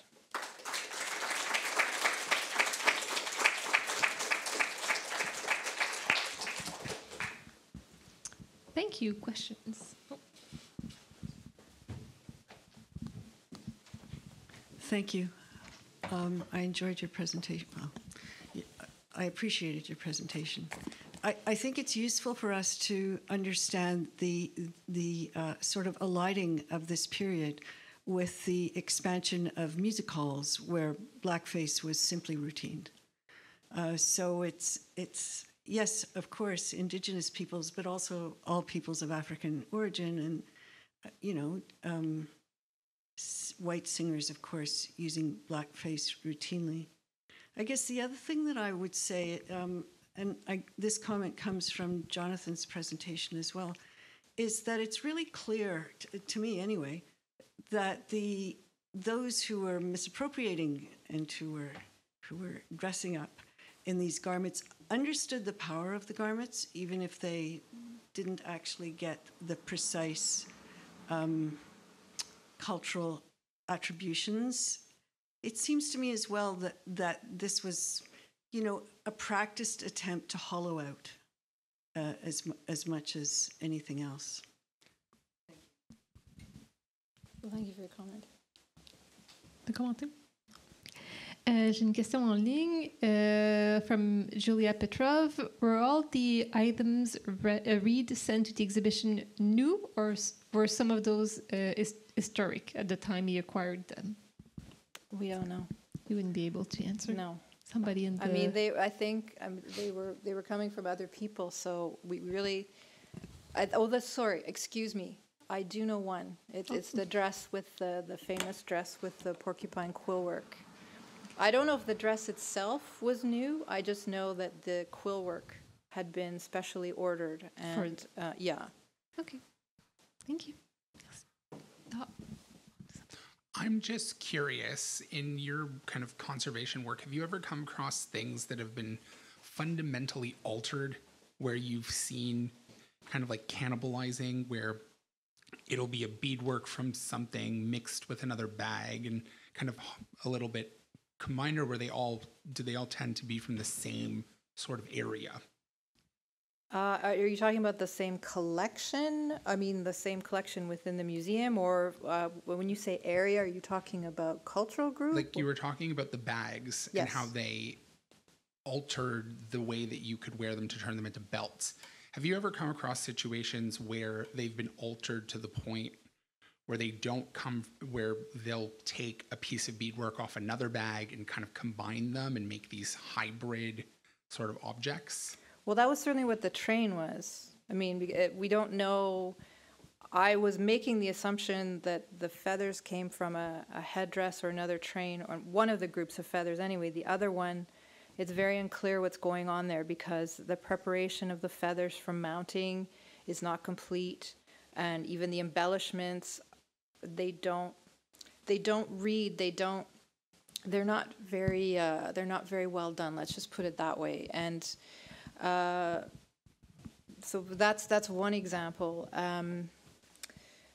And the last dress I showed you, the most recent find, that has been, it's interesting because things have been taken from the dress and repurposed on the same dress, but in a different way. From what I can see so far, beads have been removed from parts of the dress and moved to the front. Pieces of false fringe have been sewn to the front and to the back. And then I think beads have been added to some of the fringe. New fringe has been sewn. There's a lot of inconsistency on the embellishment and on what's going on there. I'm trying to think of another example. Certainly, with this collection, I have to say this collection has really created a lot of questions in the last little while. And I think I have seen images where it looks like a ceremonial shirt is being worn, and it has already got beaded bands, something that you would find on that. But then somebody has added another layer of beadwork on top and some more cut fringe, but the fringe doesn't look like it's made from an animal skin. It looks like it's paper. So that's not something I've seen here in the collection. I'm just going on my research looking in images. So I think there's really a lot of repurposing, certainly if we're looking at this type of use of these types of belongings. I don't know if that answers your question. I have a question, Katerina. Sarah, you mentioned that some of these pieces have been included in the previous exhibition about Bals costumés. Have you noticed a difference in approach for the treatment that was done then, since we have lots of documentation, and the work you've done for this version of the exhibition, so today? Well, one of the things we discussed a lot about the exhibition this time around was there was really going to be a lot more discussion, putting things in context, showing how things had been misused. Things weren't necessarily treated to the same level they would have been treated before. So the hide shirt that I was talking about, the hairlock shirt, the person who did the treatment, I have to say, it's a beautiful treatment. It's very intricate. It's just so well done. And the tear in the back of the shirt, it's a very uneven tear. So it's there's very tiny little wavy lines all the way around. And she had taken a piece of similarly tanned hide and toned it, but then she had managed to create like a perfect fit of that piece that she put back in the fill that she made with the hide. In addition to the elbow, you don't see that the elbow has a huge hole and all these tears around it. It's complete now. But those two, that shirt had the same. I'm convinced had the same makeup residue, but she removed it in her treatment, and I wouldn't do that today for certain. And again, as I said, there's going to be a lot. I think I'd like to take a deeper look into this collection, because I've seen other pieces now that have these residues, but I can't find images of people wearing them. So I don't know if maybe these were some of the things lent to the live exhibit in Chicago and were worn there, or they were worn to another event and we just don't have a photo of somebody. But I think there's a lot more research to take place with that. Oh, and if I could say, sorry.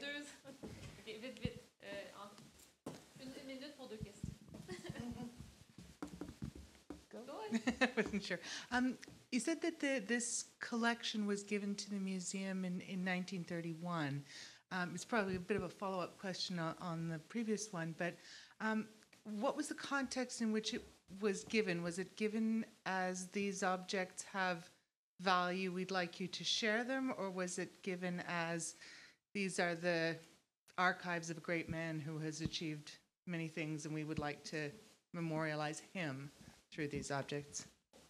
Well, I mean, I haven't seen the actual documentation pertaining to the moment that they were acquired. I would assume that there is a bit of that because we have a very large archive of correspondence, not only between Reed and his colleagues, but his wife, because his wife was very well known and kept a diary, a very detailed diary, series of diaries, in fact. There's a very large archive, so that might be part of it. I do know that when they donated the collection to the museum, it was very eagerly received, and the curator at the time commented on how they were going to put everything on display right away. I don't know if that happened. I haven't found anything that backs or that sort of shows what happened after acquisition. But I would assume that it was to, well, actually, I don't know. That's a good question because it's a donation that contains a lot of, it fits into a lot of collections. There's material culture. There, I think there's costume and there's indigenous material culture. So I would say it's more a family that wanted to just wanted to keep their name. I don't know. Maybe that's not a good answer. Cynthia, I think, might have a better response to that. I don't. Okay. Not at the moment. No, yeah. sorry. No. Sorry. I can't say for sure. So. C'est moi, oui. Une question peut-être assez rapide. Est-ce qu'on sait ou est-ce que possiblement des archives existent pour qu'on puisse chercher la réponse à cette question? Qui faisait ces agencements puis ces altérations sur les vêtements? Je me doute que c'est pas M. Reed qui a fabriqué tout son attirail lui-même. Est-ce que c'était sa femme? Est-ce que c'était ses domestiques? Est-ce que c'était les enfants de la famille? Parce qu'il y avait, j'imagine, beaucoup de préparation avant les bals. Donc, est-ce que les sources existent ou est-ce que vous avez cette réponse? À ma connaissance, je n'ai pas encore vu des choses disant de qu'est-ce qui s'est passé. Je peux dire une chose parlant du chemise qu'il a porté. C'est pas lié directement avec le sienne, mais je sais à cette époque, c'était très populaire de faire des collections de ce type de chemise. Il y a une personne qui a habité à Montréal, je crois pendant les années 1860-1870, qui travaille, je crois, pour le Hudson's Bay Company, si je ne me trompe pas. Et sa femme, on a même une photo de sa femme en costume pour un fancy dress ball, je crois, dans les années 65, les années 60. Mais lui, il est retourné à Londres après. Mais une chose que c'était un vaste projet de recherche sur ce type de chemise qui vient de ces Blackfoot shirts. Et une chose en particulier qui a reçu un commentaire, c'est que les manches sont tout fermées. Mais à ma connaissance, c'était pas comme ça d'habitude. Que je crois que les chemises étaient comme fermées au poignet et peut-être un autre endroit, je ne sais pas. Mais pour la plupart, c'était ouverte. Mais le commentaire, c'était que des fois, je crois que pour la personne qui s'appelle Edward Martin Hopkins, il avait quelqu'un qui a travaillé dans leur maison qui, je crois qu'elle a cousu les manches fermées avec tendons en utilisant comme une technique plus traditionnelle, mais même que c'est pas une façon traditionnelle de comme traiter, de confectionner les manches. Mais pour les costumes, on n'a aucune information par rapport à la préparation avant les bals. Merci. Merci, Sarah. Thank you.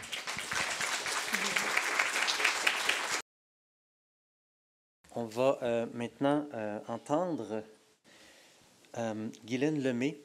Guylaine, elle est conservatrice, collection Culture matérielle. Elle s'est jointe au musée en 1992. Ça fait longtemps. Et a travaillé plus particulièrement sur la collection Cultures autochtones.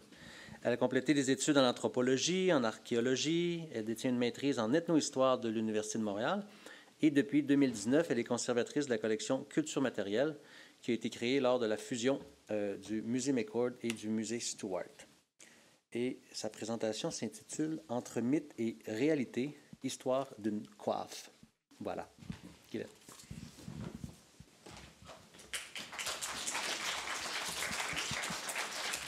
Oui, je suis un peu un des dinosaures ici. Ouais, J'enlève mes lunettes, c'est pas que je veux pas vous voir, mais j'ai des problèmes pour la lecture si je les mets.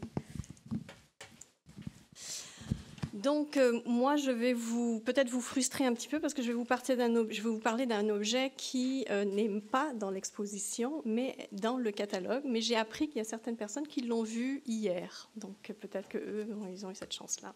Donc, cette coiffe, c'est une coiffe qui illustre un type d'objet que l'on trouve dans la collection du musée Stuart, mais aussi dans d'autres collections à travers le monde, que je considère comme des objets qui s'inscrivent dans le domaine de la légende historique. Oui, il ne faut pas que j'oublie ça, parce que j'ai tendance à le faire. Donc, vous en voyez ici quelques-uns. Dans la collection du musée McCord, il y a un bicorne, le bicorne de Napoléon. Il y a la mèche de cheveux du général Wolfe. Et il y a le sac de Pocahontas. Et oui, elle avait un beau petit sac, voilà. Et en fait, ces objets, ce qu'ils font, c'est qu'ils captivent l'imaginaire et, à l'instar de la relique religieuse, enorgueillissent la famille qui les a possédés ou les institutions qui les a acquis. Évidemment, une provenance prestigieuse ajoute pour le collectionneur de la valeur à l'objet, tout comme un historique de propriété ininterrompu. Et David Ross McCord, le fondateur du musée McCord, n'échappe pas à cette aspiration dans sa quête d'objets qu'il fait pour des objets authentiques et significatifs. Cependant, les historiques de propriété accusent bien souvent de nombreuses lacunes. Ces enjeux sont d'autant plus vrais pour les biens culturels autochtones qui sont généralement tributaires d'une historiographie biaisée écrite par des non-autochtones selon une compréhension ou, je devrais même dire, une construction déformée de leur réalité. La source est rarement consignée et encore moins nommée. Ainsi, remonter les maillons de la chaîne historique à partir des quelques indices laissés derrière s'avère souvent un défi de taille, pour ne pas dire frustrant pour le conservateur ou la conservatrice, qui doit se résoudre à accepter les limites de son enquête et parfois même se contenter de dresser un portrait très parcellaire des faits, de ce qui est possible ou ce qui est improbable. C'est du moins ce constat qui a caractérisé les recherches menées sur une coiffe à la fois extraordinaire et intrigante, tant par ses attributs physiques qu'historiques dans la collection du musée. Cette coiffe que vous voyez est construite à même la peau entière de la tête d'un cerf, probablement un cerf de Virginie, et affiche encore clairement les yeux de l'animal, les paupières cousues avec du tendon, je vous les ai encerclées en rouge, ainsi que ses longues oreilles. Les andouillets, élément dominant du couvre-chef, reposent sur un segment de la calotte crânienne et sont rehaussés d'un pigment rouge. Alors la diapositive que vous voyez aussi, c'est l'intérieur de la coiffe. On a retiré la doublure qui est. Le tout est couronné d'une couronne de plumes d'aigle et de hibou, dont certains au bord cisaillé. Sur le devant, un bandeau frontal est décoré en motif de zigzag exécuté en piquant de porc-épic, surplombé d'une figure en double courbe qui, elle aussi, est en piquant de porc-épic, ainsi qu'un disque rouge en feutrine qui est la seule matière de traite dans la composition de toute la coiffe. Des découvertes archéologiques dans la région des forêts de l'Est et des Grands Lacs indiquent que le port des coiffes à cornes et à ondouiller, comme symbole de pouvoir du chef, remonte à des milliers d'années. La culture Hopewell, établie dans les États de l'Ohio, l'Illinois et du Michigan, est connue pour ses tumulus construits il y a plus de 2000 ans, en témoignent. Ces ouvrages en terre, qui ont servi de centre cérémoniel, ont livré des objets rituels raffinés, parmi eux des couvre-chefs à andouiller, que vous voyez ici, qui sont en cuivre, et des éléments décoratifs qui s'apparentent de manière assez surprenante à cette coiffe. Donc vous voyez à votre droite un os gravé qui a été trouvé dans un de ces monticules-là, et vous pouvez bien identifier, je crois que vous le voyez, il y a bien les cornes, là, je vais vous le montrer ici, on voit bien ici les cornes, le motif à double courbe et l'élément qui ressemble ici.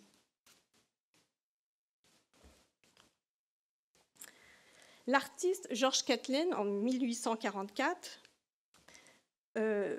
décrit l'importance de ce type de coiffe dans son ouvrage « Letters and Notes on the Matters and Customs and Conditions of North American Indians ». Il écrit « Personne ne porte la coiffe surmontée de cornes, sauf les dignitaires qui jouissent d'une très haute autorité et dont le courage, la valeur et le pouvoir exceptionnels sont reconnus par toute la nation. » Et il ajoute « Il peut cependant les porter s'il n'est pas un chef, mais un brave ou un guerrier d'un caractère si remarquable qu'il est universellement estimé dans la tribu comme un homme dont la voix est aussi forte au conseil que celle d'un chef du premier rang, et par conséquent son pouvoir aussi grand. » Dans un autre ouvrage, celui-ci, The Iroquois Book of Rights, de l'ethnologue américain Horatio Hale, on parle aussi de ces coiffes en ces mots. On dit « Les cornes ou insignes de fonction ne sont pas enterrés avec les chefs décédés, mais seront retirés à sa mort pour être transférés à son successeur. » Donc, on reconnaît ici l'importance de cette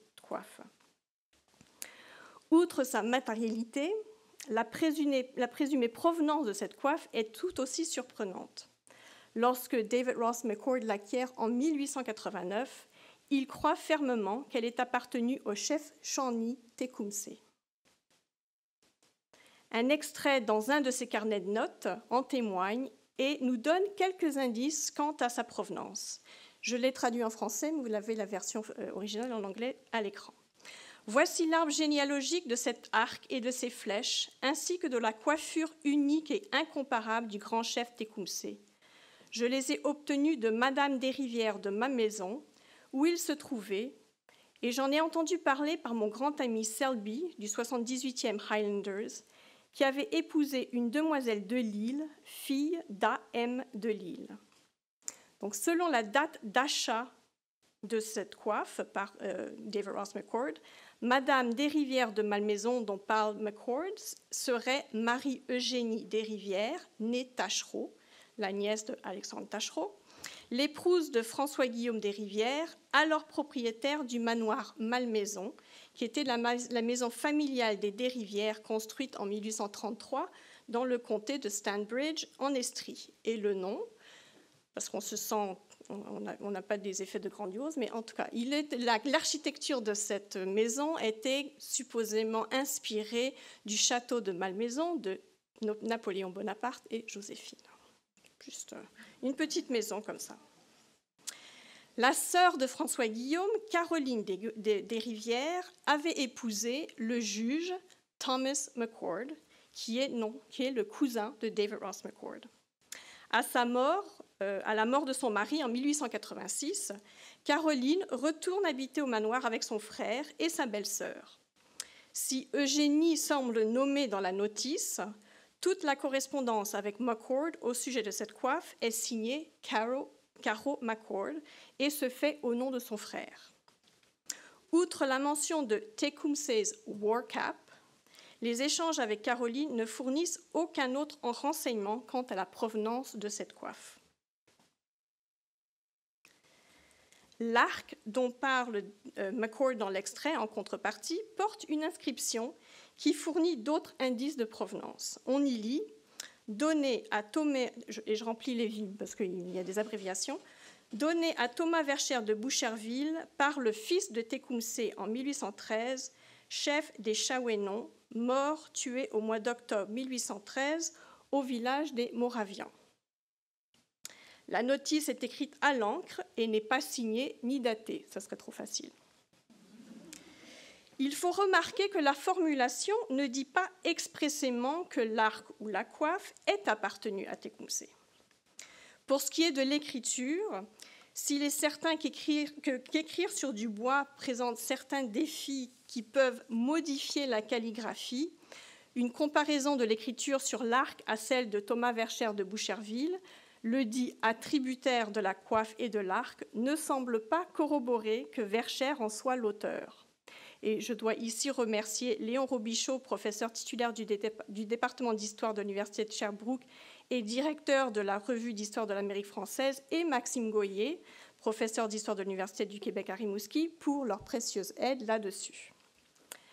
Elle n'est pas non plus de la main de David Ross McCord, il a une écriture assez spectaculaire, ni de celle de François-Guillaume Desrivières, d'Eugénie Desrivières, de Caroline Desrivières-McCord ou de sa mère, Marie-Angélique Biranger Desrivières, qui serait l'originale Madame de Malmaison, si on peut dire, avant sa mort, et ni de son mari, Henri Desrivières. L'auteur de l'inscription reste à ce jour inconnu. L'arc a été verni ultérieurement sur toute sa surface, probablement pour protéger l'inscription et les pictogrammes. Par qui et quand? Qui le sait? Donc pendant des années, la provenance de cette coiffe est restée suspecte. Bien qu'il s'agisse clairement d'une coiffe datant de la fin du XVIIIe et du début du XIXe siècle, datation corroborée par des analyses chimiques effectuées sur les matériaux utilisés dans sa confection par l'Institut canadien de conservation en 2009, nous avons longtemps cru que c'était un cas où l'enthousiasme de McCord avait obscurci son acuité historique. Rappelons la pochette de Pocahontas. Mais rappelons-le, que, comme de nombreux Canadiens de son époque, McCord considérait la guerre de 1812 comme la propre guerre d'indépendance du Canada, qu'il voyait comme une lutte romanesque où Canadiens français, Canadiens anglais et autochtones s'unissaient pour protéger leur pays contre un ennemi commun, les envahisseurs américains. McCord collectionne ainsi de nombreux objets emblématiques des acteurs de cette guerre, notamment l'uniforme de parade de Sir Isaac Brock, et le bonnet de Laura Secor, en plus de la dite coiffe. Alors quand on dit que la collection de photographiques Notman, c'est une mine d'or, mais voilà, c'est qu'un jour, en effectuant des recherches dans les archives photographiques Notman, je suis tombée sur cette photographie d'un homme vêtu d'un costume autochtone dépareillé, dont cette coiffe emblématique. Ces portraits pris en 1865, soit 24 ans avant l'acquisition de cette coiffe par David Ross McCord, sont devenus pour moi le point de départ d'une recherche fascinante sur la coiffe, l'arc et les personnages historiques qui leur sont associés. Qui est donc Tecumseh? Tecumseh est un chef Shawnee né à Chillicothe, en Ohio, en 1768, le quatrième fils de, et je vais tout déformer, mais je suis désolée, Pukeshinoa et son épouse Météotaské. Adolescent, il est témoin des effets dévastateurs et humiliants de la guerre d'indépendance des États-Unis et de la signature du traité de Paris de 1783 qui y mit fin. Par ce traité, l'Angleterre cède aux États-Unis des terres qui avaient été réservées aux Autochtones en vertu de la proclamation royale de 1763. Face à cette trahison, et comprenant la nécessité d'un front commun pour résister à l'empiètement des colons américains sur leurs terres, diverses nations autochtones se mobilisent sous la direction du chef Kanien'kehá:ka Joseph Brant, aussi connu sous le nom de Dayen'denaga, pour former une confédération autochtone. Plusieurs conflits armés suivront, auxquels participera le jeune Tecumseh. Il y perdra son père et 2 de ses frères dans ces conflits, qui culmineront en 1794 sur une défaite autochtone majeure à Fallen Timbers et à la signature en 1795 du traité de Greenville, entraînant l'expropriation d'une grande partie des terres du sud et de l'est de l'Ohio au profit des Américains, terre traditionnelle des Shawnee et autres nations autochtones. Tecumseh refuse d'être présent à la signature de ce traité. Il s'oppose aux cessions des terres consenties à ce traité, argumentant que les terres appartiennent à toutes les nations autochtones et ne peuvent pas être cédées unilatéralement. Guerrier intrépide, orateur charismatique, il reprend l'idée d'une confédération militaire des nations et en deviendra la figure de proue avec son frère Tenskwatawa, un chef spirituel aussi appelé le prophète. Ensemble, ils mèneront une campagne de ralliement auprès de nombreuses nations autochtones. Et lorsque les États-Unis déclarent la guerre à la Grande-Bretagne en juin 1812, Tecumseh et sa confédération se rallieront du côté des Britanniques. Mais abandonné par les troupes de Henry Proctor à la bataille de la rivière Thames, Tecumseh est tué le 5 octobre 1813. Donc, depuis la mort de Tecumseh, l'image du personnage a grandi, je dirais même s'est mystifiée, faisant en sorte qu'il est parfois difficile de départager l'homme du mythe. Aucun portrait fiable de cet homme n'est connu ajoutant à la légende, outre celui peut-être non identifié de l'artiste et commerçant Pierre Ledru, dessiné à la mine en 1808, et publié par Benson, John Lossing à New York en 1868, dans The Pictorial Fieldwork of the War of 1812. On trouve par contre quelques descriptions ici et là, dont celle du capitaine John Baskerville Glegg, que vous voyez à l'écran, qui était l'aide de camp de Sir Isaac Brock et qui a certainement inspiré de nombreux artistes dans la création de leurs portraits. La vie et la mort de ce chef Shawnee ont été immortalisés dans d'innombrables œuvres et écrits des deux côtés de la frontière. Peinture, sculpture, fiction, poésie, ouvrages historiques et même des pièces de théâtre. D'un côté, c'est le héros qui a combattu auprès des Britanniques et de l'autre, c'est le héros ennemi qui a été battu et qui justifie l'expropriation des terres. Tecumseh est un des rares autochtones mentionnés nommément dans les livres d'histoire canadienne du 19e siècle, aux côtés de Donnacona, Joseph Brant et Pontiac, et a rapidement été adopté qu'un symbole de résistance de la colonie face à l'invasion américaine, devenant même une figure majeure dans le discours colonial de l'édification de la nation, le nation building, et sur le renforcement de l'identité canadienne. Arrimé sur une vision colonialiste tantôt du noble sauvage naturellement brave et impétueux, je fais ça, c'était la pensée, c'était les termes qu'ils utilisaient à l'époque, tantôt du loyal allié des Britanniques ou encore du héros canadien, symbole de la lutte du Haut-Canadien contre les États-Unis, les écrits sur Tecumseh et sur la guerre de 1812 font presque toujours abstraction du vécu, des combats et des motivations réelles de l'homme et des nations autochtones alliées. Ironiquement, Tecumseh sert de symbole national dans une colonie qu'il n'a jamais voulu défendre et qu'il aurait probablement combattu s'il avait survécu. Collectionneurs de tout azimut, motivés du même idéalisme historique, ont cherché à acquérir des objets imprégnés de liens réels ou imaginaires avec cet homme ou ses proches. Évidemment, les objets liés à la guerre prédominent. C'est ainsi que le château Ramsay de Montréal possède le couteau ayant appartenu à Tecumseh, le Royal Ontario Museum la médaille de ceinture, un pipe tomahawk et un copa offert à Tecumseh par Sir Isaac Brock, que vous voyez ici. La maison François Baby à Windsor, le drapeau britannique offert à Tecumseh et porté par son compagnon d'armes Yellow Hawk. L'Ohio Historical Society, un pipe tomahawk offert à Thomas Worthington en 1807 par Tecumseh.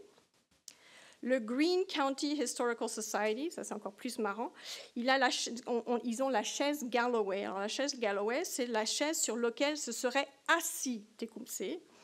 Et j'ajouterais, pour courtiser la belle et pieuse Rebecca Galloway, qui est un autre mythe populaire qui est associé à Tecumseh. Et le National Museum of the American Indian a un pipe tomahawk dépouillé du corps inanimé de Tecumseh par le General Russell, Et ça, je n'en nomme que quelques-uns. Je dois vous dire que si on mettait ensemble tous les tomahawks que l'on retrouve dans les musées, je crois que Tecumseh, il en aurait eu de la tête jusqu'aux pieds.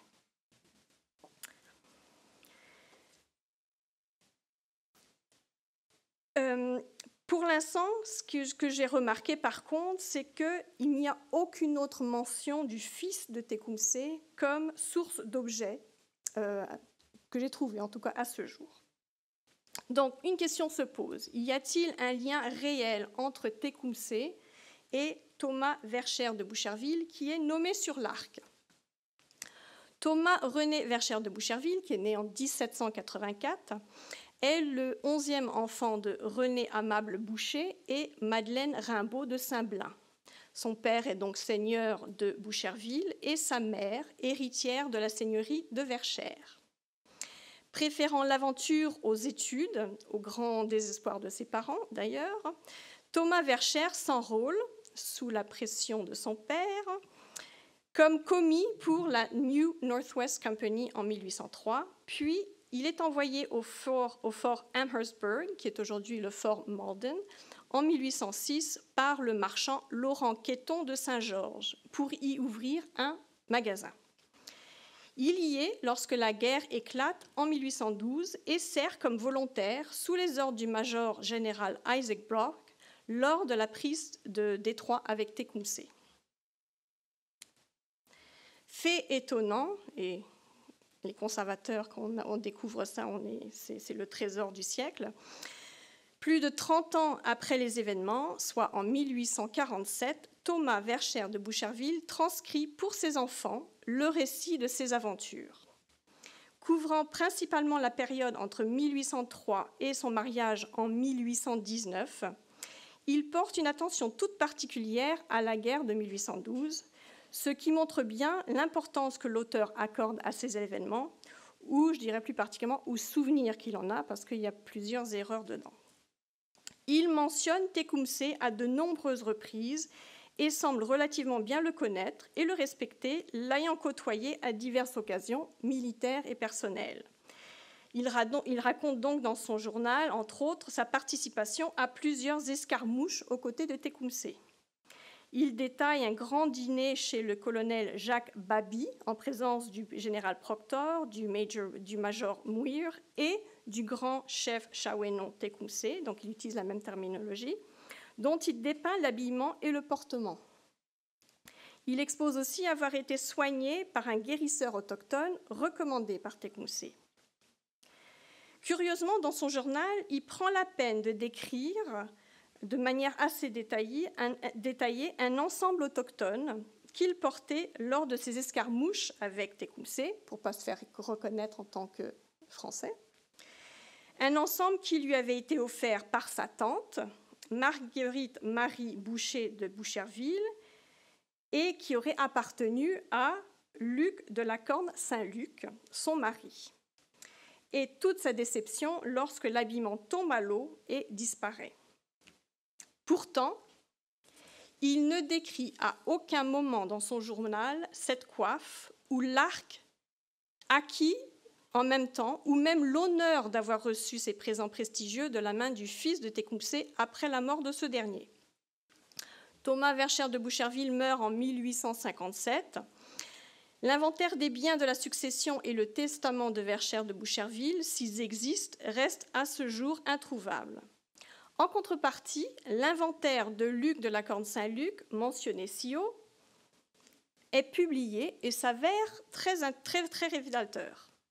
Donc, Luc de la Corne Saint-Luc était un officier dans les troupes de la marine, chevalier de Saint-Louis, commerçant et agent de liaison influent auprès des Premières Nations. Il décède à Montréal le 1er octobre 1784.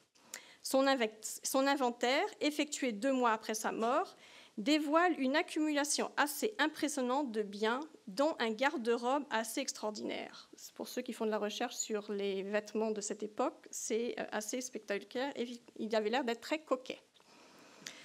Outre ces biens meubles, titres, papiers, immeubles, on y recense des marchandises de traite, puisqu'il était marchand. Il il était marchand. Donc, on nomme certains éléments. Donc, il y a des colliers de wampum, il y a de l'argenterie de traite, il y a des arcs et des flèches, des casse-têtes, probablement des tomahawks, du tissu, et on en nombre une flopée. Ce qui reste sous silence dans cet inventaire est ces vêtements autochtones dont on connaît l'existence puisque Thomas de Verchères en parle dans son journal. Ce silence est lourd de sens. Les vêtements autochtones personnels, non destinés à la traite, ne sont pas considérés comme ayant une valeur monétaire aux yeux de la fiscalité. Ainsi, même si l'inventaire d'après-décès de Thomas de Verchères était trouvé, il est fort à croire que cette coiffe, si elle y était, ne serait pas conciliée. Donc, dans tout ce mystère-là, d'où peut provenir cette attribution? Si la provenance de cette coiffe reste incertaine, son attribution est peut-être plus facilement explicable. Revenons aux 2 clichés découverts dans la collection photographie du musée McCord-Stewart, car ils apportent une autre piste. Ces photos prises au studio Notman de Montréal en 1865 représentent Charles Frontenac-Boutillier, vêtu d'un amalgame de pièces culturelles autochtones disparates pour un bal costumé. On y voit une chemise et des jambières en peau. Je dis en peau, je ne suis pas très sûre, les franges sont un peu bizarroïdes. C'est peut-être du papier, je ne sais pas. Les jambières sont ceinturées en dessous des genoux de jarretières en piquant de porc-épic. Une ceinture fléchée hornesone ou huron-wendat ornée de perles de verre. Un sac d'aîné en peau de canard. Un poignard dans un étui décoré de poils d'orignal, probablement huron-wendat. Et enfin, la dite coiffe. Une description du bal qui s'est déroulé au Théâtre Royal de Montréal, qui est publiée dans The Gazette du 28 février 1865, et que vous voyez ici, décrit Boutillier comme personnifiant Tecumseh. Charles Frontenac-Boutillier, né en 1844, la même année que David Ross McCord, est le fils de Louis Tancrède Boutillier et de Françoise Geneviève Sabrevois de Bleury-Beaubien, la nièce de Pierre Amas Boucher de Boucherville, le frère de Thomas René Verchères de Boucherville. Charles était aussi un très bon ami de la famille Desrivières, comme en témoignent les nombreuses visites de celui-ci à Malmaison.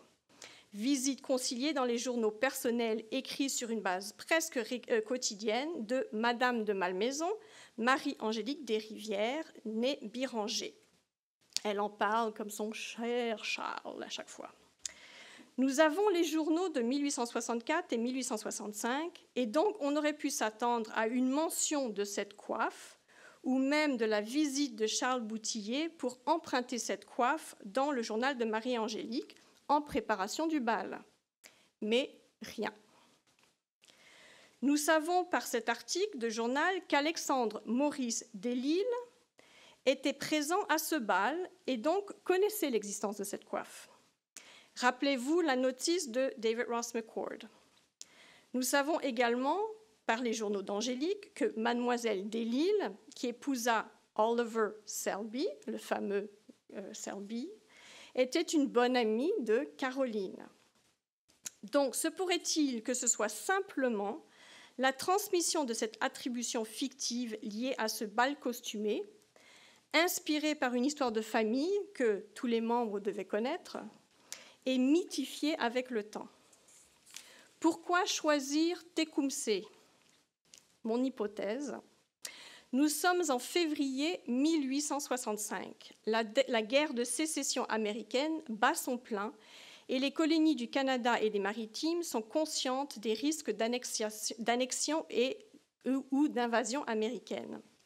Abraham Lincoln, le président des États-Unis à l'époque, n'est-il pas un fervent propagandiste de la destinée manifeste, idéologie selon laquelle les États-Unis sont destinés à posséder toute l'Amérique du Nord? On en connaît un autre. Une menace pour la souveraineté canadienne qui a sans aucun doute contribué à renforcer l'appui à la Confédération. Tecumseh est donc le héros populaire du passé, vu comme personnifiant le combat de la nation canadienne contre ce potentiel envahisseur américain. D'ailleurs, les uniformes militaires historiques à ce bal prédominent.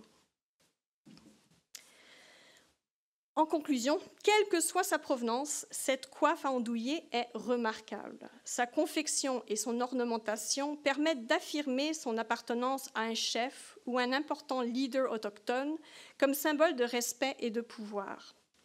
Des analyses chimiques effectuées sur cette coiffe confirment une contemporanéité avec la vie de Tecumseh et de Thomas Verchères de Boucherville, deux hommes qui se connaissaient effectivement.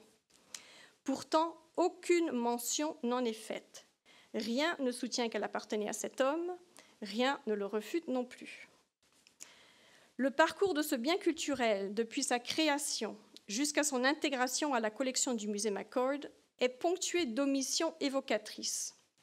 Passé au crible d'une dialectique entre mythe et réalité, cet objet autochtone culturellement signifiant, devenu objet de collection, puis accessoire de déguisement, et véhicule de propagande nationaliste, est un rappel éloquent des systèmes de la pensée coloniale articulés autour de l'oppression, l'occultation, la dépossession des premiers peuples, ainsi que de l'appropriation de leur culture et de leur combat pour légitimer un mythe national.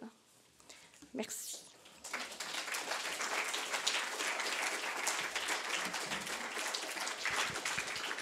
Merci Guylaine, on a débordé un petit peu, mais on aurait le temps pour une question, une réaction dans la salle. Est-ce qu'il y a des... C'était tellement clairement évoqué. Les gens sont fatigués, ça fait... Est-ce que tu as une cartographie pour illustrer tout ce cheminement? Parce que c'est linéaire, mais j'imagine que dans la recherche, c'est quand même J'ai fait la géologie de cette coiffe. Je ne vous mens pas, vous voyez les formats de papier les plus grands, là? J'en ai 5. Mais ce qui fait réaliser aussi à quel point c'est un tout petit monde. Tout le monde se connaît. David Ross McCord, les Desrivières, les Beaubien, les Sabrevois, c'est tout un petit monde. Merci. Merci beaucoup. Autre... Tu as un commentaire? Tu peux aller au micro. En fait, Cynthia va prendre la parole une petite minute. Ah, OK, une question. Allez-y.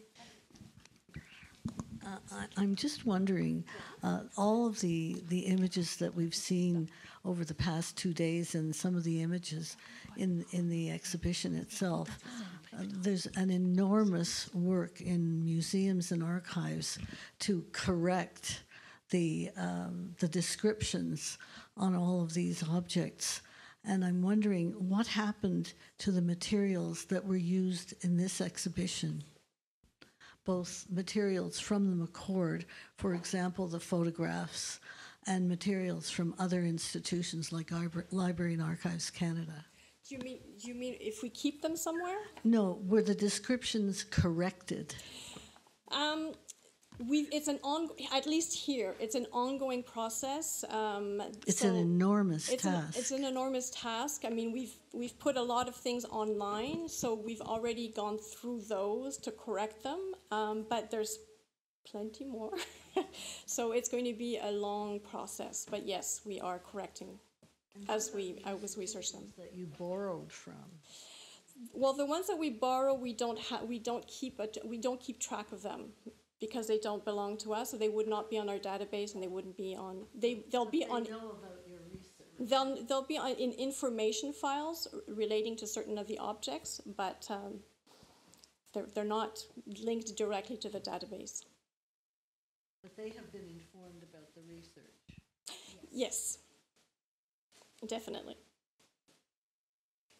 It's also a collaborative work, because it benefits us, but it benefits them too, and so it's the sharing of that knowledge. Yeah.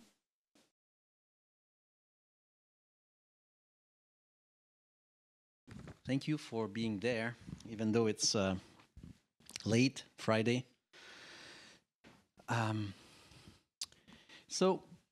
I will introduce quickly our two guests, special guests, and then I propose to have some kind of a little bit informal or more informal talk and chat, like easier, yeah.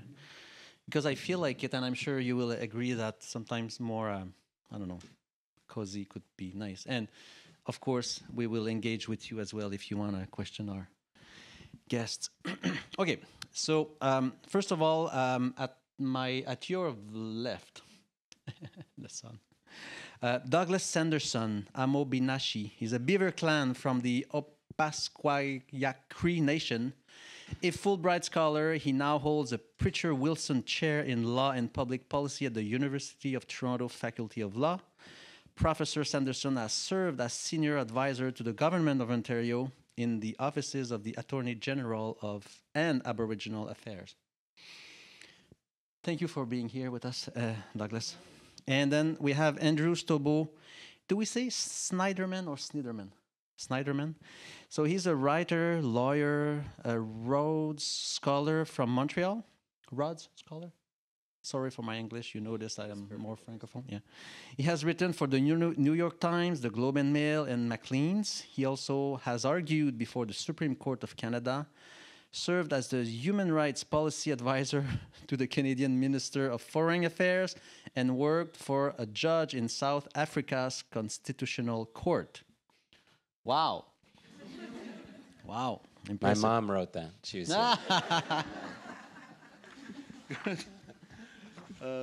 I'm very sorry. I'm a bit confused with my notes. Just give me a minute. Can we give Jonathan a round of applause for his amazing presentation? Thank you, and thank you. Okay,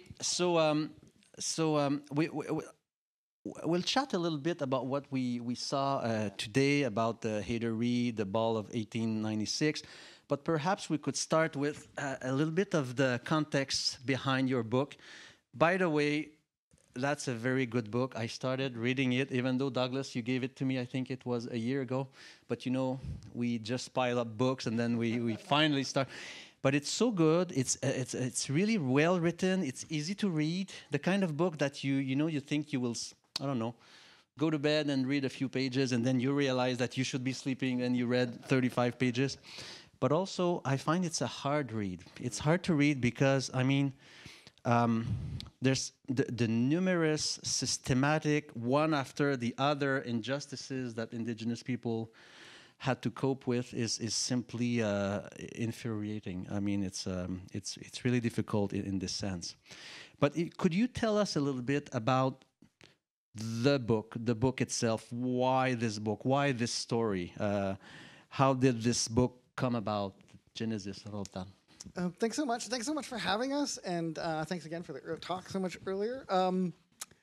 So maybe I'll talk just a little bit about what the book is about, and then I'll let Stobo talk about the genesis. So Valley of the Birdtail is, it's really sort of a history of Canada, and we wanted to tell a story about Canada that was true and honest, but that was also intimate. And the way we do that is we follow two families. One of them are Ukrainian immigrants, and the other is an Ojibwe family. And they are in communities that are side by side. Both communities are formed, the reservation in a little town called Rossburn, formed right after Confederation. And in following these two families, you sort of get to run this kind of terrible thought experiment. It's like the kind of experiment you could never actually run. Because you ask yourself, what would happen if we had two communities that were side by side, similarly situated, both start at the same time, and you allow the tape to run forward. And one of those communities you support. You try and integrate them economically and culturally and linguistically. You build decent schools for their children. You give them access to cheap land and to easy credit. You really work with those communities to try and build them. And what if right across the river, you do exactly the opposite? What if that's a community where you steal their children and you send them to residential schools? What if you deny them access to any capacity to buy land or have access to credit? What would happen? And and what would happen if we ran this experiment not just once? What if we ran it hundreds of times? What if we ran it hundreds of times all across the country? And the idea of a reserve right next door to a little town, that is a motif that plays out all across the country. My own community, Opaskwayak Cree Nation, is right across the river from the Pas, Manitoba. What would happen? what would happen if you ran that terrible experiment? And the answer is, it's the Canada that's all around us. It's the staggering inequality between Indigenous and settler people, and an inequality that you experience within 100 meters of leaving here, of leaving your office. It's all over Canada. How did this happen? How did we get here? Valley of the Birdtail tells that story of how we started off as relative equals, but through the conscious choice of government after government, liberal and conservative both, we made choices. And those choices have resulted in the Canada that we have today. Thanks, Douglas. I want to say that my 3-year-old son coming to give me a kiss there was one of the best moments of my life. So thanks for everyone for sharing that with me. I also want to say I grew up not far from here. It's such an honor to be here. This is such an amazing museum. And the whole team, I know that the people here are probably the super fans of the show, so I'm sure you've seen it. But it's an amazing exhibit. So my hat's off to all the people who... Hello. It's an amazing show. So my hat's off to the people who did this. And I also want to thank, if I may, and I want to get to the question, which is about the genesis of the book. Cynthia Cooper wrote this incredible book in 1997, and it's because of her that I learned about Hayter Reed, who dressed up as an Indian in Guillemets, as Jonathan was talking about. And because of that book, I think this story came together. So I'm not sure this book would exist without your work, Cynthia. So I really wanted to thank you from the bottom of my heart. So awesome work. And the last thing I'll mention before answering the question is to say that the reason this book exists is because of the amazing archives, you know, maybe 50 meters from where we sit, in this museum, which houses not just the artifacts, you know, the quote-unquote Indian relics, as it was referred to a long time ago in the McCord Museum record logbooks, but they have lots of written materials. And it includes, as far as I know, Hayter Reed's, the entirety of his personal papers. He gave to this, I think it was McGill, and then it somehow got here from McGill. But you have all these written records, and you have to use white gloves to handle them because they're 135, 40, 50 years old in some cases. And it was an absolutely amazing and rapturing experience to spend a couple weeks here with wonderful staff, just reading old archival material. You just do an amazing job. And this story, there's a chapter, I think, that really brings these issues to life. It's because of the, you know, documents that exist here and all the amazing details that were in there. So to answer the question finally, you know, I think I should say as a Montrealer, the genesis for me was all the unknowing that I grew up with in my context, which is growing up in downtown Montreal with amazing, thoughtful parents in a family that was totally unthinking about Indigenous issues, which I think is maybe pretty common. I don't think for the two gentlemen on either side of me, but maybe to most of us in this room. And, you know, the Oka crisis happened when I was 7 years old. You know, it was in the news. I kind of vaguely recall it being in the news. And you know, a close family friend was commuting from Châteauguay, and she was held up. But, like, it really barely registered. And I would say that held true until I was, like, 25, 26, 27, and I happened to go to a talk by one of the Truth and Reconciliation Commissioners in Montreal, and I thought, oh my God, there's something that I have to learn here. And so this book, for me at least, the genesis was, I have a lot of learning to do. And let's look for a story that explains, as Douglas just said, how did we get to where we are today? And our technique, our story to share that with you through this book is these neighboring communities, these neighboring families, who I think represent a lot of us, who don't know that much about each other, but who come to learn about each other. Okay, thank you. Yeah, I understand. But then I wonder, because your book, as you explained quickly, Douglas, is about. I mean, it's a story of racism, marginalization, exclusion, historical wrongs to Native people. But I got also that there's the end is more geared towards reconciliation and hope, perhaps, right? And or at least ways to work better all together. But then I wonder, why is the 1896 event significant? I mean, why is it important? How did it serve your argument, this specific ball event? Yeah, I mean, Douglas likes to joke that if this book was made into a musical, It's not a joke. it's not a joke. Like, if anyone here writes musicals, the best scene is going to be from this ball. And the reason this ball, I think it's like literally the narrative linchpin of the story, is because in order for people to get this stuff, they need to feel the issues. And I love the title of our session today, which is The Perfect Villain. Hayter Reed is an amazing villain. I had never heard of him. I think he's the supervillain of Canadian history. And you got at this afternoon, and it's kind of got at in that room in the exhibit. But on the one hand, you have this guy, Hayter Reed, who imprisons people on reserve with this pass system. You cannot leave a reserve without signed permission of a federal agent. He makes it illegal to use modern technology as a farmer on reserve. It makes it impossible to succeed economically. He starts the first residential school of the prairies. He helps criminalize ceremonial practices. He's like as bad as it gets. He's also a guy who shows up at this ball in 1896. He thinks it's the most hilarious thing in the world to dress up in red face, dressed up like an Indian, en guillemets, and he's having a blast. And it doesn't get any more absurd. Like, he impersonates Donna Kana, as you were saying, like these were historical characters. He's speaking in Cree to the governor general at this ball. He offers a peace pipe. And first of all, it's the wrong language. As Jonathan was telling us, and some of your colleagues were saying, it's this like mishmash of clothing from all these different cultures. It's kind of like this made-up costume.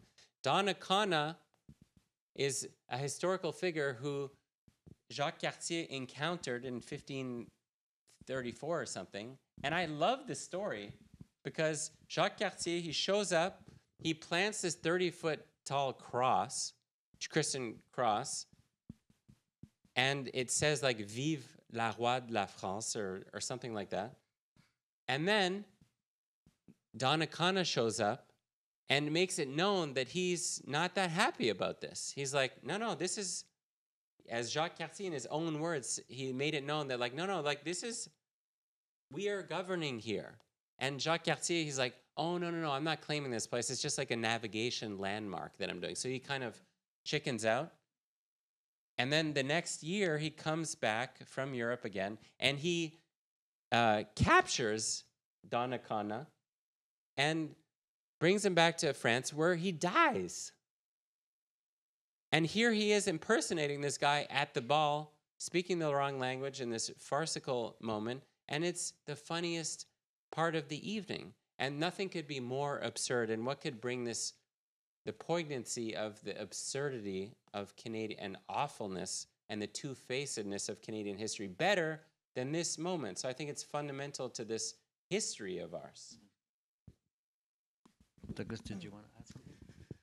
I maybe just want to talk a little bit about Hayter Reed, the character, which was, I think in many ways it was the hardest person to write about.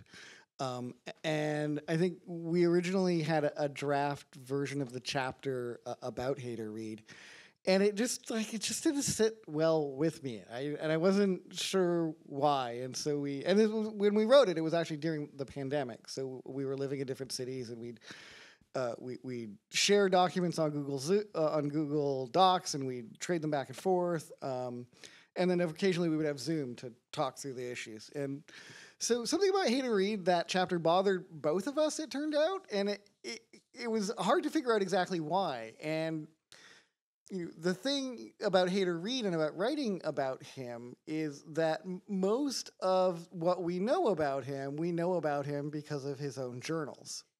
And so the version of Hayter Reed that we get, like, he does all these horrible things, and he's this horrible man. And yet, in his own mind, he's this sort of icon of the West, of like Indian country.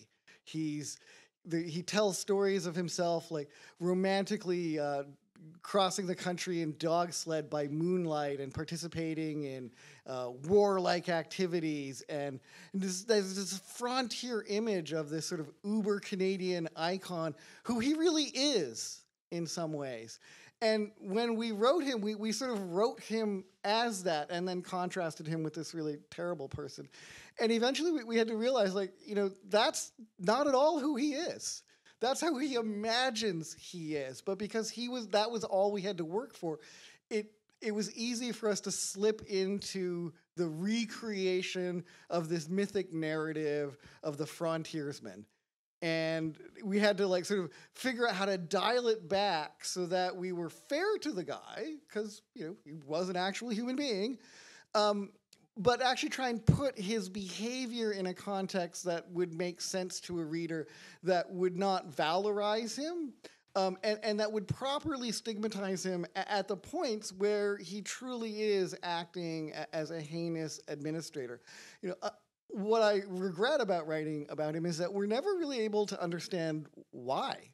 What is it that motivated him to this, not just a sort of a hatred of Indigenous peoples, but to imagine like new creative ways to make their lives so difficult, right? Like how about, you guys should use modern farming equipment, because if you did that, you wouldn't have the opportunity to experience toil. And that will teach you industry. And so in very short order, the amount of farmed land around Wew'suwet'en in the reserve begins to just drop and drop and drop. And we discover it's because they're doing all the farming with wooden implements. They're using literal wooden hoes. And Hayter Reed is the one who, when they say, we believe we could be good farmers, if only we had access to modern farming equipment, then we'd be able to really make this work. And Hayter Reed is the one who denies them permission to buy the equipment with their own money. Hayter Reed is the one who makes it illegal for Indians to gather together and in cultural activities involving song and dance. And yet there he is at the Governor General's ball, wearing the very clothes that he has outlawed, engaging in the kinds of dance and activities that he has outlawed. And so trying to figure out what it is that makes Hayter Reed was a mystery that unfortunately we were never able to solve. I'm laughing, but it's not true. I mean, it's not funny. It's absurd. It is. Oh yes, that's why I'm laughing. Yeah. Good. Yeah. Okay, so I see how Reed is useful in your story, but then I wonder, when and how did you come across these photos of Reed and his Indian group? I mean, and how did you react? What was your thoughts when you saw this scene, this absurdity?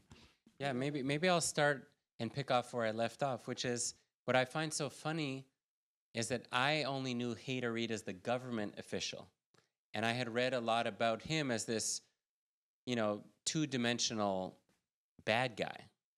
And Cynthia's book is talking about this ball, and I think there's only kind of more or less passing reference to the fact that he's this government official that you acknowledge, but she's focusing on the ball and the costumes and has the pictures in her book.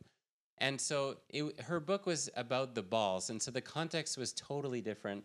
And her book was the one that let me put these two narratives together. And I think it's a powerful encounter between his official duties and his ceremonial ridiculousness.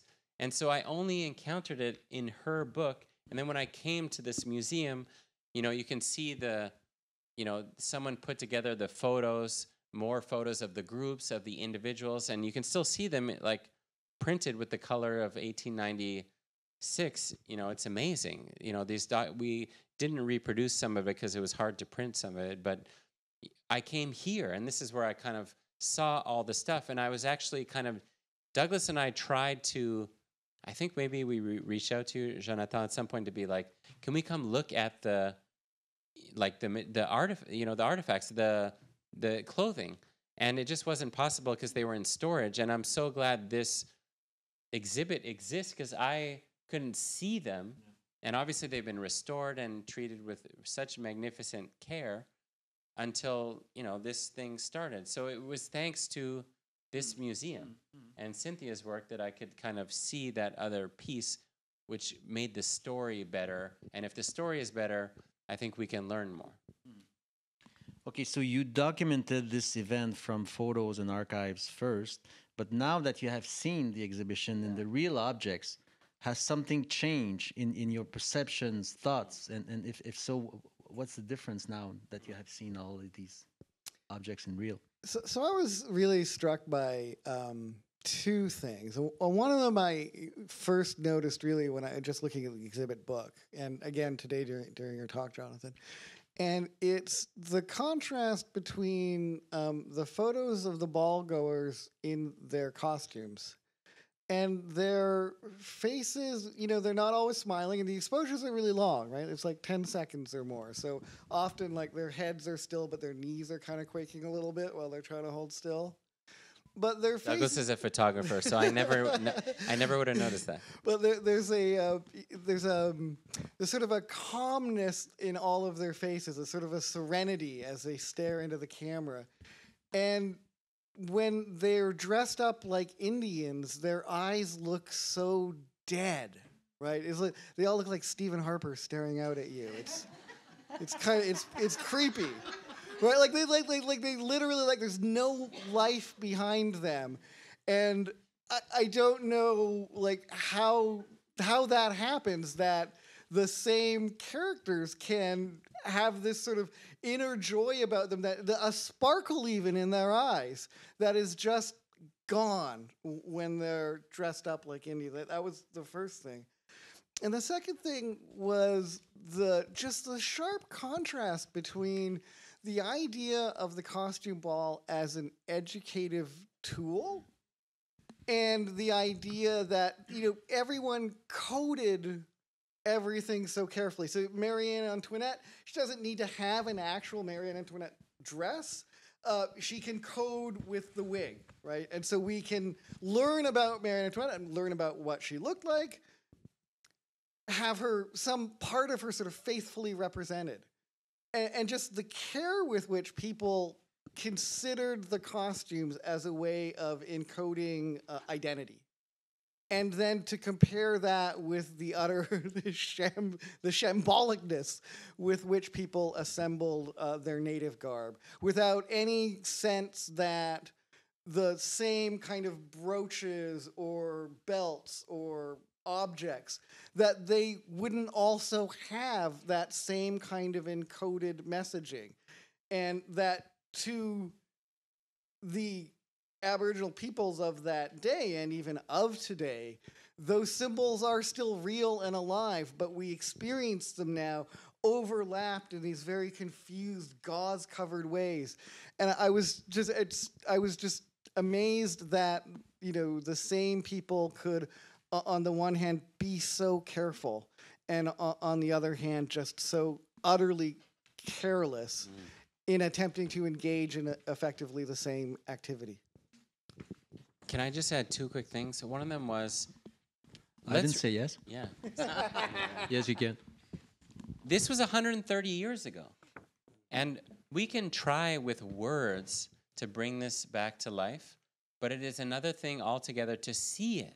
And I think seeing the exhibit moved me a lot because, as Douglas was saying exactly, you can see the care that went into the costumes, the non-Indigenous costumes, the unbelievable attentiveness of the costume goers contrasted with this kind of like mishmash pastiche of and carelessness with the indigenous costumes, and that's striking. And so I guess the overall point is the exhibit brings this to life in my imagination in a way that is just very special. And the second point, just to kind of build on what Douglas was saying, and I noticed in the thing that Cynthia and Jonathan wrote that accompanies the exhibit, they pointed out, and I find it fascinating, that blackface and redface were a thing in the 1890s.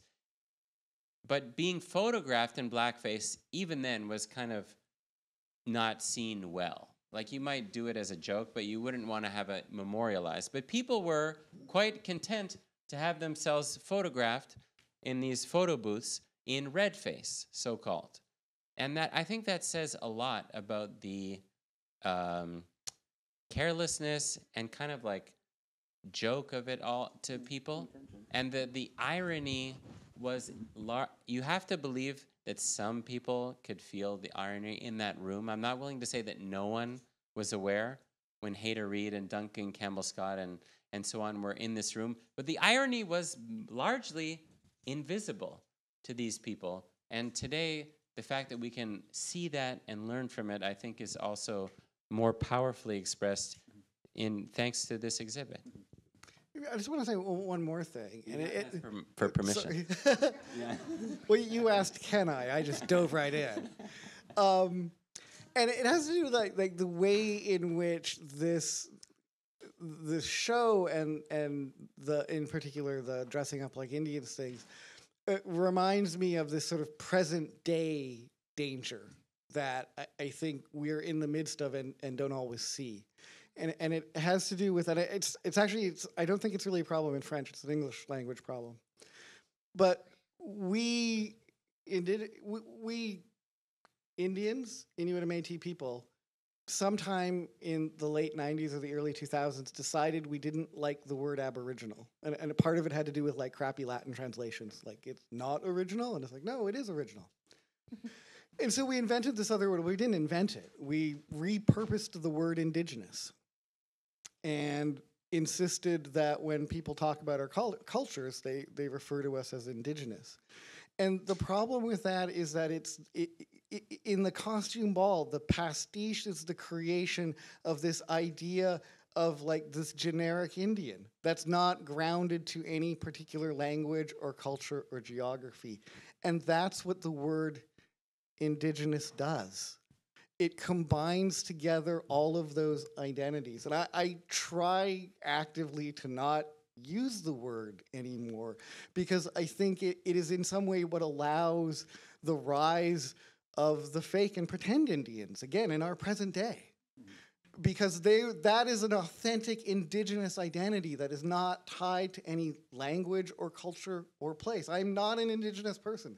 I am a Cree man. Right? I'm an Aboriginal person because Aboriginal means Indian, Inuit, or Métis.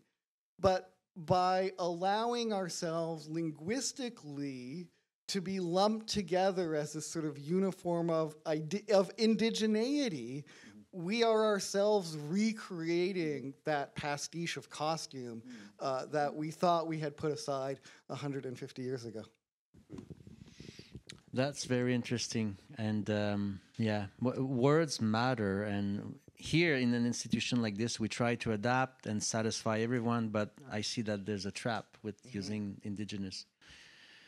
We'll think about it. But it's not obvious, because if we start using again Indian and Native, then we will be told that we should not. Yes, yeah, no, it's not. There's no easy way around it, for sure. But I mean, and I think that is in part what makes it so complex, is that it's partly a trap of our own creation. Est-ce qu'on a encore quelques minutes? Ça va? Because you're bringing the today era, and I find it interesting. In my talk, I mentioned the fact that as of yesterday, again, I was receiving some reaction to what we intend to do in this section. And if I may, I will read one comment that was written in the book at the end of the exhibition. I would like to have your opinion or reaction to that. I'll say, so I translate. Beautiful exhibition. However, we would gladly do without the moralistic commentary that is imposed on us in the section on indigenous costume. We understood the message, no need to be brainwashed, with the commentary that goes on and on. And this is your voice, I'm sorry. But it's then, like 2 minutes, so it's like not a lot of brainwashing. Imagine. And then it's not a lot of brain to be washed, I guess, maybe. Yeah. And then, but this approach is very in keeping with the times of our timid or sensitive era. There you go. So you have, okay, if I may react first, because I was a bit, frustrated by this. Okay, so here's the, quick, I mean, you have indigenous curator working with the Indigenous Advisory Committee composed of very talented, brilliant people requesting the help or the perspective of an actual, real indigenous intellectual writer, scholar, lawyer. And then we are told that our goal is basically to brainwash people because we try to explain that dressing up as Indians is not correct and that is violence. So I find it amazing how indigenous voices disturb. So I wanted your reaction. Sorry, I just reacted myself. No, I very much appreciate that. I mean, I think that when I was first given the assignment and Stobo and I did the text for the last room, we understood that we had what we had to work with was we had the a PDF draft of the book, and so we were able to sort of see in context what the whole show was going to be like, and we could see that it was fun and it was beautiful and it was educational and it was utterly non-controversial. But then there was going to be this point at the end that was going to be like, ugh, and that was going to be a way of framing the cultural critique of that moment. And I wonder if maybe the reason why that people find that, offensive, it isn't because of anything that's in that exhibit or the way that it's spoken of. It's because I imagine that isn't that exactly what they experience when they leave the museum doors and walk 100 feet away and encounter that vast poverty, right? That's right in front of them again. And so it's not that it's a new moralizing. It's that within this safe space of this museum where people have expectations of, and we've just let them experience joy and wonder, they get this exact same experience as they do when they leave this safe space and suddenly have to encounter that harsh reality. And now someone is saying, oh, look at that harsh reality. Actually look at it. Look at the details of it in a way that you don't have to do when you leave the museum safe space. You can literally see the homelessness and just look away. So to have that same experience recreated, but within a safe space, I think is jarring to people. In a way that they, I think, maybe had hoped they would not have to experience inside what it is they experience outside.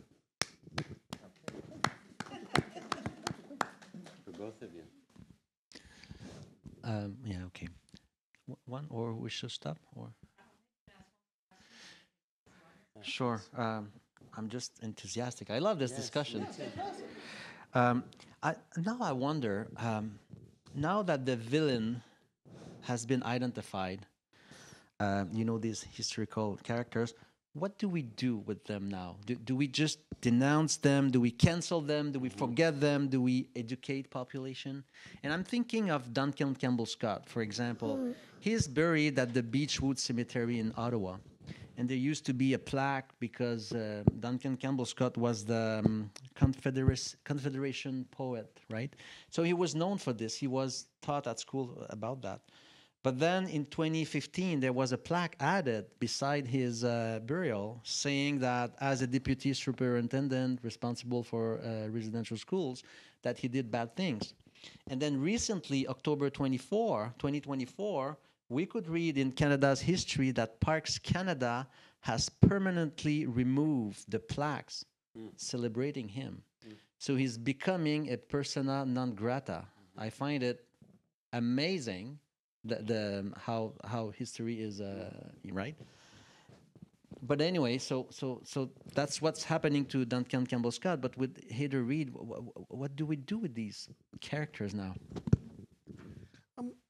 So, I think that this is a part of a discussion that's been going on for a while now. And I work at a university, and so we wrestle with these same problems in the naming of buildings and the statutes. My wife in the audience has worked at the John A. Macdonald Museum, and again, they're like, they redid the museum once, and then they're like, I think we need to do it again, because it's complicated. And so I have two sort of thoughts. I don't know what to do about Hayder Reed exactly, but I think, one, I don't know that we're mature enough as a society in this present moment to have these conversations in a helpful way. And in that sense, I have thought that, to the extent that there are controversial figures, like we don't need to tear those things down, but maybe we do need to move them away until we can figure out how to have a discussion about them, how to actually represent them, those figures, in a way that's fair and historical and representative. But I also want to be really, really, I think we also need to be really careful about distinguishing between actual fact and the mob. And I'm thinking here about Egerton Ryerson, who was a superintendent of Indian Affairs. And there was this notion that he was really involved in residential schools, and as a result, he was a bad man. Students swarmed his statue at what was Ryerson University. They tore it down. They broke his head off. The university had an emergency meeting. Within a couple of weeks, they had renamed the institution. But if we look carefully at the history of Egerton Ryerson, we discover that he spoke Ojibwe. He had an Ojibwe wife, that he was concerned about education, but his belief was that all children should be educated. So Indian children were, in that sense, swept into his mandate, but not as a result of his desire to crush the spirit of Indian people or to destroy their culture, but just that education was itself a good that should be open to everyone. And if you go to places like Cape Croker Reserve and you say to elders there, do you know anything about Egerton Ryerson? They say, oh, yeah, no, my family knew him. He was a really, really great guy. And so I think it's easy for us to give into the mob mentality because it's fun. But I think we also need to be really, really honest and critical about our pasts and our histories. To the extent that we cannot agree in any meaningful way about what to do, let's put those aside until we actually can. And the figures that we have identified, let's really be sure that we're not just throwing what are otherwise, honorable people under the bus of history because it satisfies our present-day desire for some kind of vengeance or some kind of outlet for our frustrations. I just want to add two things. One of them is I did say that I love the title of the talk. He's the perfect. Thank you. I love the title, The Perfect Villain, but I have misgivings. And I have my only novelist friend has told me, if you have a villain in your story, you've done something wrong. Because actually, you probably haven't done the work of making them more complicated. And I think if I have one regret with the story of Hayder Reed as we portray it, is that he's like a little bit too evil. And as Douglas was saying, I'm not sure we quite figured him out. He was complicated in a way that we couldn't quite understand. And there was one historical document that I came across in Ottawa where he was writing a 19-year-old Indigenous former student in one of these industrial boarding schools saying, actually showing some real empathy and acknowledging, I know that as I forget what word he used, but he must have said Indian. I know it's going to be harder for you to like make it in Canada. And he showed like some real care for this person. And there were like 3 letters exchanged between them. And I thought, that's an important thing that's happening. And I didn't have enough of a historical, I didn't have enough to build it into the story. And so he's more complicated. We're all, first of all, he's complicated. We're all complicated. And I think portraying the bad guys as villains can be its own kind of mistake. And the villains today as then are not two-dimensional.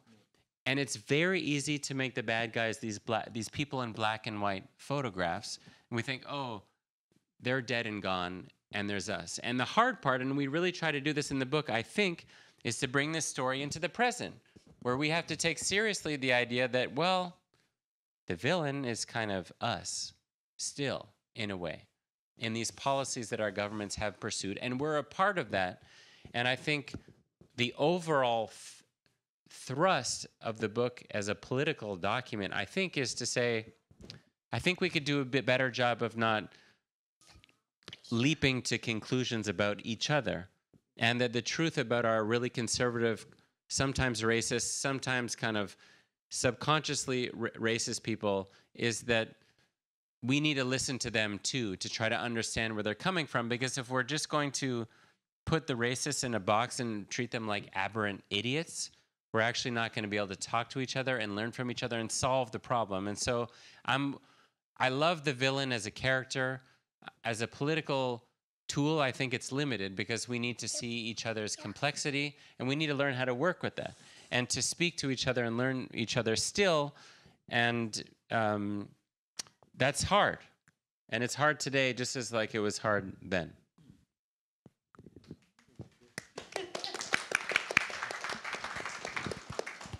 Actually, we should. Of course, yeah. We forgot about you. Have you any reactions and questions? Oh, I didn't even see you there.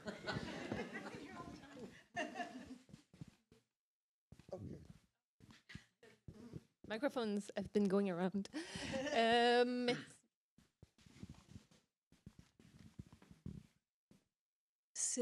Mon nom est Sophie Daou. Je suis... vous m'entendez bien? Je crois pas que... Alors, je suis une enseignante, désolée, à la retraite. J'étais une enseignante, mais c'est difficile de s'en débarrasser.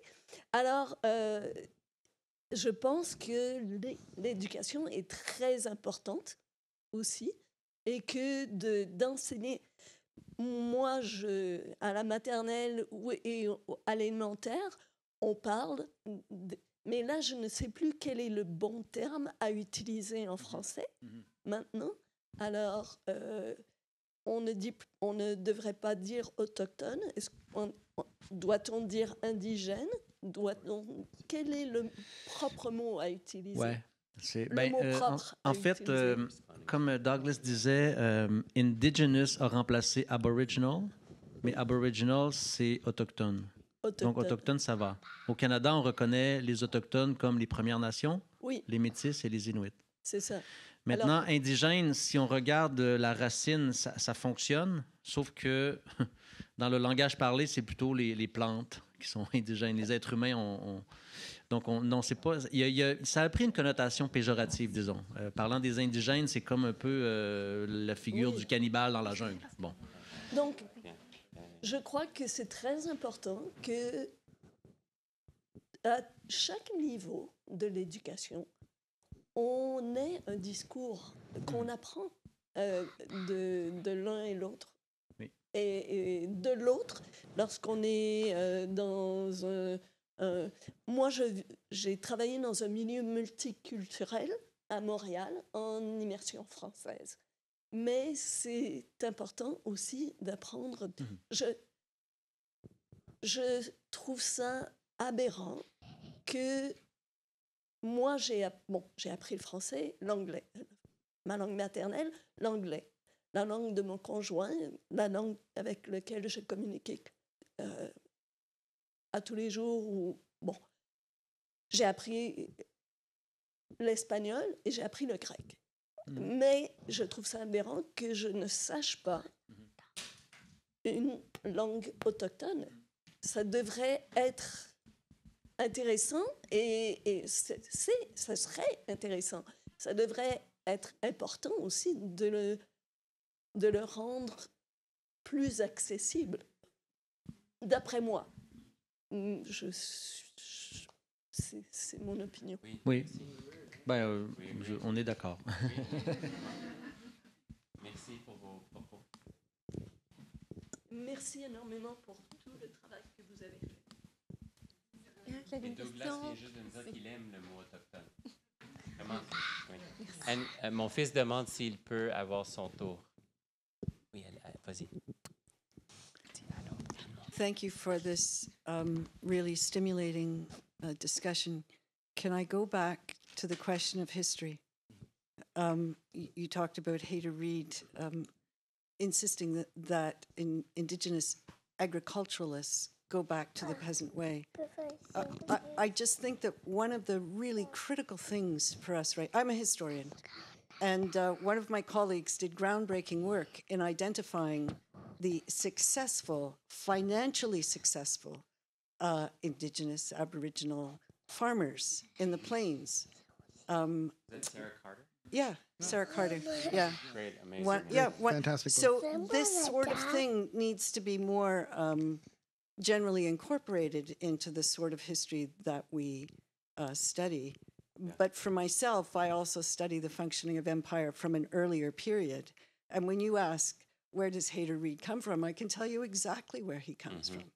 And the sort of erasures that went with the spread of empire and with the claiming of various authorities over different peoples of the world, that is indeed part of his heritage.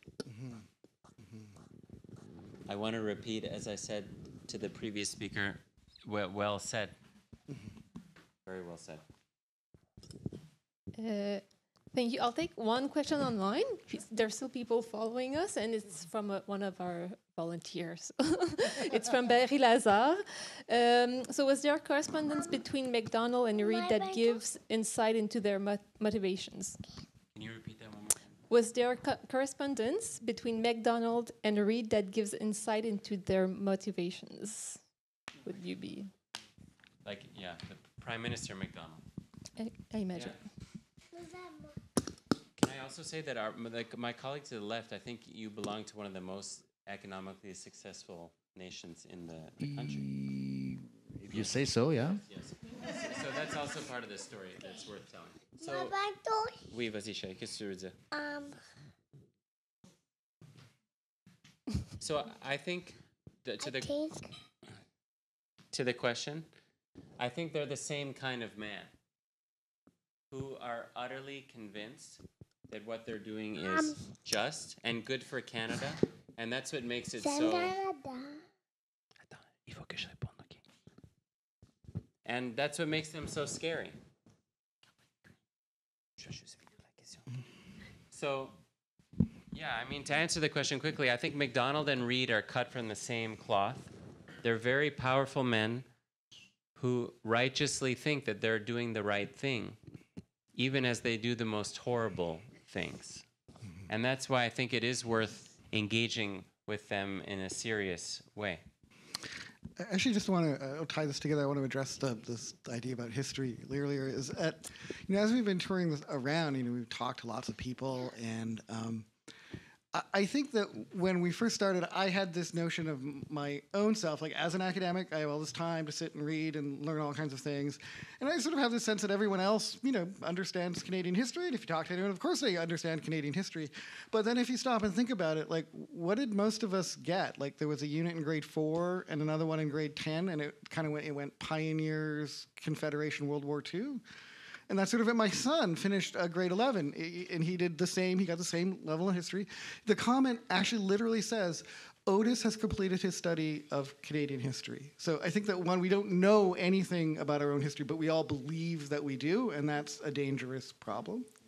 And I just want to tell a little bit of a story about a character that we saw earlier that is, I think, part of this hidden history of Canada that's super fascinating, and it has to do with Candiarong, who was at the time known widely among French military officers and members of the government as being one of the most talented orators of his time. He would be invited to dinner with the governor so that he could entertain the troops with his witty repartee. We know that he went we believe he visited France and returned home. He reappears in European literature in a book written by a guy named La Hotan. And the book is called Dialogue with a Savage. But in it, Addario is the character who is actually Candiareg. And Candiareg delivers this critique of European society that is what is the experience that you would, the critique you would deliver if you were an Aboriginal person who suddenly went to France and experienced the vast inequality, the vast poverty, and he had serious issues and considered them in a very intellectual fashion. And those are the ideas that get picked up by Rousseau, right? They get turned into this Enlightenment critique of Europe. That critique does not come from Europe, but comes from this 17th century Huron-Wendat philosopher whom we've all forgotten about, but who provided the actual intellectual ideals that undergirded the Enlightenment in Europe. History, fun. Thank you. I mean, thank you.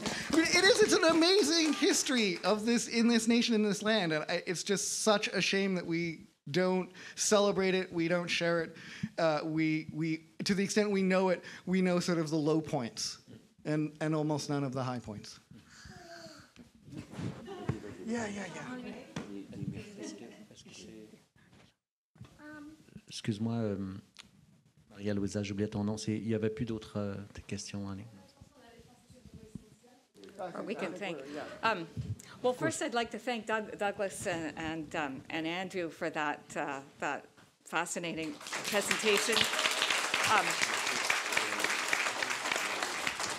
And I now am going to wrap up our 2 days. I had a quick wrap up, but I'm going to make it even quicker because I'm still hoping to get a couple of books for Douglas and Andrew to sign for me, and the bookshop closes at 5. But our goal in doing this symposium was usually a wrap-up. You share what we've learned, but we wanted to share what we learned through the symposium. So our goal was to share it with our various communities of professional peers and interested audiences. We wanted to provide a wider and more transparent access to the kind of thinking that we do here that goes into our respective practices in decisions as varied as creating a tour for families, whether a garment gets displayed flat or on a mannequin, or how we deal with the difficult knowledge of racism and oppression. And we've all wanted to advocate for the study of material culture, of objects, and the consideration of materiality, because that's what we as a museum with collections bring to the table in historical research. Objects are our constant, and in an event like this, we want to complexify the way we think about them and show how that they have lives before they come into the museum, when they're in the museum, and finally, most importantly, we want to advocate for objects in driving new decolonizing questions. So what is the impact of indigenous cultural objects or Chinese opera costume, like we saw yesterday, being used by a dominant culture in performances of othering and exclusion? What do those hurt by those behaviors want us to think about? And what are some creative solutions that we can use as museums or in other forms of practice in inviting audiences to consider those questions? So finally, I'd like to thank everybody all at once, and we can give them a round of applause when I'm done, but all of my esteemed colleagues, my very valued colleagues who spoke, who led a tour, or who worked in this room or behind the scenes on logistics, organizing this event. And I'd also like to thank our external guests, Douglas and Andrew, and yesterday Rebecca Bassiano and Catherine Dong, for coming and sharing and broadening the perspective of our event. And finally, I'd like to thank you, the audience, for your interest in coming and sharing with us, and your questions and the conversations we've all had. And what I hope is that these conversations will continue. Many of us have had conversations on the breaks. Our contact information is very easy to find on our website. So please feel free to stay in touch and continue. So thank you to everyone. Merci beaucoup.